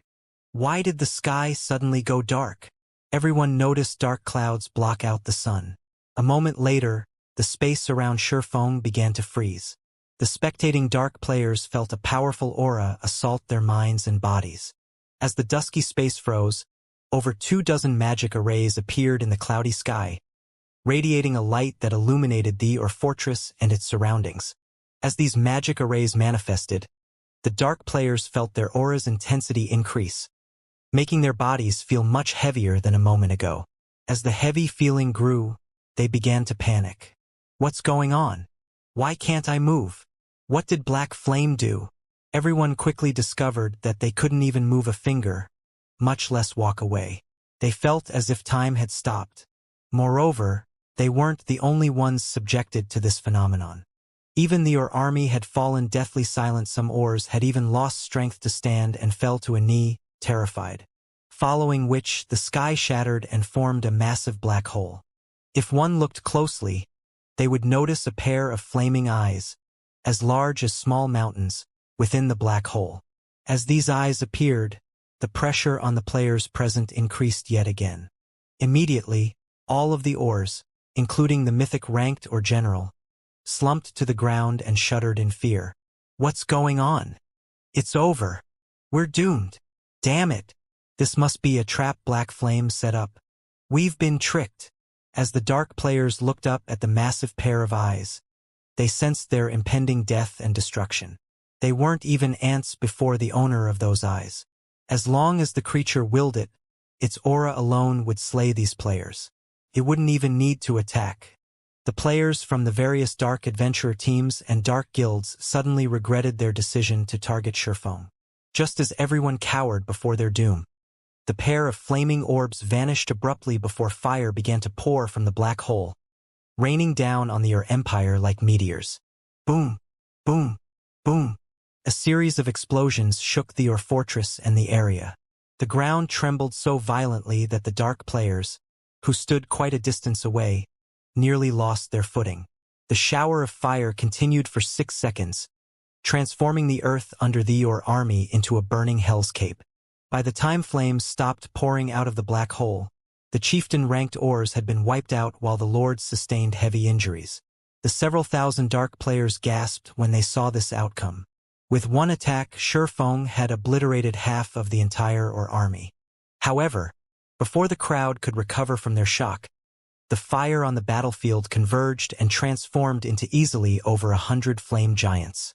The weakest among these flame giants was a level 80 High Lord, whereas the strongest 5 were level 82 Grand Lords.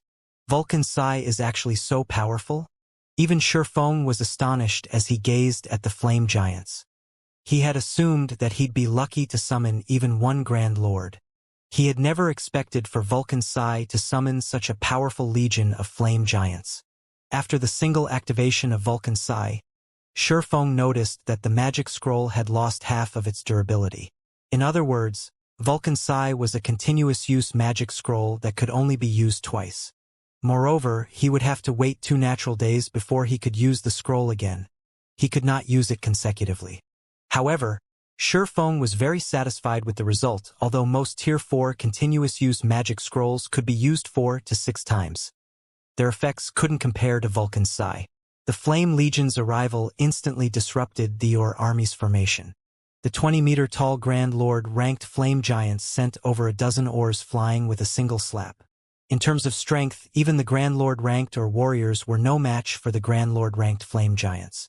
For a time, the Legion of Flame Giants brought chaos to the Ur army. The battle between the flame giants and oars was earth-shattering.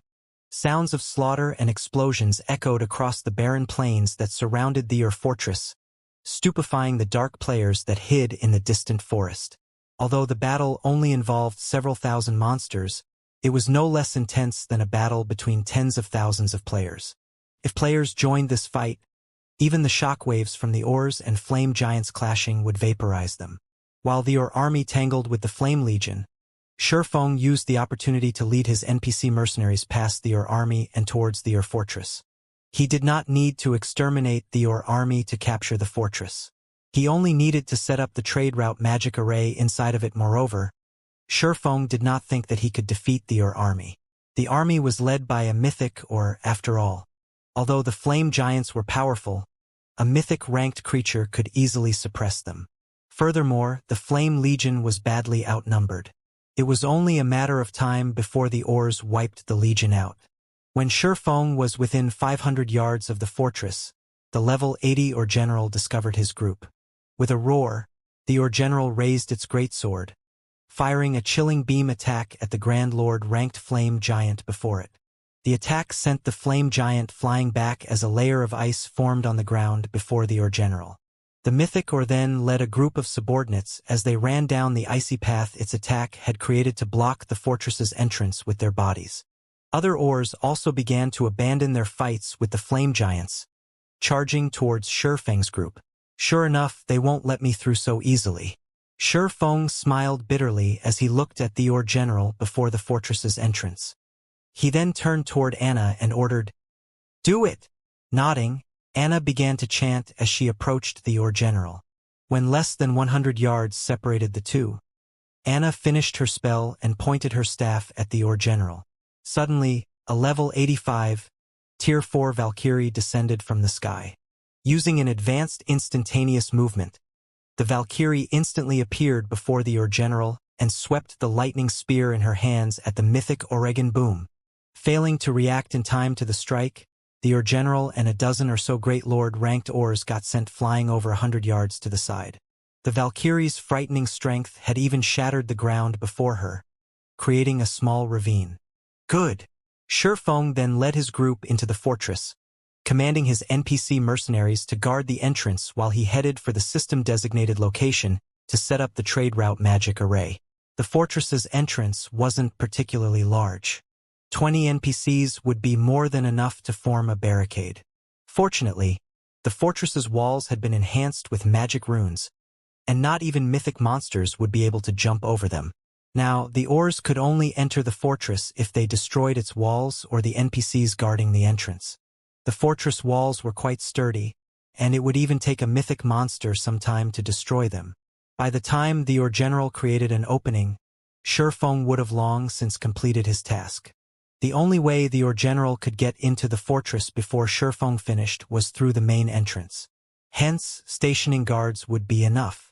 Very quickly, Shifeng found the targeted location. Wasting no time, he immediately took out a large, blue crystal from his epic ranked spatial bag and began to engrave the necessary magic array. As the seconds ticked by, more oars tried to force their way into the fortress. The Tier 2 NPCs defending the entrance began to die, one after another. Only the Tier 3 NPCs barely held their ground against the Grand Lord-ranked or warriors. The Valkyrie fought a fierce battle against the Ur general outside of the building, doing her best to injure the mythic Oregon. Meanwhile, the Ur general was utterly powerless to stop the beating. Although the Or General was a level 80 mythic ranked creature, the Valkyrie was a level 85 mythic ranked angel. There was a massive difference between the two beings' life ratings. The Valkyrie completely overpowered the Or General, and it took everything it had just to block the Valkyrie's attacks.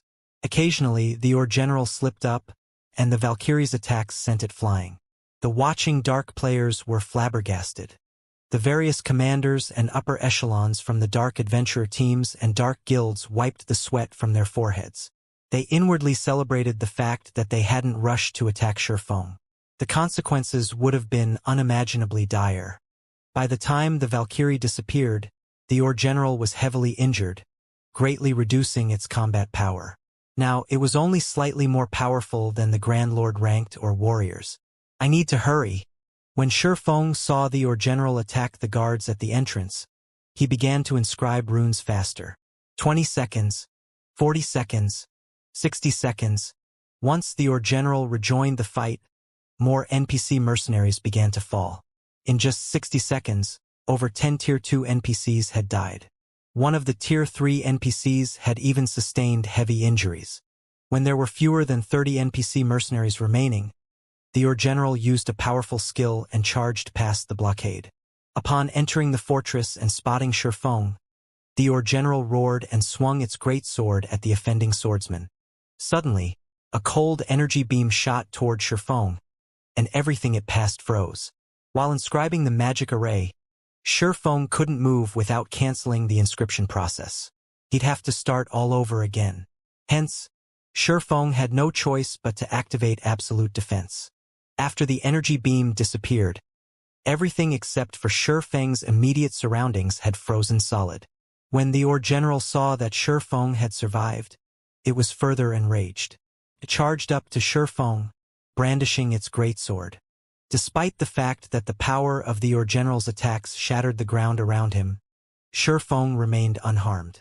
However, his heart pounded with nervous energy, rather than feeling relieved. Just when Absolute Domain's duration was about to end, the blue crystal in Shurfeng's hand suddenly lit up. He had finally finished inscribing the magic array. Go! Shurfeng shoved the crystal into the ground before him. As the crystal melded with the ground, a magic array appeared beneath Shurfeng's feet. Seeing this, Shurfeng activated Heavenly Dragon's power, his attributes skyrocketing. Scram! Shurfeng yelled as he swung Killing Ray at the Or General. Lightning Slash! A blue lightning bolt struck the Or General, and like a cannonball, the creature flew backward, only stopping when it crashed into a nearby wall. Using this opportunity, Anna had her 10 rock guardians form a magic array around the Or General, trapping the mythic ore. Meanwhile, Shurfeng took out several small crystals for the magic array's finishing touches. Since Shurfeng was now very familiar with the process, he only needed 10 seconds to complete the array. As the magic array completed, a blue ripple of light enveloped the war fortress. A moment later, a series of system notifications reached Shurfeng's ears. System, congratulations! You have completed the Epic Trade Route Quest, or King's Ambitions. Rewarding Star Moon Kingdom Reputation plus 100, plus 50% EXP of current level, and 1 Star Moon Kingdom Airport Building Order, or Empire Region System Announcement. Congratulations to Zero Wing's Silverwing Town for becoming the first town in the Empire to set up a trade route. Rewarding 10,000 popularity points to Silverwing Town and 1 transportation firm design. The system announcement echoed 3 times in the ears of every player within the Empire. Set up a trade route? What's that? It should be something that can lure in more NPC merchants. If that's true, doesn't that mean we can obtain even more rare items from the NPCs of Silverwing Town now? Zero Wing is really amazing. Silverwing Town got promoted into an intermediate town just recently. Now, Zero Wing has even managed to set up a trade route for it. The Empire will definitely fall under Zero Wing's dominion in the future. That's for sure. Previously, the Evil Beast army was already helpless against Zero Wing. With how rapidly Silverwing Town is developing right now, I believe it will surpass Ancient Rock City before long. It would be great if that's the case. If Silverwing Town really does surpass Ancient Rock City, We won't have to worry about getting ambushed by dark players when grinding in the Empire's outer area. The players grinding in the Empire promptly started a discussion about Zero Wing. They all held an optimistic view of Zero Wing's future. At the same time, they also hoped that Silverwing Town could develop quickly. For some reason, ancient Rock City had actually become a mecca for the dark forces. A large number of dark players was currently gathered there.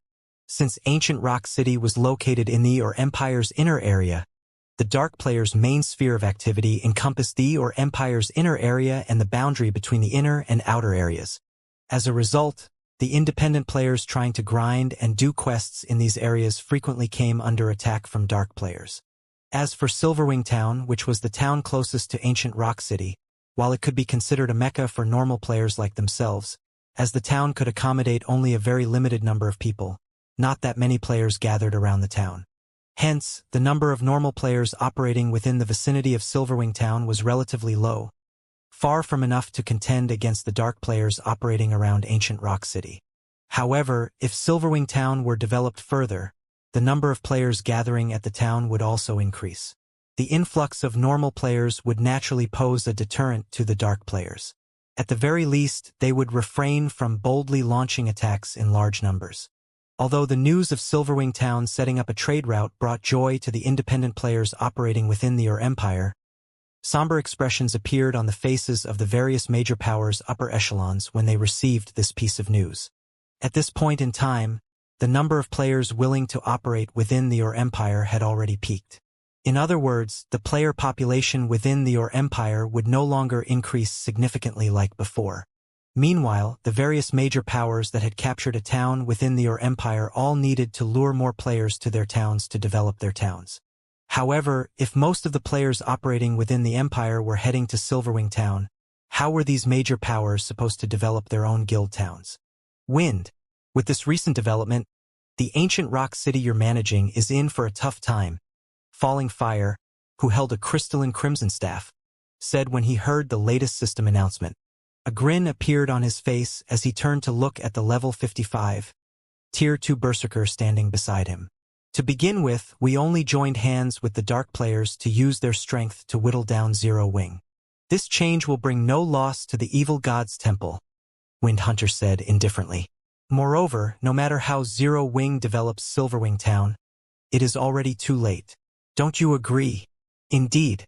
While Zero Wing's black flame is indeed very scary, unfortunately for him, a guild can't become strong just by relying on one person. At the end of the day, a war between guilds is decided by the financial strength and foundations both sides possess.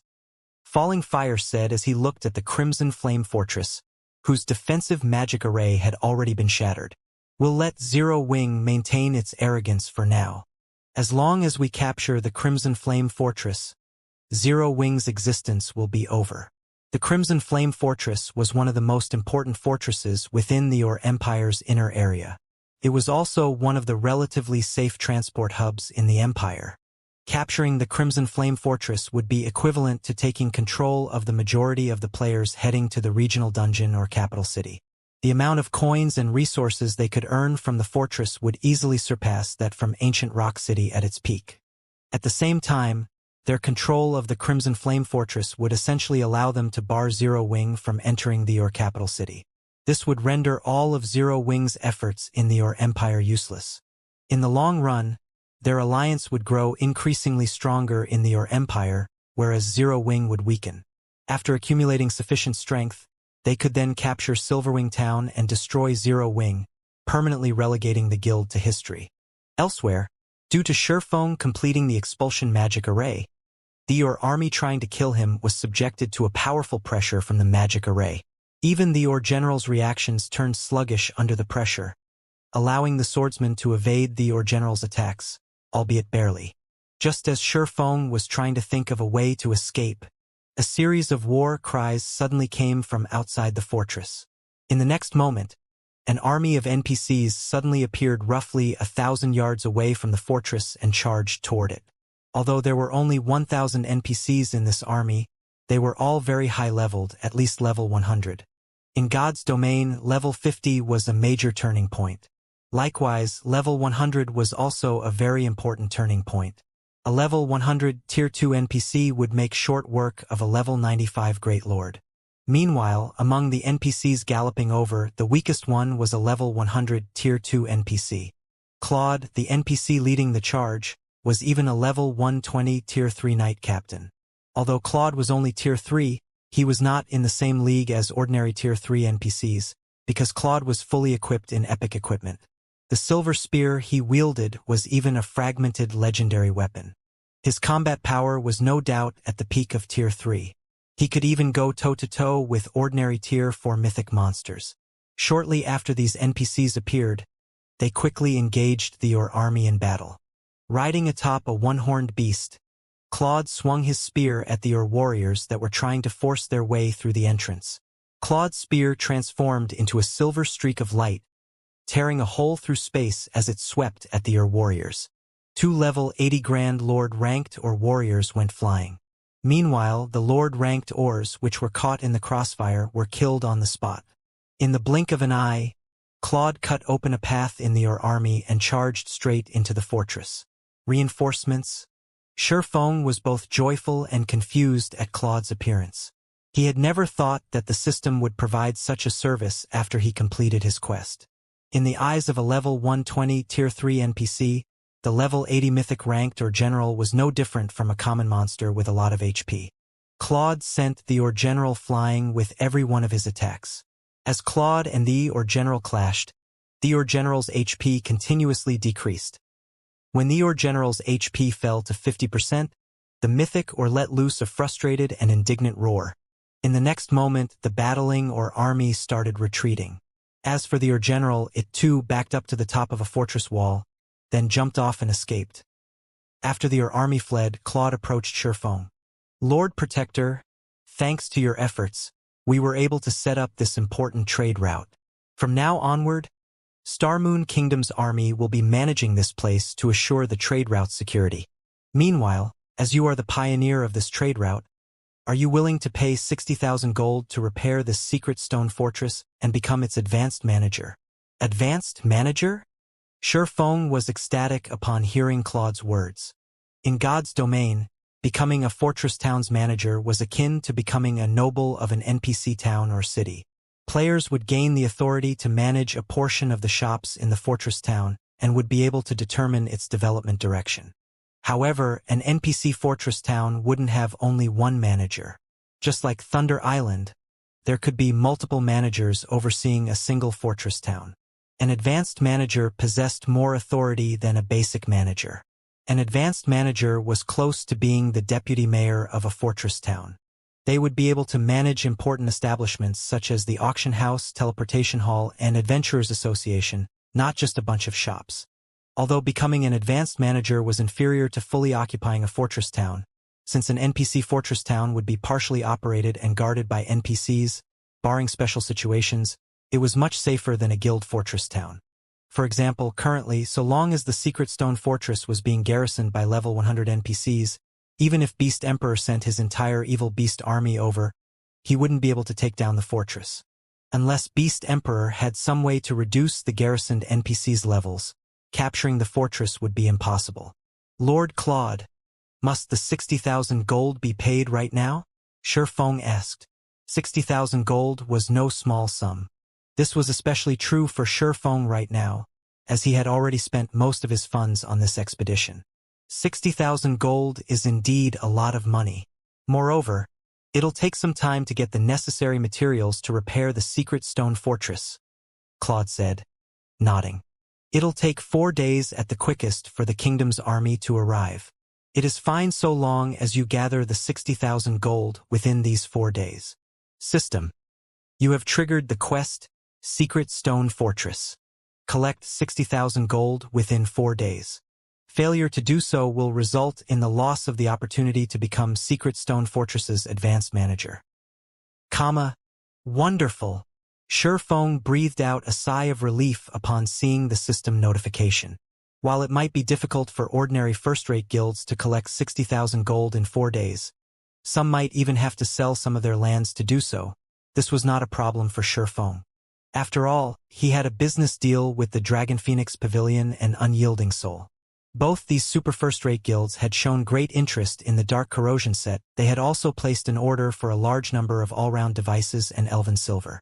If he offered to let the two guilds pay for a portion of the all-round devices and Elven Silver using coins, instead of magic crystals, the two guilds would definitely be more than happy to do so.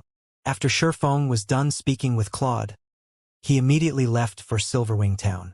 While collecting 60,000 gold in 4 days posed no problem, the money he needed amounted to far more than just 60,000 gold. After completing the Your King's Ambitions quest, he had acquired the extremely precious Star Moon Kingdom Airport building order as well as a transportation firm design. Both these items were priceless treasures. The Star Moon Kingdom Airport building order was akin to a permit to open up an air route. However, he would need a lot of funds to build an airport. Fortunately, the construction of the airport did not require a design, only money. Even so, building a small airport still cost 50,000 gold.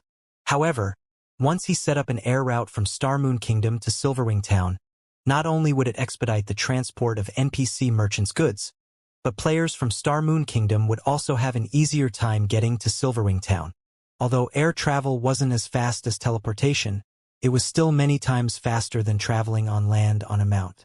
Moreover, the transportation fee one had to pay was also much cheaper than that for a teleportation array. In the past, a large part of the reason why many superpowers were able to develop their neutral towns into an advanced city was their possession of an airport. Although many first-rate guilds possessed great financial strength, the neutral towns they developed only managed to reach the basic city standard. They simply couldn't become an advanced city no matter what. Only the first-rate guilds that succeeded in building an airport were able to develop their neutral towns to the advanced city standard. This was because an airport was capable of bringing a town or city immense popularity and prosperity.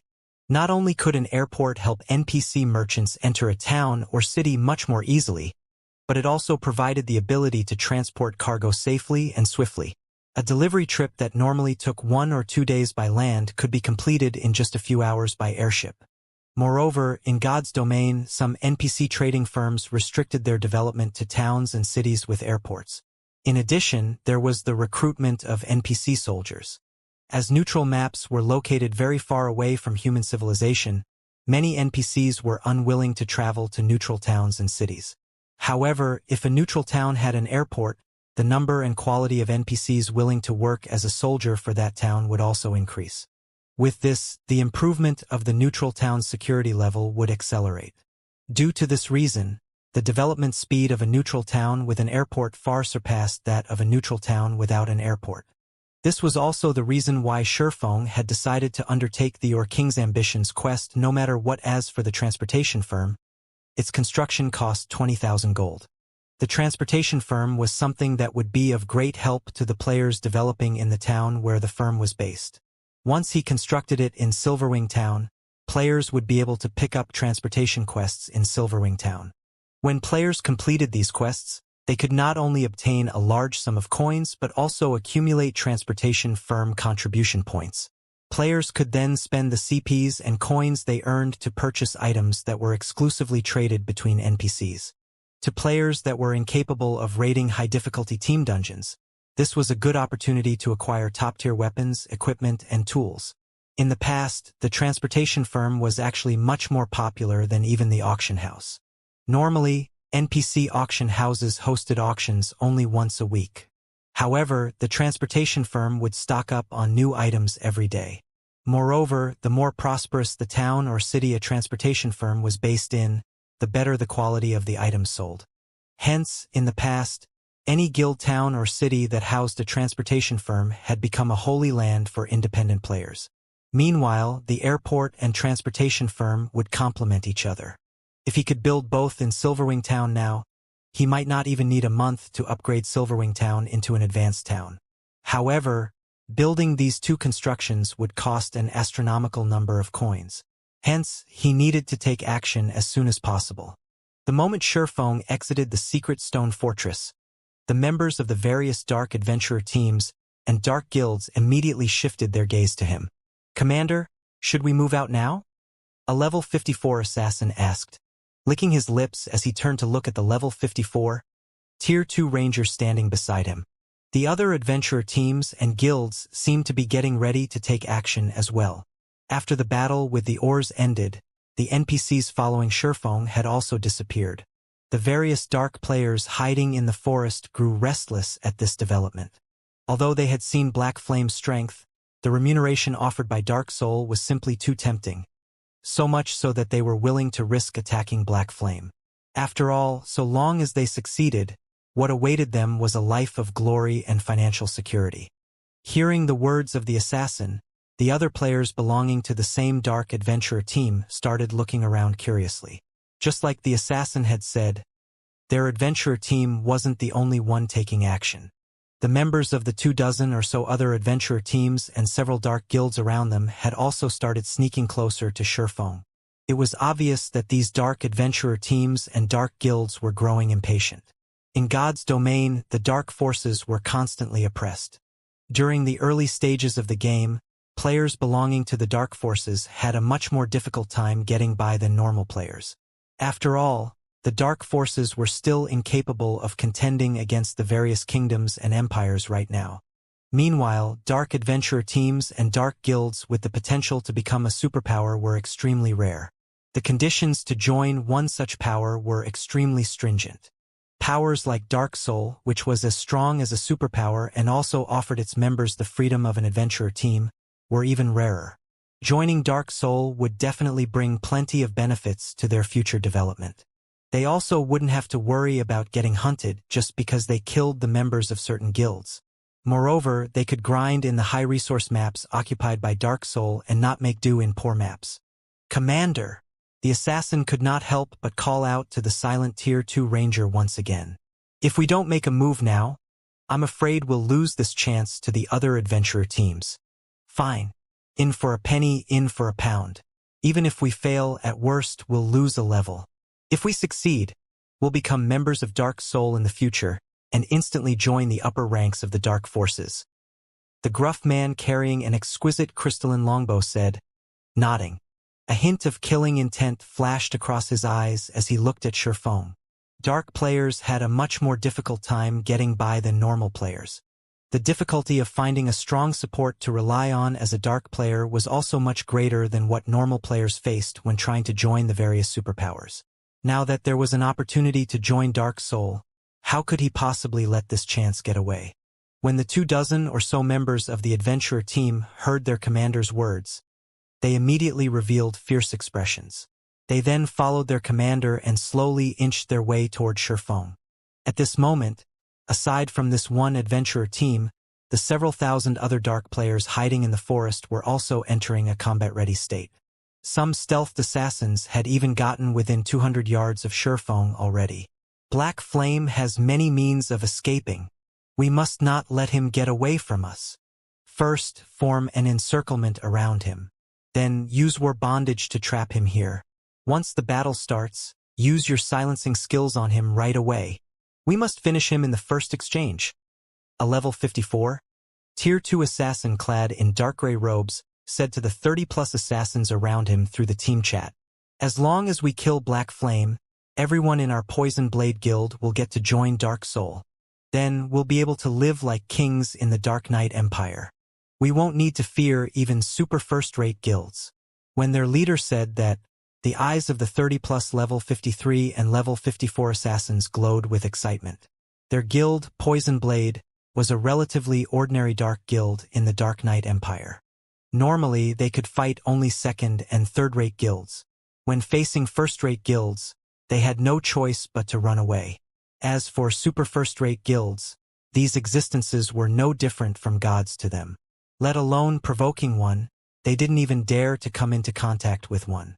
When they thought about how they wouldn't need to fear Crimson Emperor and Unyielding Soul after joining Dark Soul, they could not help but feel excited. As they entertained visions of such a future, their footsteps as they approached Shurfong became much lighter than before. Their auras also became gentler. At this moment, one could say that their focus had reached unprecedented levels. Only Shurfong existed in their eyes right now. 150 yards. 100 yards. 80 yards. As these assassins closed in on Shifeng's rear, they also grew increasingly nervous. When the assassins were within 50 yards of Shifeng, a low voice suddenly entered everyone's ears and echoed loudly in everyone's mind. Scram! Before anyone could react, Shifeng abruptly turned around and unsheathed Killing Ray. He then swung the sacred sword at the air before him. Suddenly, countless arcs of lightning formed before Shifeng and joined together to form a blue river. Like a primordial beast, the blue river of lightning scorched everything in its path, spreading out in a cone covering an 80-yard radius. Before the stealthed assassins could even react, countless arcs of lightning had already devoured their bodies. After a brief moment of exposure, the assassins' bodies then transformed into streaks of light and disappeared from the area. As the lightning river gradually dissipated, the other dark players, who were still a distance away, could not help but gasp. In just one hit, Shifeng had killed over 70 stealthed assassins. Right now, numerous pieces of shiny equipment littered the scorched ground. Meanwhile, due to Shifeng's sudden attack, the footsteps and breathing of the other stealthed assassins turned chaotic, their bodies becoming exposed to everyone. This is the Sword King's strength? A Tier 2 assassin wearing dark gray leather armor gulped in fear as he looked at the scorched ground that was just a few centimeters beside him. Compared to the players hiding in the distance, he had managed to get a much clearer view of Shifeng's attack just now. From the moment Shifeng started activating a skill until the time the skill had fully activated, he, a Tier 2 assassin, had actually failed to react. By the time he realized Shifeng had attacked, the blue river was already shooting out from Shifeng's sword. Moreover, despite him being able to clearly see the approach of the blue river, his body had been unable to react at all. This situation was just too frightening. His mind could not process how Shifeng had executed such an attack.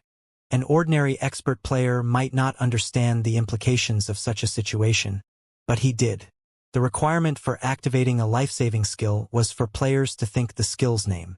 Only after doing so would the life-saving skill activate. However, if one could attack a player before the said player could have such a thought in their mind, then even having the most powerful life-saving skill in the game would be meaningless. In other words, Shifeng could kill an assassin, the class that was famed for having the most life-saving skills, in one attack whenever he wanted. This discovery instantly crushed any thoughts the assassin in dark gray leather armor had of fighting Shifeng. In reality, though, Shifeng's inconceivable attack wasn't entirely impossible to block, especially for experts who understood the principles of the realms of truth.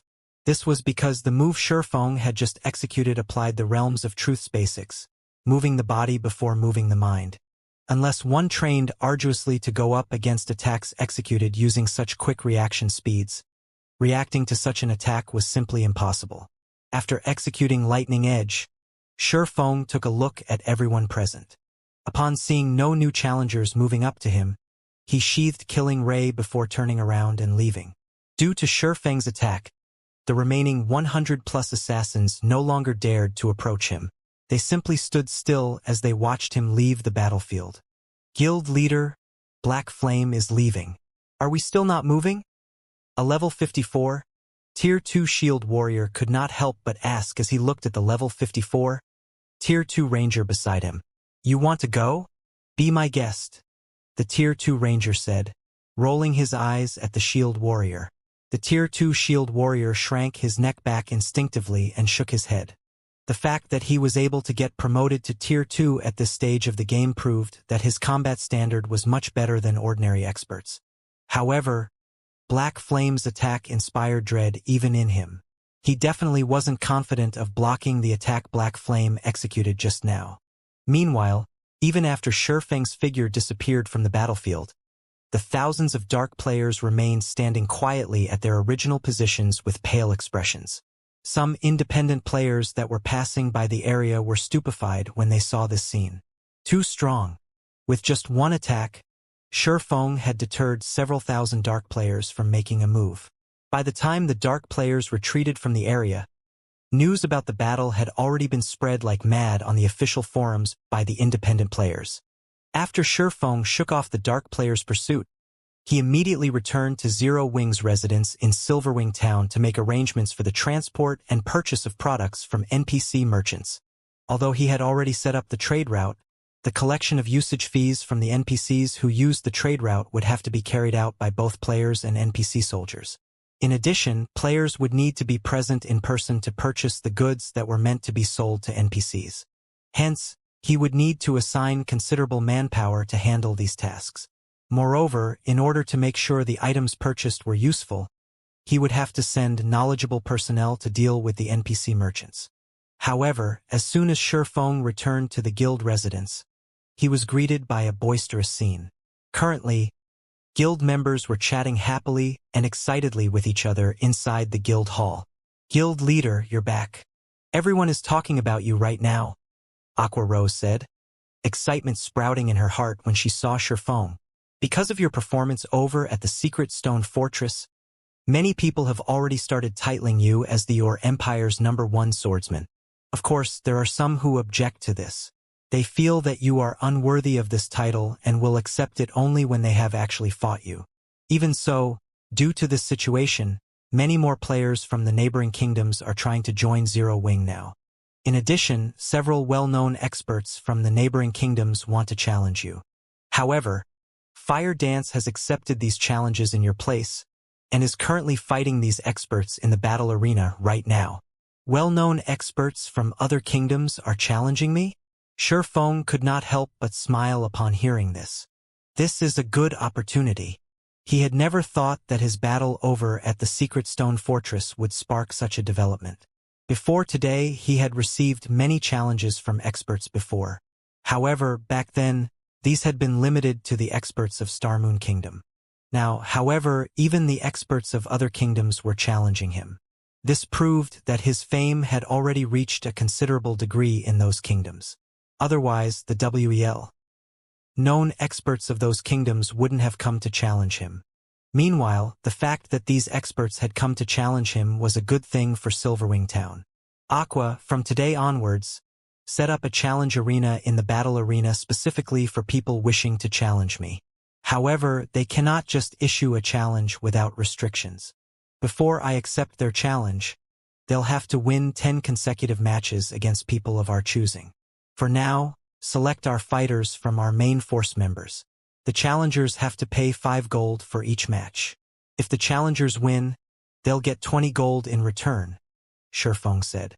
"I understand," Aqua Rose replied, her eyes glowing.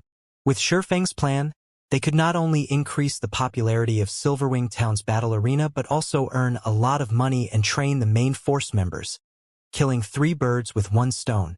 Following which, Shifeng turned to Melancholic Smile, who stood beside Aqua Rose, and asked, "Melancholic, how is the production of the all-round devices and Elven Silver coming along?" Before he embarked on his quest to set up a trade route, he had left matters regarding the all-round devices and Elven Silver to Melancholic Smile to handle. The all-round device was an item he personally created. Hence, he could make as many copies of its design as he wanted. The only reason he had not bothered trying to mass-produce the all-round device until now was the much lower success rate other people would have when producing the all-round device compared to him, the creator. In addition, the production costs for the all-round device were also extremely high. However, now that everyone's forging techniques had improved, it wasn't entirely impossible to mass-produce the all-rounded device. Currently, only I have a feasible success rate when producing the all-round device.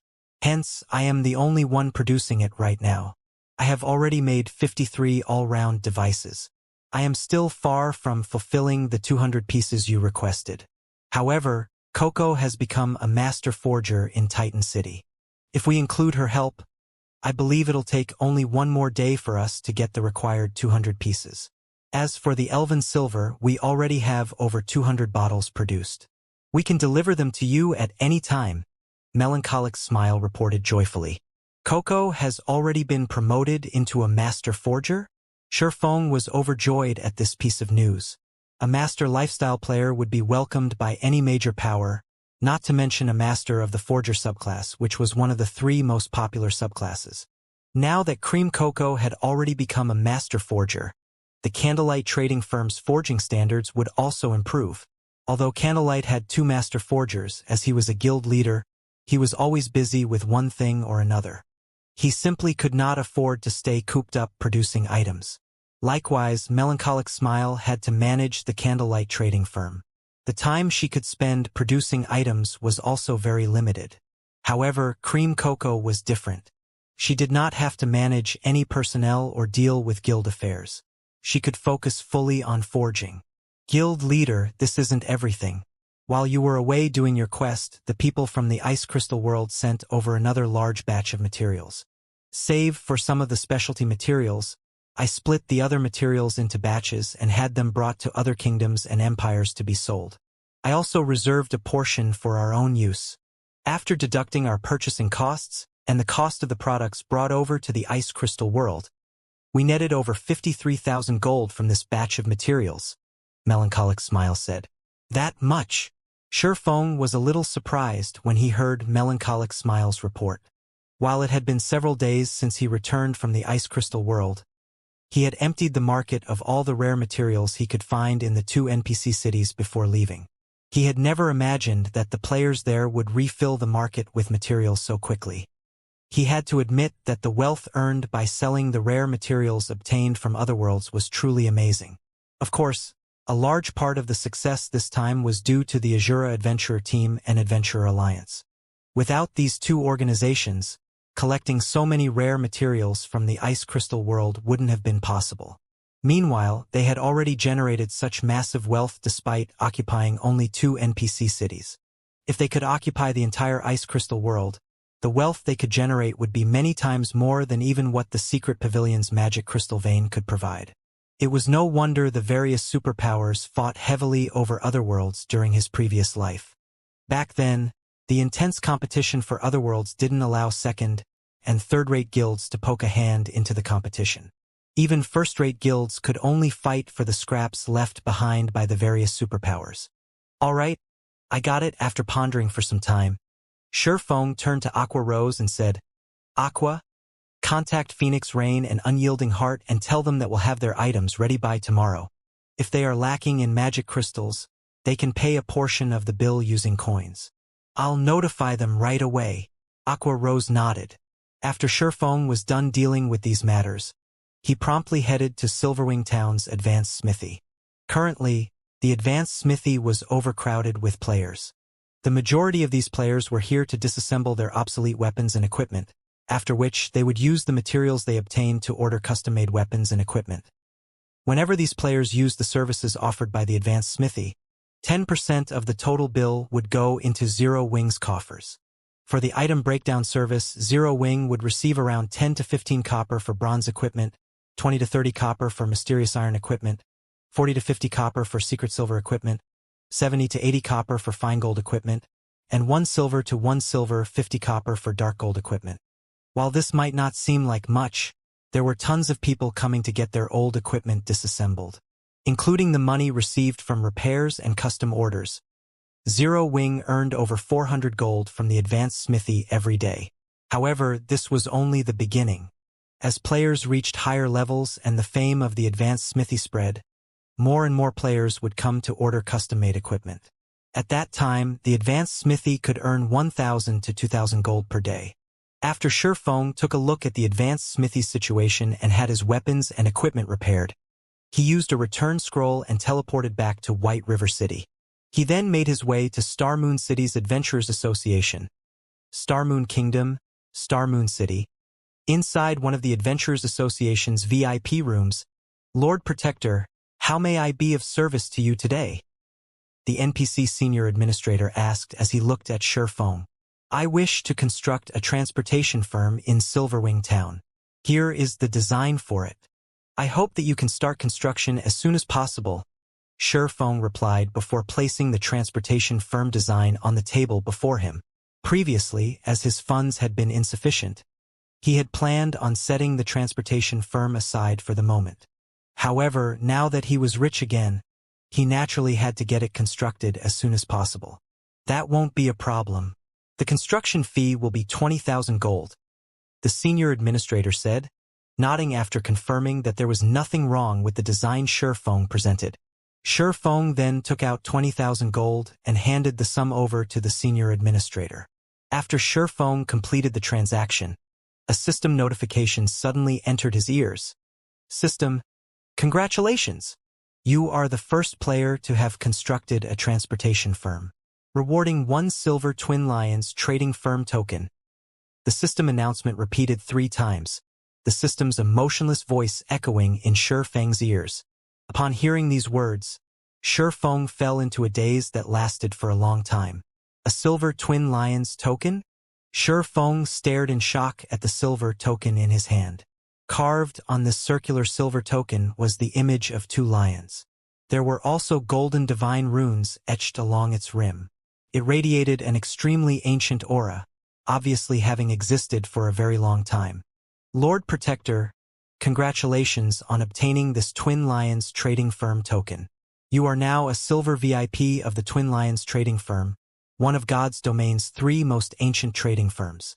It is very difficult to become one of the trading firm's VIPs. This token will be of great help to you when you are doing business or transporting goods.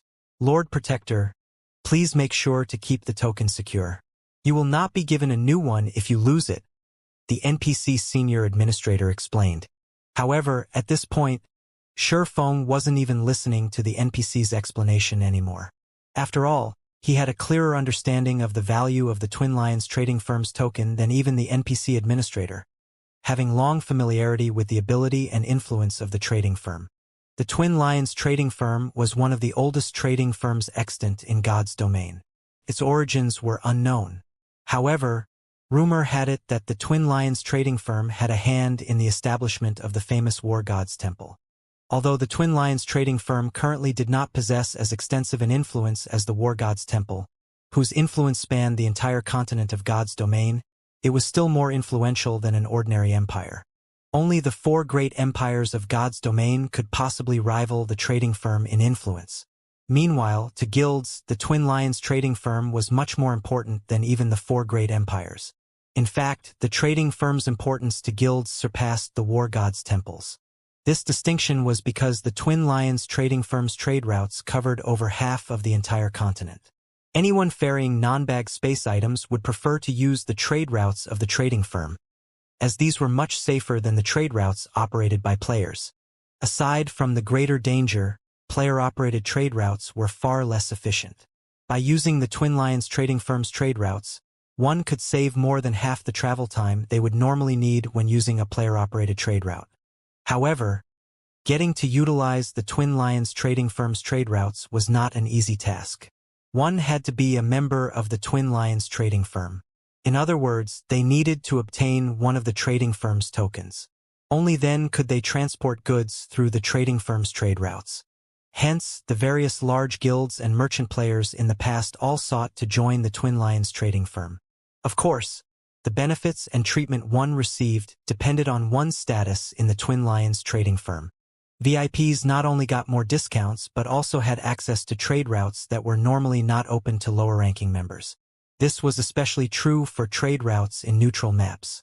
In addition, higher-ranking members also had the privilege of hiring NPC escorts from the Twin Lions trading firm. For example, in the past, due to Shadow's low ranking in the Twin Lions trading firm, Shifeng had no choice but to lead the guild's delivery runs himself. As a result, they frequently came under attack from NPC bandits. Had Shadow's ranking been enough in the Twin Lions trading firm to hire NPC escorts to serve as a deterrence, the guild's caravans wouldn't have come under attack so frequently. In the Twin Lions trading firm, the token one held represented their rank in the trading firm. From lowest to highest, the ranks were common, bronze, silver, gold, and elder. Although there were only 5 ranks, even the lowest common token was extremely difficult to obtain. On the market, a common Twin Lions token had been worth around 10,000 gold. Even so, nobody who had a token would be willing to sell it. One could easily imagine the difficulty of acquiring a common token. In addition, the Twin Lions trading firm acknowledged only the token and not its owner. There was no way to upgrade a token's rank. The number of tokens distributed also had a limit, and the tokens would all drop upon death. Hence, many players and powers had sought to steal the tokens in the past. From what Shifeng knew, there were only 99 common tokens, 49 bronze tokens, 24 silver tokens, and 12 golden tokens in the game at any time. As for the Elder token, he had never heard any information about it. However, he expected it to be limited to 10. With the billions of players in God's domain, this small number of tokens simply wasn't enough to satisfy the demand. Hence, every token was extremely valuable regardless of its rank. In the past, Shifeng had managed to get his hands on a common token only by a stroke of good luck. He had never dreamed of obtaining a silver token in this life. With this, transporting important items across neutral maps will no longer be a problem. Looking at the Twin Lions token, Shifeng cooked up many new plans. Non-bag space items were always worth a fortune. This was especially true for specialty products that were unique to a certain area. The main reason for their high value was the high cost of transporting them. However, many items important to players generally required the use of these materials. Moreover, as players reached higher levels, the development of guild towns and cities would also start to require more and more non-bag space items. In addition, some special weapons and tools would necessitate the use of non-bag space items.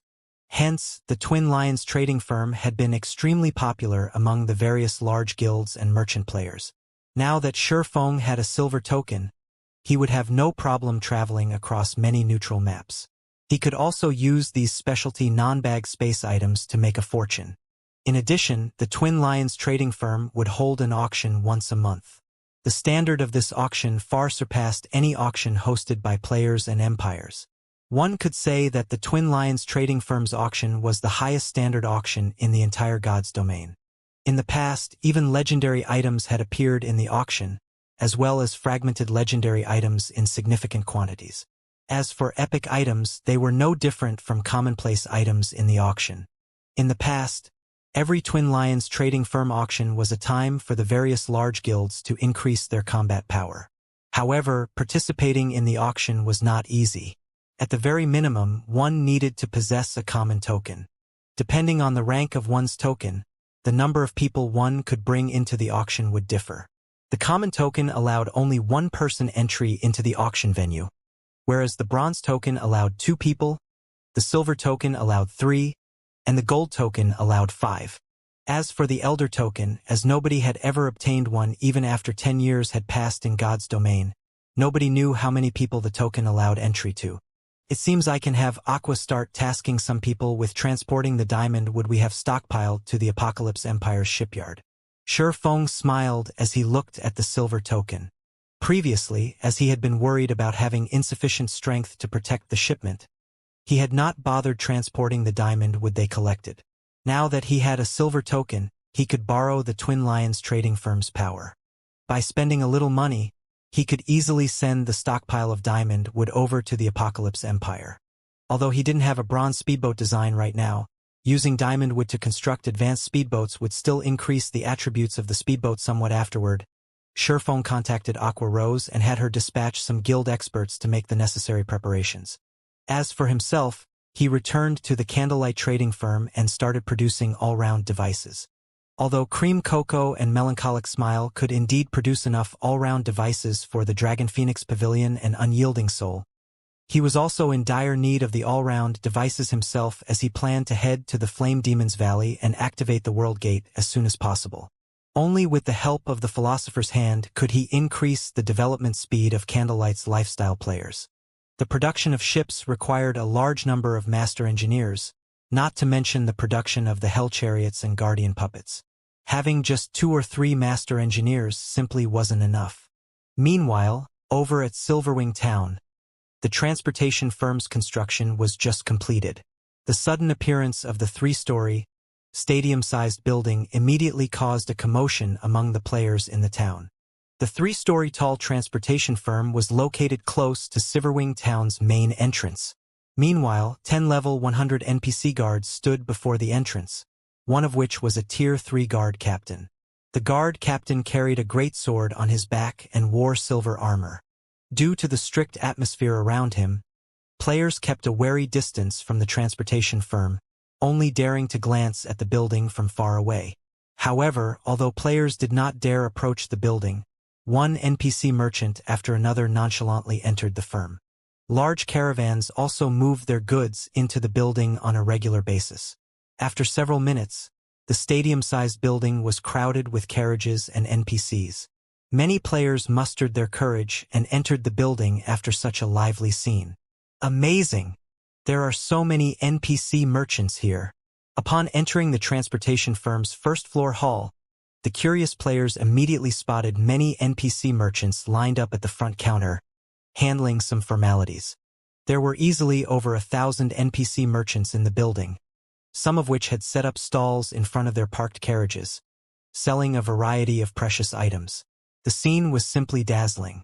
Meanwhile, the most eye-catching thing in the transportation firm had to be the gigantic crystal hovering in the center of the hall.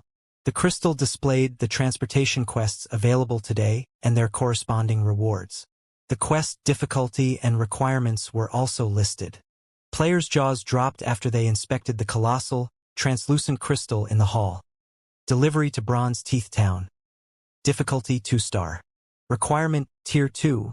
Must have completed 5 1-star quests. Remuneration 3 gold, 300 contribution points, and 1 void magic gold. Recruiting 6 people. Delivery to Bronze Teeth Town. Difficulty 1-star. Requirement level 50 or above. Remuneration 80 silver, 50 contribution points, and 1 smart armor kit. Recruiting 10 people. Every quest offered tempting rewards. Many expert players drooled over the 2-star quests, in particular. At this stage of the game, many expert players wouldn't earn 3 gold even after a full day of grinding. Although the reward items might not be as valuable as the gold, they were also highly sought after. For example, void magic gold could be used to increase a weapon's sharpness and lower its durability consumption. However, void magic gold wasn't normally sold on the market. To the expert players present, the void magic gold was far more valuable than 3 gold coins. Naturally, the 3-star quest rewards even tempted players from the various major powers. 3-star quests actually awarded rare Tier 2 skill books upon completion. Even the various major powers experts lacked Tier 2 skills. Aside from purchasing such skills with legacy points, players could only obtain them by farming monsters for skill books. However, even the drop rate for Tier 1 skill books was extremely low, not to mention Tier 2 skill books. After everyone finished gawking at the quests on the giant crystal, they noticed an exchange counter. This exchange counter allowed players to spend the contribution points and coins they earned to purchase rare items the NPC merchants sold. The available rare items were impossible to purchase elsewhere. In fact, the NPC merchants even had epic items for sale. Upon seeing these items, the players in the hall immediately went into an uproar. Quick! Notify the guild leader. We must get those epic items before the other guilds. The members of the various major powers immediately contacted their respective guilds' upper echelons and notified them about the transportation firm. As for the independent players present inside the transportation firm, their eyes glowed with excitement upon seeing the item list. Epic items. Independent players only dreamed of obtaining such items, yet as long as they earned enough coins and contribution points, they could purchase these items.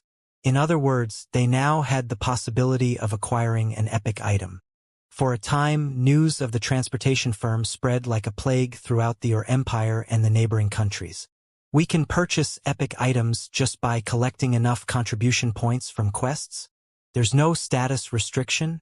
In that case, our adventurer team can contend with the various large guilds for these epic items. The rewards for Silverwing Town's transportation quests are actually so bountiful? That's at least triple the amount we get from the usual transportation quests. We need to head to Silverwing Town to develop right this instant. Many adventurer teams and independent players decided to shift their base of operations to Silverwing Town. Setting aside the fact that they could earn more money by developing there, the fact that they could purchase top-tier weapons and equipment was the final push. For a time, players swarmed towards Silverwing Town. Vice Guild Leader, what should we do? The number of players trying to enter the town has suddenly increased by more than 200,000. By the looks of it, even more people will show up later. However, we've already reached the town's entry limit of 1,500,000 players, and the players waiting outside are making a huge fuss. Yaya? Aqua Rose's assistant said as she ran up to Aqua Rose, who was currently swamped with work. I understand. Temporarily increase the town's entry limit to 1,800,000. Aqua Rose said, nodding as she pinched the bridge of her nose. Due to the transportation firm's appearance, many merchant players had contacted her, expressing their interest in renting a shop in Silverwing Town long-term. Some top adventurer teams had even asked to garrison in Silverwing Town. These top adventurer teams had declared their willingness to purchase private houses at a high price and sign a garrison agreement with Zero Wing. She never thought that Silverwing Town would become the focal point of the Ur Empire and its several neighboring countries. This had all happened so suddenly, and she hadn't been prepared. Meanwhile, Shurfeng, who currently forged all-round devices in the candlelight trading firm, remained ignorant of the situation. He simply focused on forging and increased the pile of all-round devices on his table. After working for more than half a day, Shurfeng received joyous news. Liang Jing, his temporary assistant, had finally come to a compromise with Xiao Yu and would officially join God's domain today. Moreover, she had already joined Zero Wing and used a guild transfer scroll to teleport to White River City's guild residence. To help her acclimate to God's domain, Shurfeng decided to have her assist Melancholic Smile in managing White River City's candlelight trading firm for the moment. This way, Melancholic Smile could somewhat relax. So, this is the candlelight trading firm? Liang Jing, who wore a set of long, white robes and held a wooden staff, couldn't help but gape at the towering building before her. In her opinion, a virtual reality game was only a form of entertainment. However, after logging into God's domain, she discovered that this game was no different than reality. In fact, she felt that her senses in the game were much sharper than her senses in the real world. If not for the diamond markers and HP bars hovering above the players around her, she'd even have suspected that she had been transported into another world. Aside from God's domain's realism, the number of players she saw in the city also shocked her. She had never thought that White River City would have so many players. The city's commercial district where she currently stood was even livelier than Jean Hai City's commercial district. Meanwhile, the most eye-catching building in the district actually belonged to Zero Wing. This was simply inconceivable. Are you Liang Jing, the person the guild leader mentioned? While Liang Jing tried to process the new information and environment, she noticed a mellow voice. Turning towards its origin, Liang Jing discovered a beautiful young woman in a luxurious dress. Upon hearing this woman greet Liang Jing, nearby players shot the new woman envious glances. What's going on? Liang Jing was even more confused upon noticing players' reactions. Looking at the woman approaching her, Liang Jing could feel the weight of the surrounding players' gazes. The long line of players waiting to enter the candlelight trading firm turned to look at her, as well. If these people were focused on the woman approaching her, she could more or less understand their reactions. After all, the woman before her was tall and elegant, with a face and temperament to match. It was only natural that such a graceful woman would attract attention. But these players were focused on her, not this woman. A moment ago, these people had ignored her. Yet she had instantly become a sensation the moment this beautiful young woman had called out to her. The beauty greeting Liang Jing was none other than Melancholic Smile. According to Shurfeng, he had found her a capable assistant, although her guild leader had asked that she show Liang Jing the ropes first. Hello, I am Melancholic Smile. I will be helping you learn about the candlelight trading firm, and all there is to know about our business. If there is anything you don't understand, feel free to ask me. Melancholic Smile introduced herself. After Melancholic Smile's introduction, the nearby players went into an uproar. Crap! Who is that woman? Melancholic Smile actually came out to greet her. Could she be some sort of master lifestyle player? That can't be it. She's only level 10, and she isn't wearing a lifestyle insignia. She's definitely a newbie, but she must be someone important if Melancholic came to welcome her personally. Maybe she is the heiress of some major corporation, here to visit the candlelight trading firm. For a time, the lifestyle players seeking to join the candlelight trading firm quietly discussed Liang Jing's identity, glancing at the woman with envy and admiration. Not only was Melancholic Smile the candlelight trading firm's manager, but she was also a master forger. She was one of Zero Wing's core upper echelons. Rumors had it that many superpowers and major corporations had even offered astronomical prices to hire her. But she had rejected them all. Melancholic Smile was an idol to lifestyle players like them. Not only was she very beautiful, but her forging standards also ranked at the apex of God's domain. They all dreamed of a life like the one Melancholic Smile enjoyed. That was also the reason that so many lifestyle players had come from neighboring kingdoms to join Candlelight. Meanwhile, overhearing the nearby lifestyle players' discussions, Liang Jing was inwardly shocked as she examined the player before her. She never thought that this woman held such a high position. She also blushed with embarrassment as she heard the players guess her identity. The heiress of a major corporation? She was only the assistant of the Big Dipper Group's chairman. She was insignificant compared to an heiress. After Melancholic Smile and Liang Jing introduced themselves, they entered the Candlelight trading firm. White River City's Candlelight trading firm was the sole 3-star shop in Star Moon Kingdom. When Liang Jing entered the building, she felt as if she had stepped into a modern shopping mall. Only the shop had magical elements, unlike a mall in the real world. Customers crowded the first-floor hall, stupefying Liang Jing. She hadn't imagined that a shop in God's domain could be so lively. Melancholic Smile simply smiled at Liang Jing's reaction before leading the new recruit to the 3rd floor. The 3rd floor and up were not open to the public. Only Candlelight's members had access. Currently, the Candlelight trading firm has over 20,000 lifestyle players. They're split across multiple branches. Among them, over 4,000 have officially signed a contract to become internal members. You could say that Candlelight is the bona fide #1 trading firm throughout Star Moon Kingdom. This shop alone houses a little over 2,000 lifestyle players.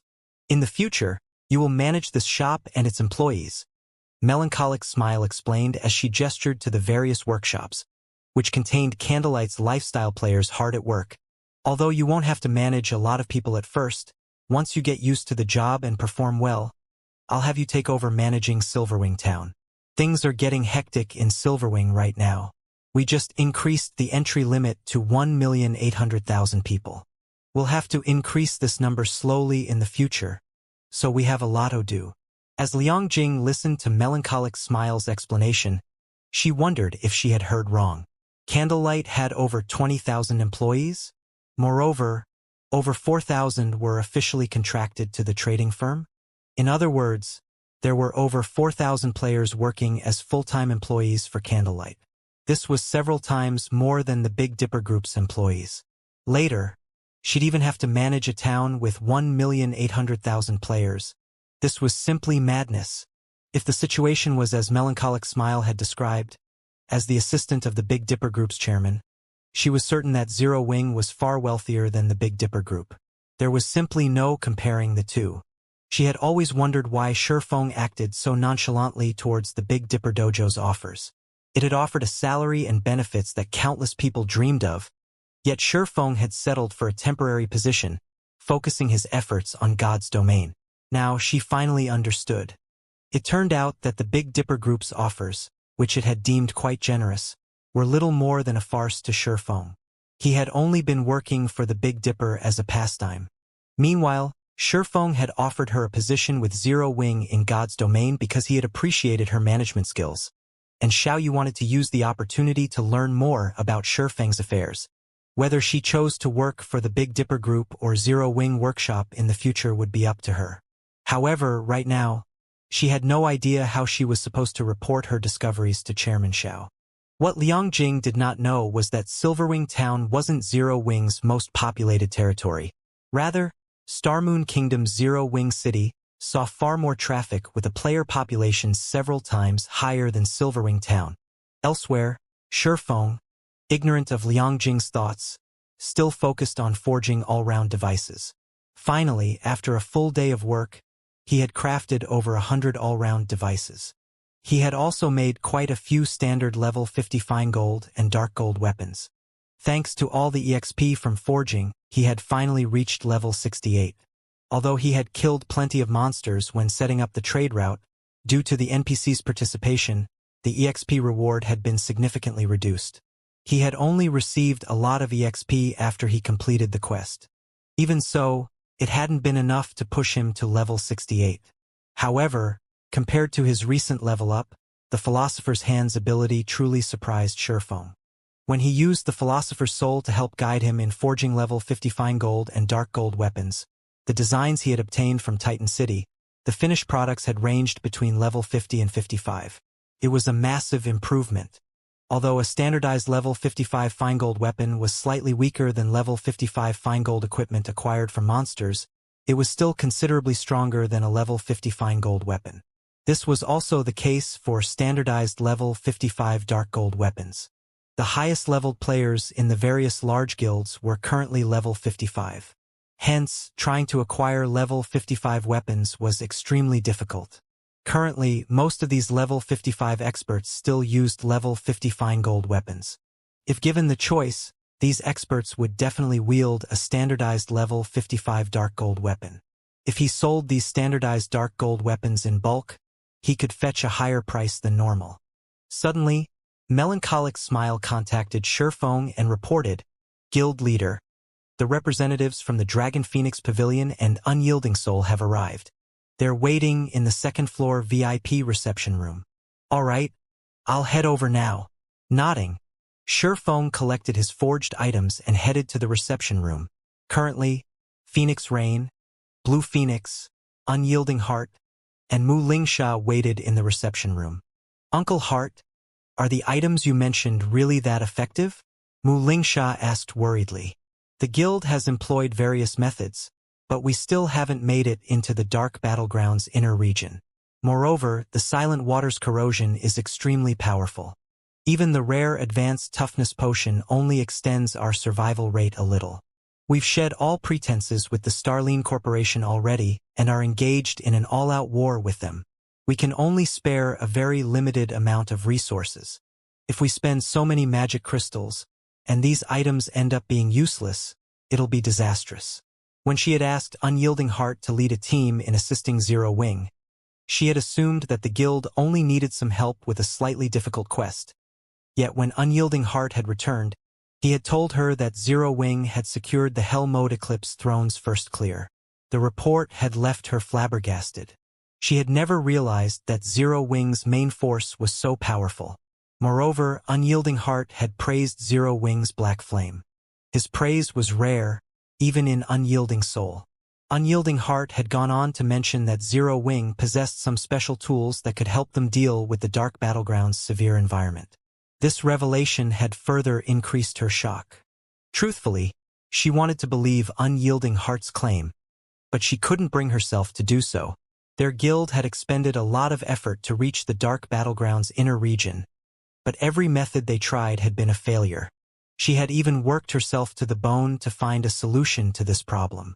Yet, Unyielding Heart had told her that Zero Wing had 2 items that could help their survival in the map. Moreover, Zero Wing could produce enough of these items for a 100-man team. "Miss Mu, you can rest assured," Unyielding Heart said with a bitter smile. Over the past few days, Mu Lingsha had repeatedly asked him the same question. Yet no matter how many times he explained the situation, the young lady refused to believe him. However, it wasn't as if he couldn't understand her feelings. At this point, Unyielding Soul and Starlink, the Starline Corporation's guild, were engaged in a bitter war. As a result, Unyielding Soul spent a frightening amount of resources each day. Meanwhile, purchasing 100 all-round devices and 100 bottles of Elven Silver would cost them 40,000 magic crystals, and since Zero Wing had produced the items within 3 days, as per their agreement, Unyielding Soul had to pay an additional 5,000 magic crystals. For the guild, 45,000 magic crystals were by no means a small amount. If after paying so many magic crystals, the items were useless, they'd cry with regret. Mu Lingsha found it difficult to respond to Unyielding Heart's comment. She could only hope these items would be as helpful as he claimed. Big Sis Rain, Unyielding Soul's representatives seemed worried about something. "Do you think they plan on backing out of the purchase?" Blue Phoenix asked as she eyed Mu Lingsha's worried expression. Giggling, she continued, "If they do, we'll get to purchase their share as well. Then, we'll have a much easier time exploring the Sea of Death's inner islands." Why would they possibly back out? Phoenix Rain asked, chuckling. Unyielding Soul has fought several large-scale battles against Starlink in the Dark Knight Empire and desperately needs weapons, equipment, and war weapons. Both guilds are furiously fighting for the high-resource maps that yield weapons and equipment. If Unyielding Soul wishes to obtain these items, it'll have to farm high-resource maps with hostile environments. The guild will have a higher chance of securing the items in those maps. Unyielding Soul needs all-round devices and elven silver more than anything right now. It can't afford to back out this deal. Blue Phoenix saw the reasoning in her Pavilion Master's words. The more hostile a map's environment was, the more treasures it would have to offer. Take the Sea of Death, for example. After exploring the Sea Zone's dangerous islands, the various superpowers had acquired a significant harvest now.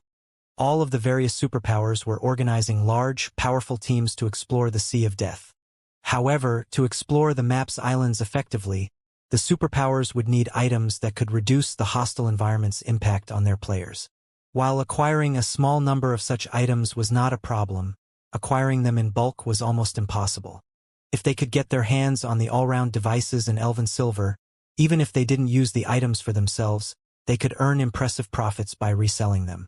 While both guilds' representatives quietly talked among themselves, the reception room's door swung open, following which a cloaked, middle-aged man entered the room, and the occupants fell silent when they saw him. He is Black Flame? Mu Lingsha was shocked when she looked at the new arrival.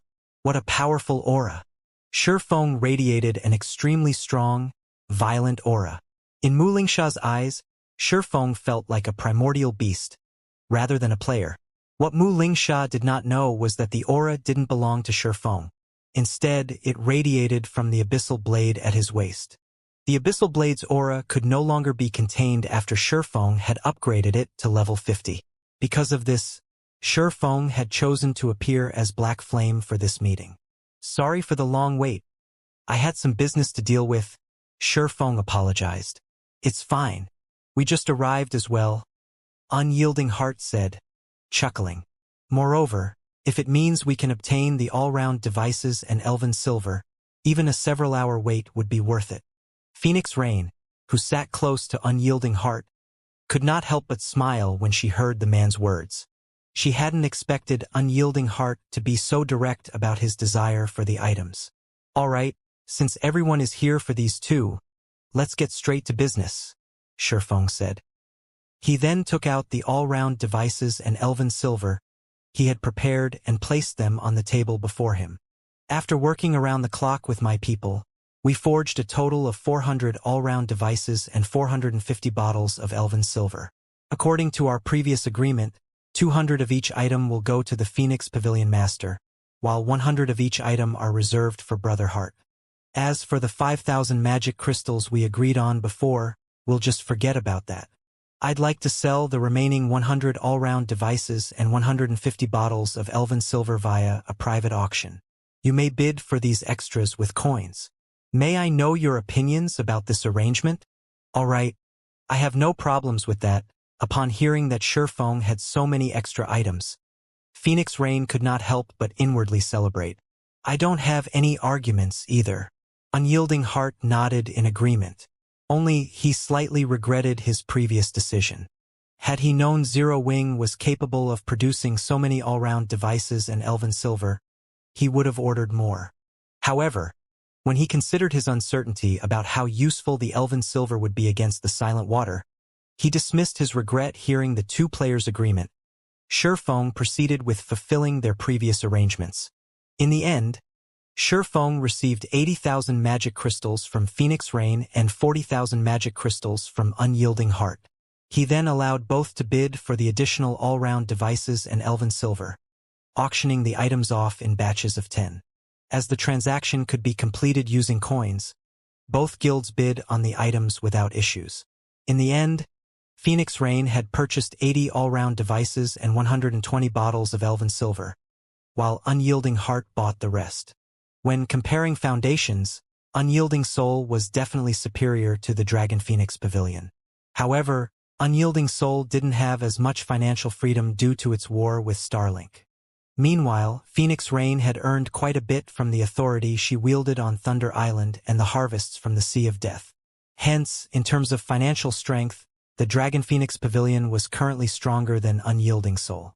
After selling the extra items, Shi Feng had made over 20,000 gold. Both super first-rate guilds were also quite satisfied with the outcome. As the representatives of both guilds were about to leave, "Since we've sold the all-round devices and elven silver, let us start the auction for today's main course," Shi Feng said, intentionally dragging out his statement. "Main course? You have something even better than the all-round devices and elven silver?" Phoenix Rain and Unyielding Heart gave Shi Feng confused looks. How could he possibly have something more valuable than the two items? Correct. Shi Feng then began to pull the standardized level 55 dark gold weapons from his bag, putting them on display before his guests. The one-handed saber Shi Feng placed on the table looked quite modest, like a very ordinary weapon. Yet it radiated the glow unique to dark gold weapons. A dark gold weapon that can be used up to level 55? When Phoenix Rain and Unyielding Heart looked at the dark gold weapon, they could not help their confusion. In terms of attributes, it was only slightly better than a level 50 dark gold weapon. While it might be very tempting to ordinary expert players to gild upper echelon like themselves, it was nothing special. Although a level 55 dark gold weapon was indeed very valuable in terms of usefulness, there was simply no comparison between it and the all-round device or elven silver. Not to mention, the level 55 dark gold weapon Shi Feng just took out did not possess any special traits. It neither added any resistances nor granted extraordinarily high attributes. Hence, they found it truly confusing that Shi Feng was treating this weapon as the finale item.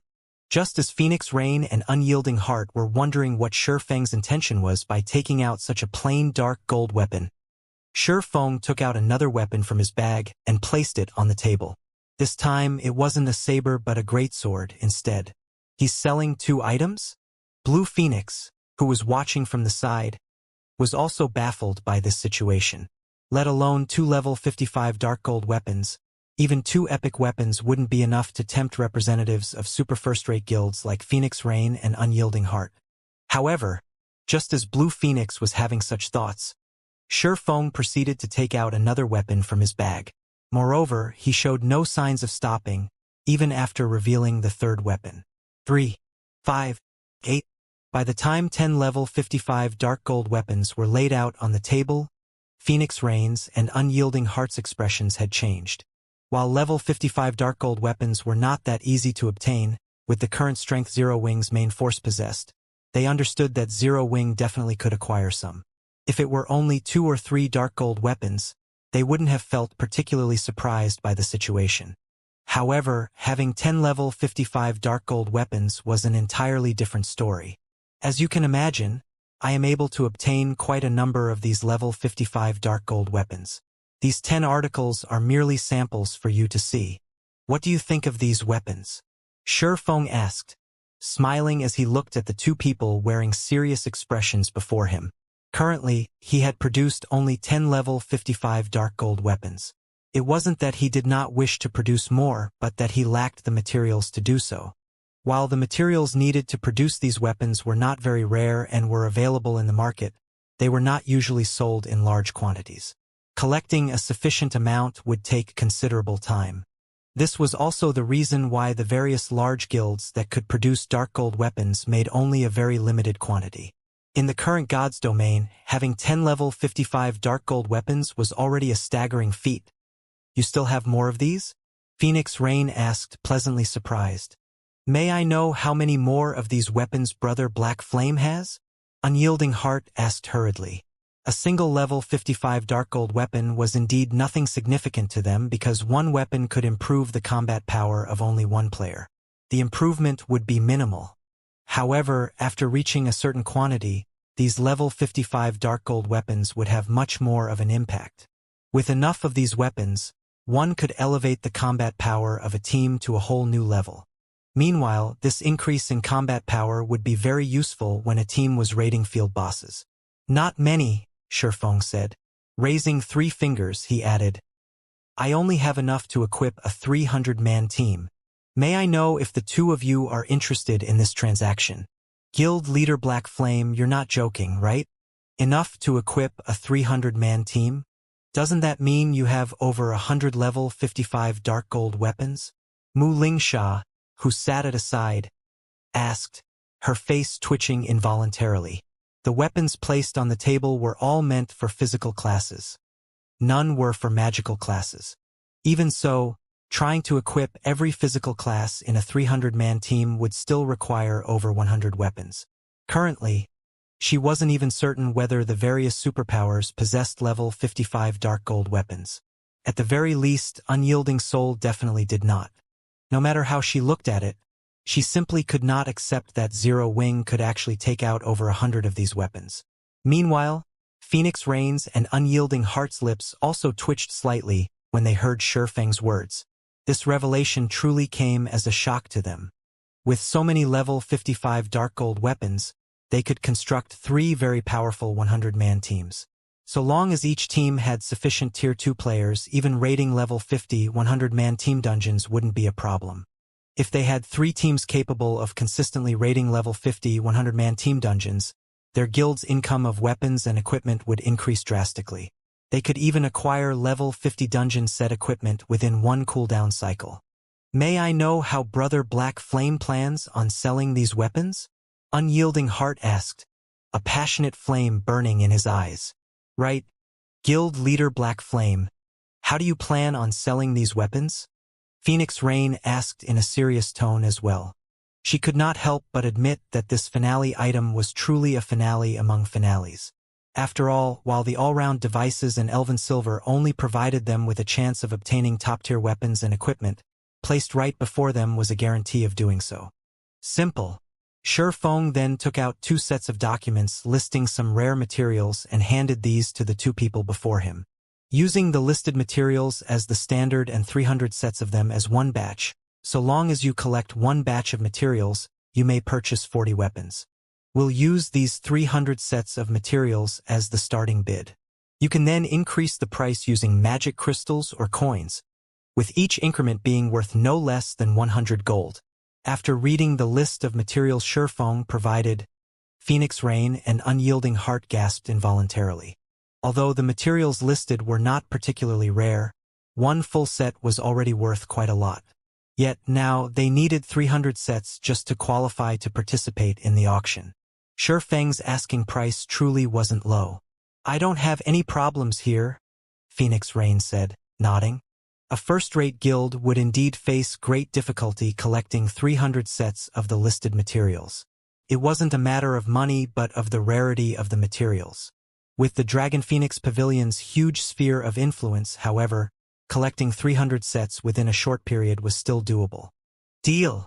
Unyielding Heart was also determined to go through with this transaction. So long as he could obtain 40 of these level 55 dark gold weapons, he would have the confidence to lead his guild's main force to obtain the first clear of a level 50, 100-man team dungeon. Moreover, in terms of ability to collect resources, his side was much stronger than Phoenix Rain's. After all, the Dragon Phoenix Pavilion was an alliance of 2 guilds. Phoenix Rain could mobilize only half of the guild's resources at most. Since both of you are fine with this, let us start the auction now then. Upon seeing that both sides found his proposal acceptable, Shifeng grew even more joyful. Truthfully, even he felt that the amount of materials he was asking for was a little excessive, and he expected that the 2 guilds might balk at the condition. After all, even the current Zero Wing wasn't capable of collecting 300 sets of the materials at short notice. However, when he thought about how both the Dragon Phoenix Pavilion and Unyielding Soul were super first-rate guilds, he concluded that acquiring 300 sets of the materials shouldn't be impossible for them, although it would hurt their pockets slightly. By setting such a high price in the first place, so long as he could acquire 300 sets of the materials required, given his production success rate, which was above 30%, he could instantly earn not only his cost but also quite an amount of materials to arm Zero Wing. Now, however, it would seem that he had somewhat underestimated the foundations of the 2 super first-rate guilds. After all, the 2 representatives before him didn't even frown as they agreed to his proposal. Apparently, they were more than capable of acquiring over 300 sets of the materials. As Shifeng started the auction, Phoenix Rain and Unyielding Heart placed bids in a frenzy without any concern for each other. 2,000 gold. 3,000 gold. 5,000 gold.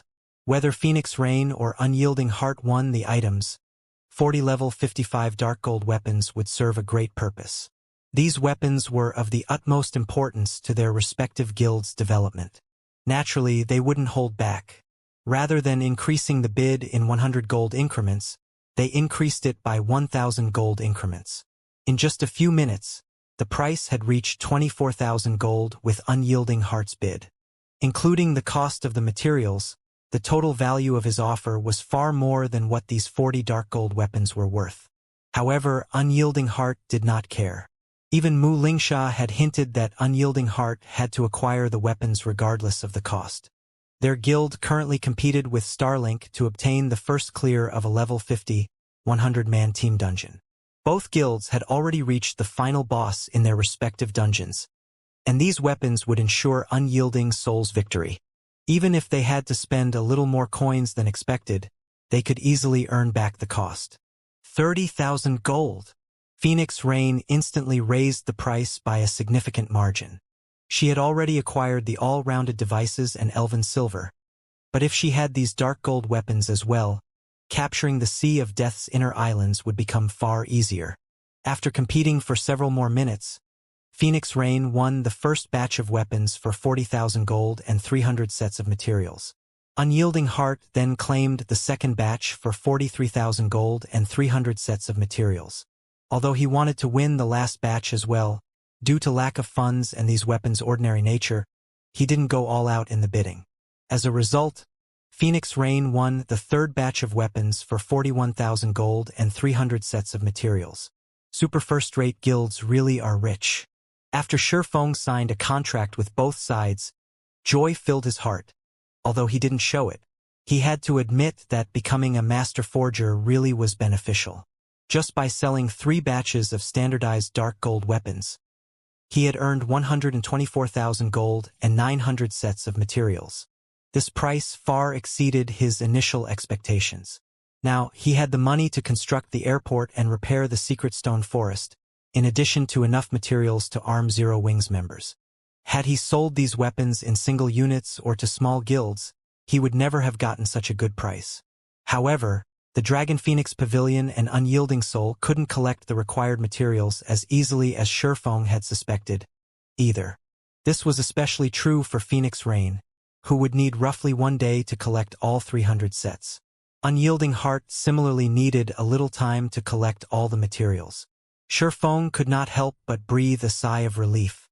He could only start crafting the weapons after he obtained the materials, and if the 2 guilds paid him in one go, he wouldn't have their purchased items ready. Hence, as a compromise, Shifeng had asked both guilds pay a portion of the required materials as a down payment. Only after they brought the remaining materials and funds would he hand over the weapons. With this compromise, not only would he have materials to produce the weapons, but the 2 guilds would also have extra time to collect the remaining materials. Neither Phoenix Rain nor Unyielding Heart had any issues with this arrangement. They hadn't brought enough money for the purchases, to begin with, so it was expected that Shifeng ask for a down payment. Doing so would also ensure that Zero Wing couldn't sell the 120 dark gold weapons to anyone else. Neither Phoenix Rain nor Unyielding Heart had suspected that Zero Wing had crafted these weapons. They had assumed that the guild had acquired the items from farming monsters. Since their guilds didn't have the full payments ready, a down payment was understandable. Phoenix Rain and Unyielding Heart had their subordinates deliver the agreed-upon down payment, which was 30% of the full amount. In return, both guilds would be granted a full day to collect the remaining funds and materials. When the 270 sets of materials were delivered, Shifeng recruited Melancholic Smile and Cream Cocoa to help him craft the weapons. Although standardized level 55 dark gold weapons required a lot of time to produce, with 3 master forgers working around the clock and the Philosopher's Hand's guidance, it took them no time at all to complete the 120 weapons. After less than half a day, the 3 had used all 270 sets of materials and produced 114 weapons. Including the original 10 Shifeng had made, they had a total of 124 level 55 dark gold weapons now. Once the weapons had been forged, Feng left the transaction's follow-up work to melancholic smile. He then contacted Aqua Rose and had her gather 20 main force members. He planned to head to the level 70 neutral map, Flame Demon's Valley.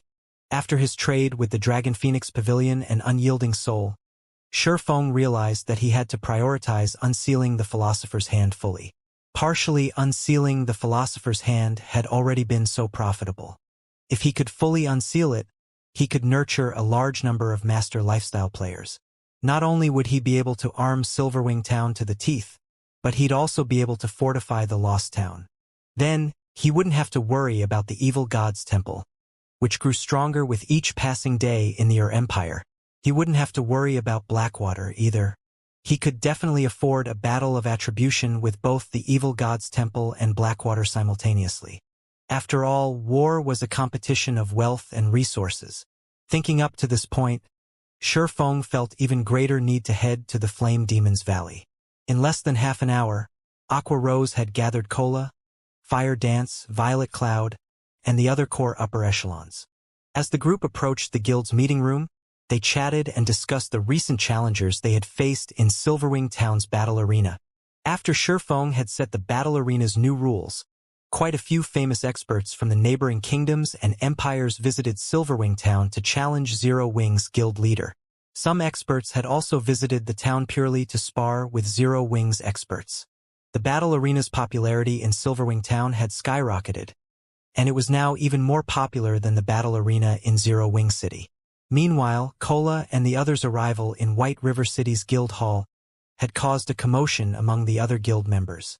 Now that I'm so close to them, I can really feel how powerful our guild's main force members are. Commander Fire Dance is especially powerful. Recently, I've heard that of all the challenges she accepted, she won every single one of them. I've even heard that she defeated the 5th-ranked assassin in the Black Dragon Empire. Commander Fire Dance has a 3-digit winning streak. That's right.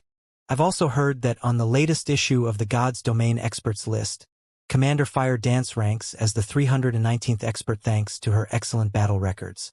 But I still think that she hasn't revealed all of her strength yet. Her rank will definitely climb in the future. That's only natural. However, the current God's Domain ranking list has changed. Now, if you want to earn a spot on the list or improve your rank, you have to be strong enough and have a dazzling battle record. I wonder when I'll become a main force member. I really want to train directly under Commander Fire Dance. The guild holds a qualifying tournament once a month.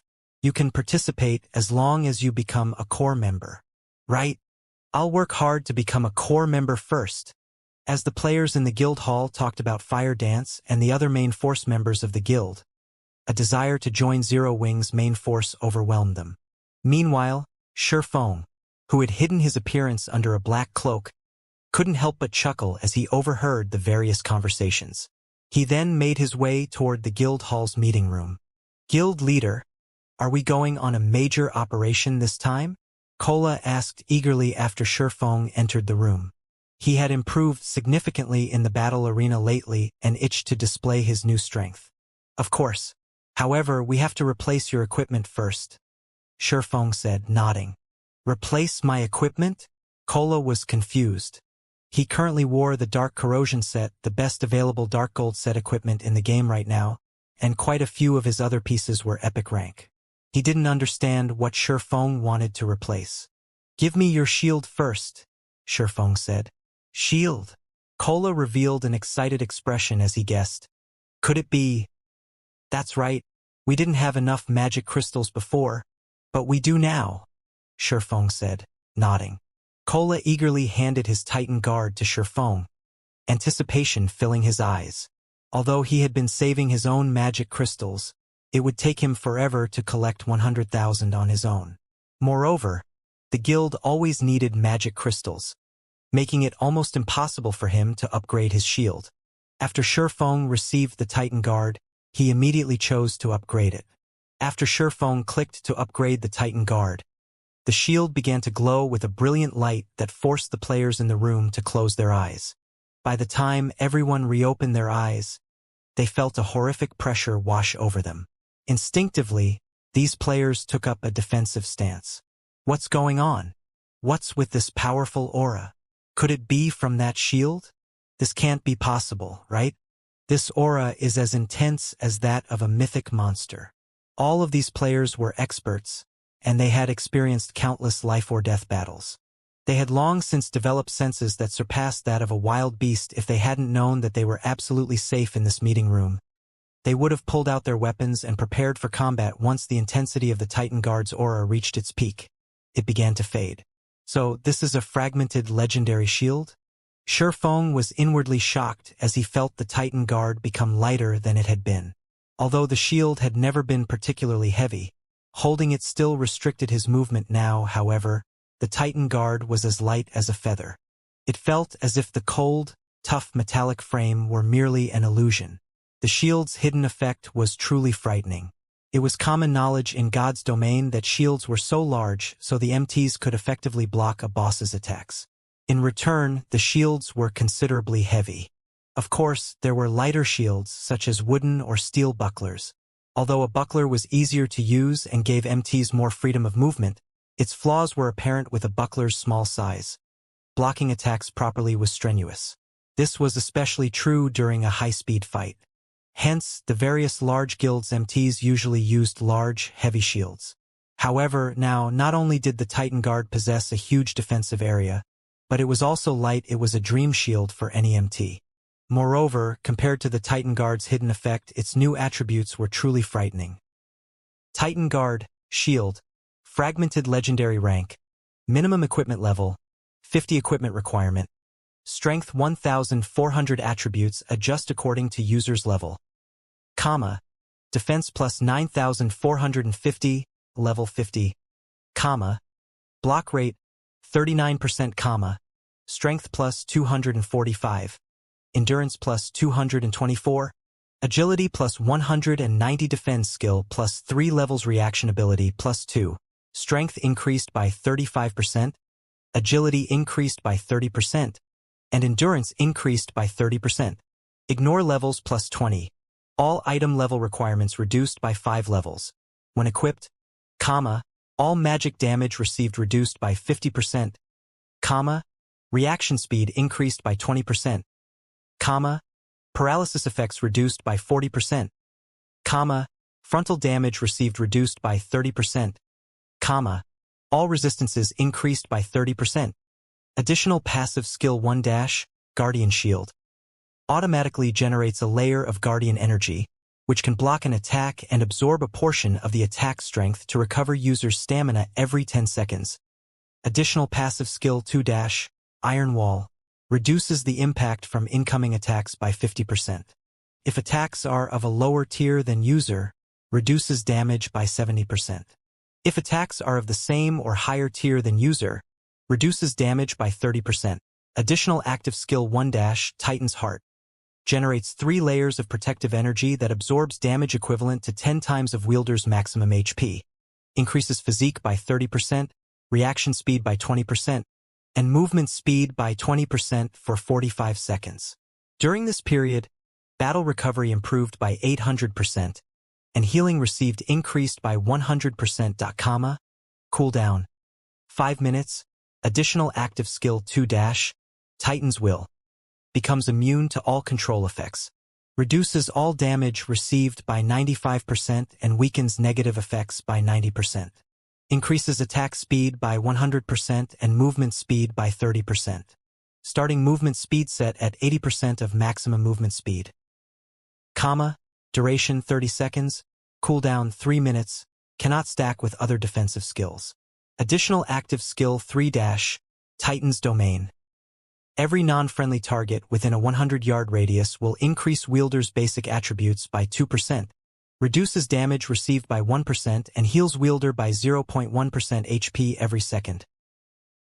Duration 1 minute. Cooldown 2 hours. Maximum number of targets 100. With these attributes, an ordinary MT could immediately become a peak MT by equipping the Titan Guard. Guild Leader. How are the attributes? Kola asked excitedly.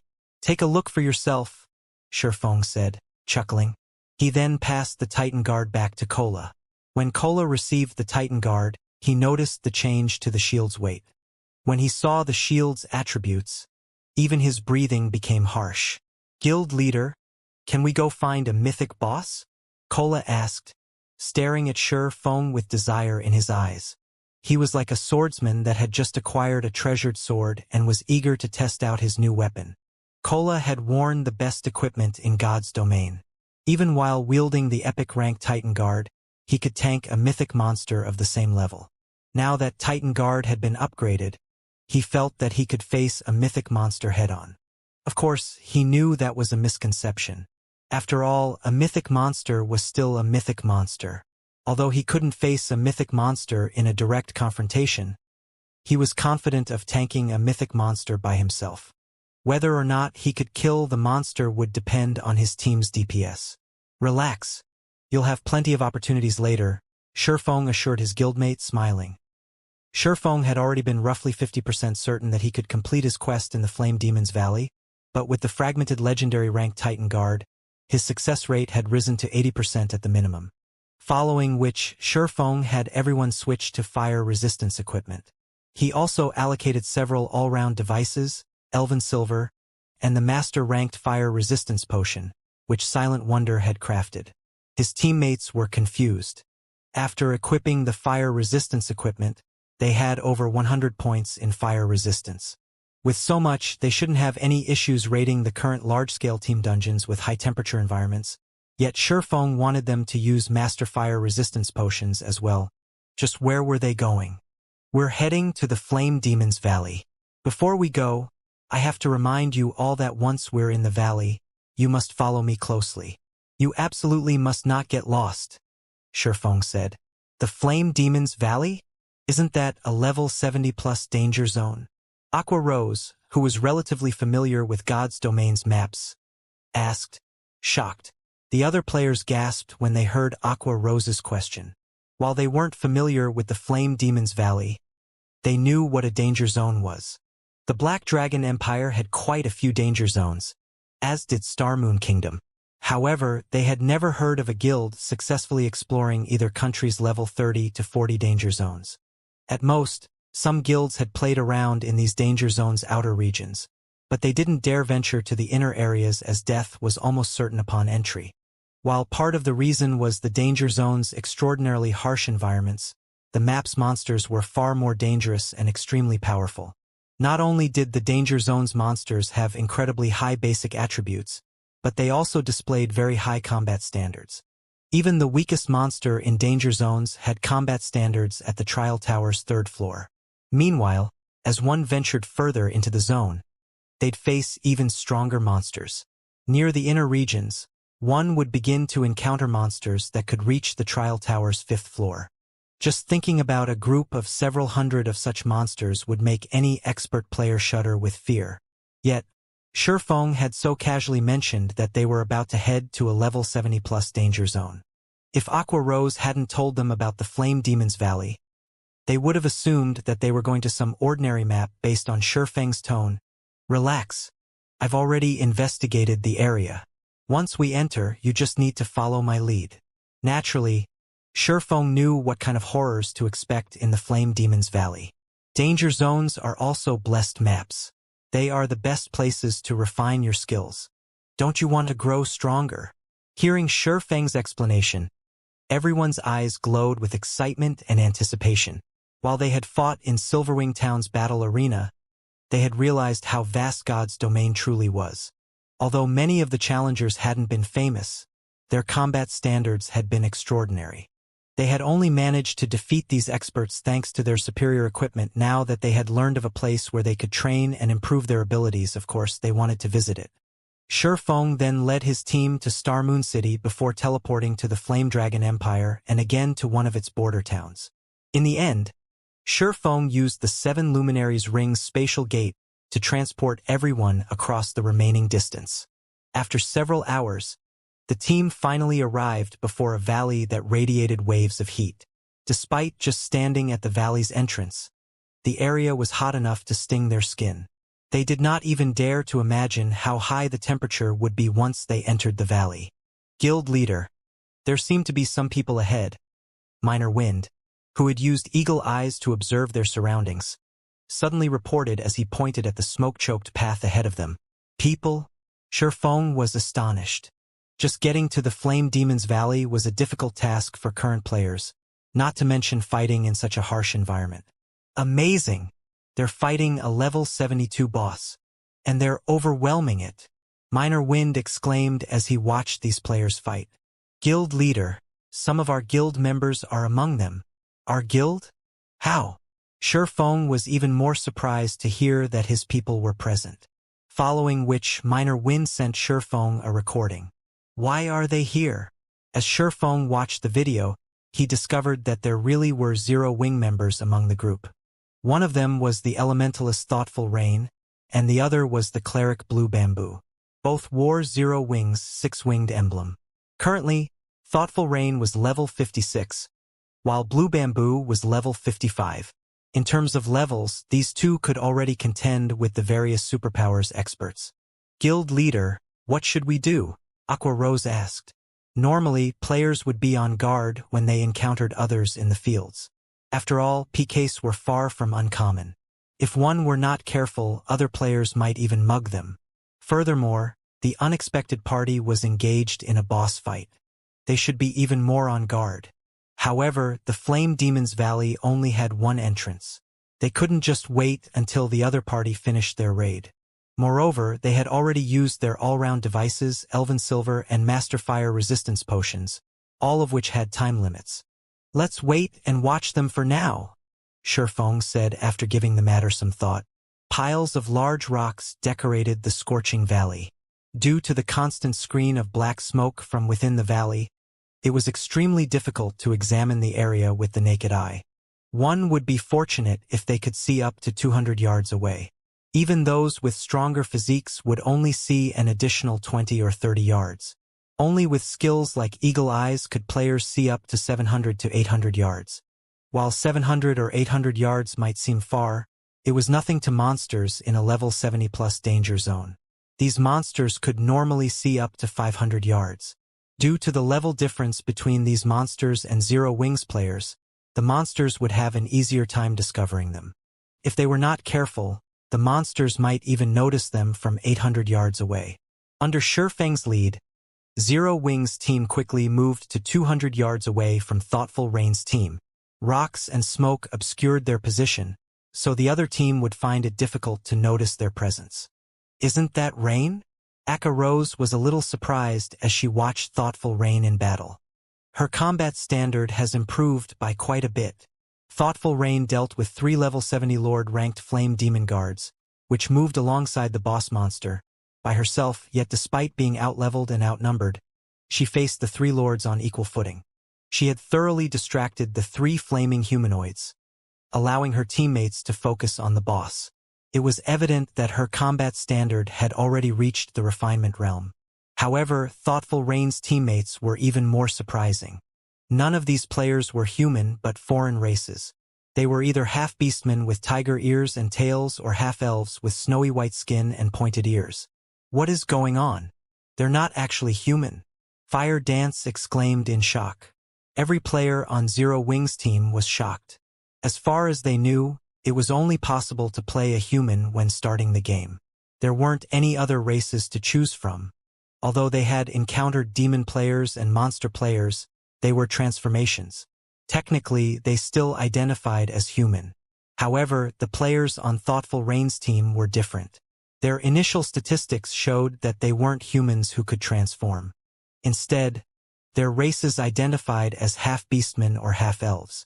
While Shifeng found the situation surprising as well, he did not find it particularly strange. Moreover, he finally understood why these other players were here. In God's domain, players were only allowed to play as human at the start of the game. There were no other racial options to choose from. However, after reaching level 30 and beyond, players could head to neutral races' habitats to complete conversion quests, becoming half-beastmen or half-elves.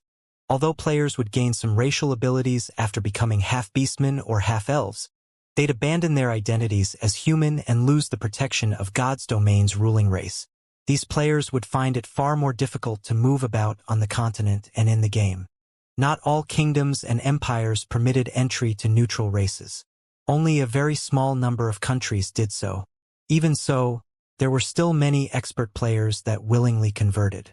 Neutral races' racial abilities were very tempting, and although these abilities wouldn't improve one's basic attributes directly, they would improve one's physical abilities. For example, half-beastmen generally gained more mobility, reaction speed, and perception. Half-beastmen were natural-born warriors. As for half-elves, they were magic's favored children. They would find magic-related tasks far easier than the other races. Both the half-beastmen and half-elf races also provided higher innate resistances.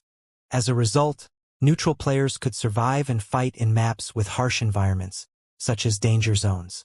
In addition, like demon players, half-beastmen and half-elves were differentiated based on their bloodline purity. The purer one's bloodline, the stronger their racial abilities would be. In exchange for these benefits, not only would players face racial discrimination, but they'd also have a more difficult time upgrading their tiers. With the same combat standards and combat power, a human might be promoted to Tier 3, but a half-beastman or half-elf might only reach Tier 2. This was one of the main reasons that the human race oppressed the various neutral races. The human race had far more apex members than the neutral races. This was the law of equivalent exchange in God's domain, and it would be up to players to decide which path they would take. Those who were confident in their strength could definitely challenge the limitations neutral races faced. If they successfully broke past those limitations, they would no doubt become much stronger than human players of the same tier. After Shurfang's team observed these neutral players for some time, the level 72 Great Lord ranked Flame Demon Commander's HP finally fell to 50%. Suddenly, a level 56, half-elf female elementalist shouted, "Melee players, pull back! Dodge the boss's team wipe skill." Hearing this half-elf's command, the 9 half-beastman players fighting the Flame Demon Commander darted back from the boss. The 6-meter-tall Flame Demon Commander roared. Towering pillars of fire rose from the ground around it, melting the earth until it was molten lava. In the blink of an eye, the monster had formed a field of lava void of life. As the lava field continued to expand, the half-elf elementalist used a Tier 2 ice-type curse, Ice River.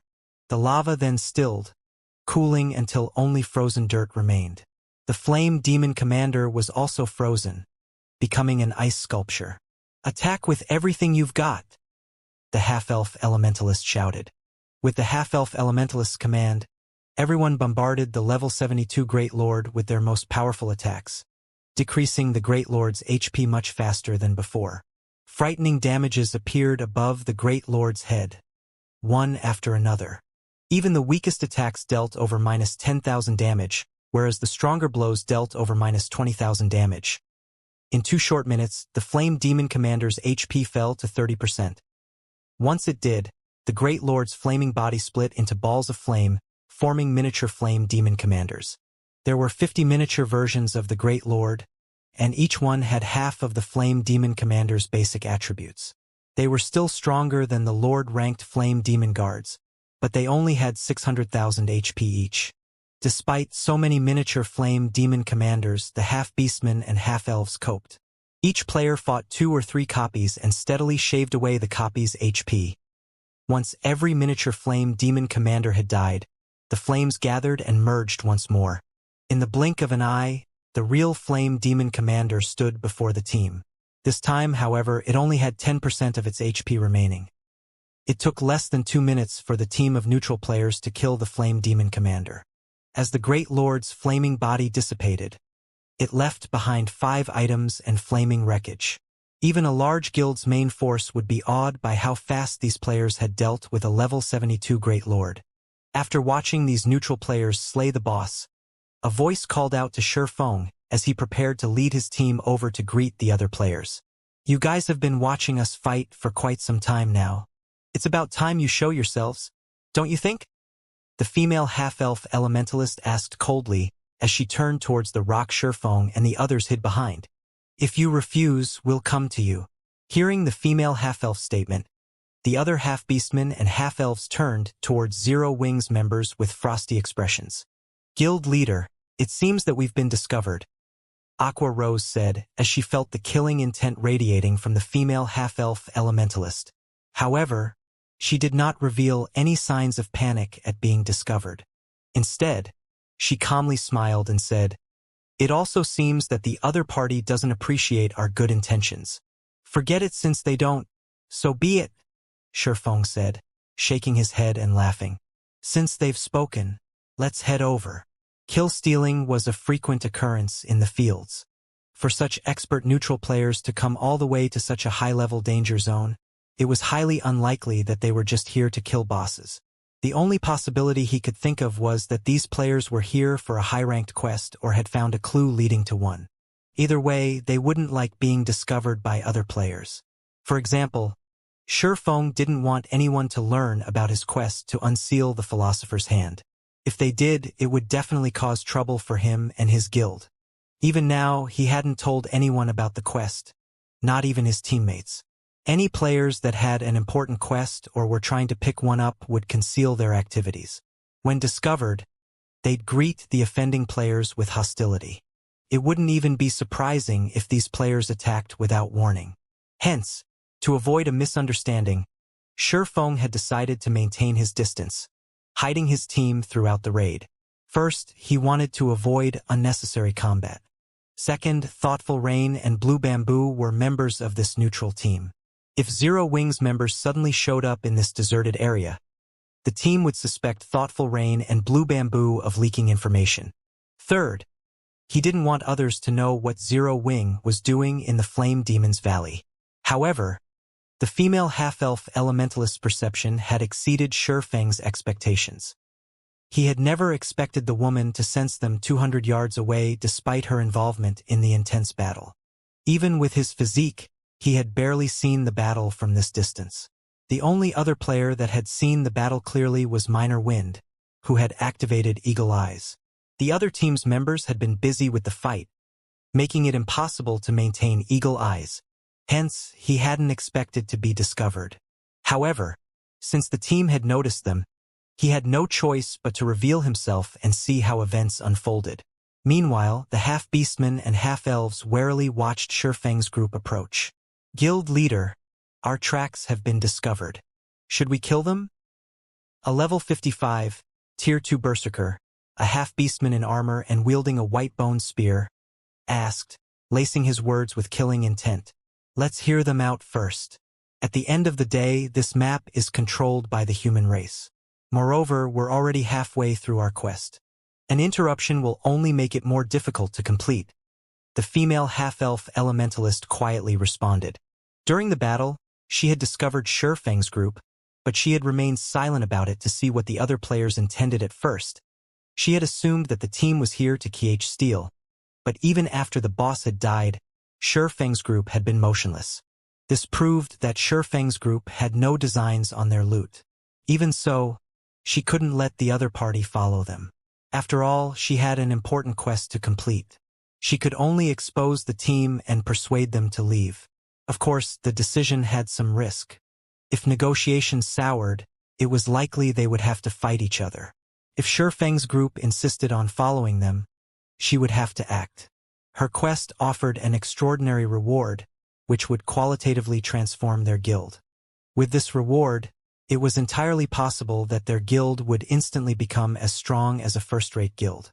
As Shifeng's group increasingly closer to the female half-elf's team, Thoughtful Rain and Blue Bamboo, who were busy with 3 flame demon guards, stared with wide eyes. "Rain, aren't they from our guild? Even Vice Guild Leader Aqua and Commander Fire Dance are here," Blue Bamboo said, stupefied. "What should we do? Will Big Sis Melody suspect us of leaking information?" The team they had joined on this expedition to the Flame Demon's Valley for a quest was extremely important to Melody, the guild leader of Ninth Heaven. This quest could even determine the life or death of Melody's guild. Hence, the woman had repeatedly forbidden them from telling anyone about the quest. Neither she nor Thoughtful Rain had spoken a word of their actions. Yet their guild members had shown up here. At this point, avoiding a misunderstanding was almost impossible. "We don't have a choice. We have to explain to Big Sis Melody and hope that she understands. But this is really a terrible coincidence," Thoughtful Rain, who kept the 3 flame demon guards busy, said helplessly. Unfortunately, as Shifeng's group approached, Melody and the other Ninth Heaven members noticed the six-winged emblem on these players' chests. A six-winged emblem? Isn't that the same one that Rain and Blue wear? Could they be Zero Wings members? Guild leader, we haven't said anything about this operation to anyone. How could Zero Wings members be here? Could it be? Did Rain and Blue? I knew outsiders couldn't. Suddenly, the half-beastmen and half-elves turned to thoughtful Rain and Blue Bamboo. Although they did not question the two directly, they watched the women with questioning gazes. Enough! I'll handle this, Melody roared as she shot her team members a chilling look. Let's find out why they're here first. Suddenly, this team of neutral players heard a deep voice. I am Black Flame, Zero Wings Guild Leader. My team and I have a task in the Flame Demon's Valley. May I ask you to remain here for some time? Once we're done, we'll invite you in. Shurfeng's voice was sonorous, echoing throughout the valley. Moreover, his aura was imposing. He felt like an ancient behemoth that had just woken. Damn it! It's true. When Melody's team members heard Shurfeng's statement, they glared at Thoughtful Rain and Blue Bamboo with indignation. Meanwhile, Thoughtful Rain and Blue Bamboo were at a loss for words. They felt as if any explanation would be useless. Guild leader, since they've come to steal our quest, we should kill them? One of the Tier 2 berserkers said, exuding killing intent. I want to see just how powerful Zero Wing truly is. They had more or less heard of Zero Wing. This guild, which had started with nothing, had gone on to take control of Star Moon Kingdom. The guild was powerful enough to rival a first-rate guild, many times stronger than Ninth Heaven. However, they didn't think that they'd lose to Zero Wing's experts in terms of individual combat standards. They had the innate advantage of half-beastmen and half-elves, which would be particularly prominent in PvP. Waving to her teammates for quiet, Melody turned to Thoughtful Rain and Blue Bamboo.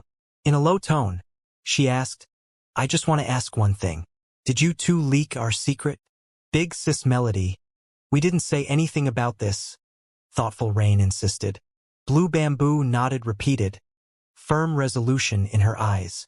All right, I believe you, Melody said, revealing a gentle smile. She did not think that Thoughtful Rain and Blue Bamboo would betray her trust.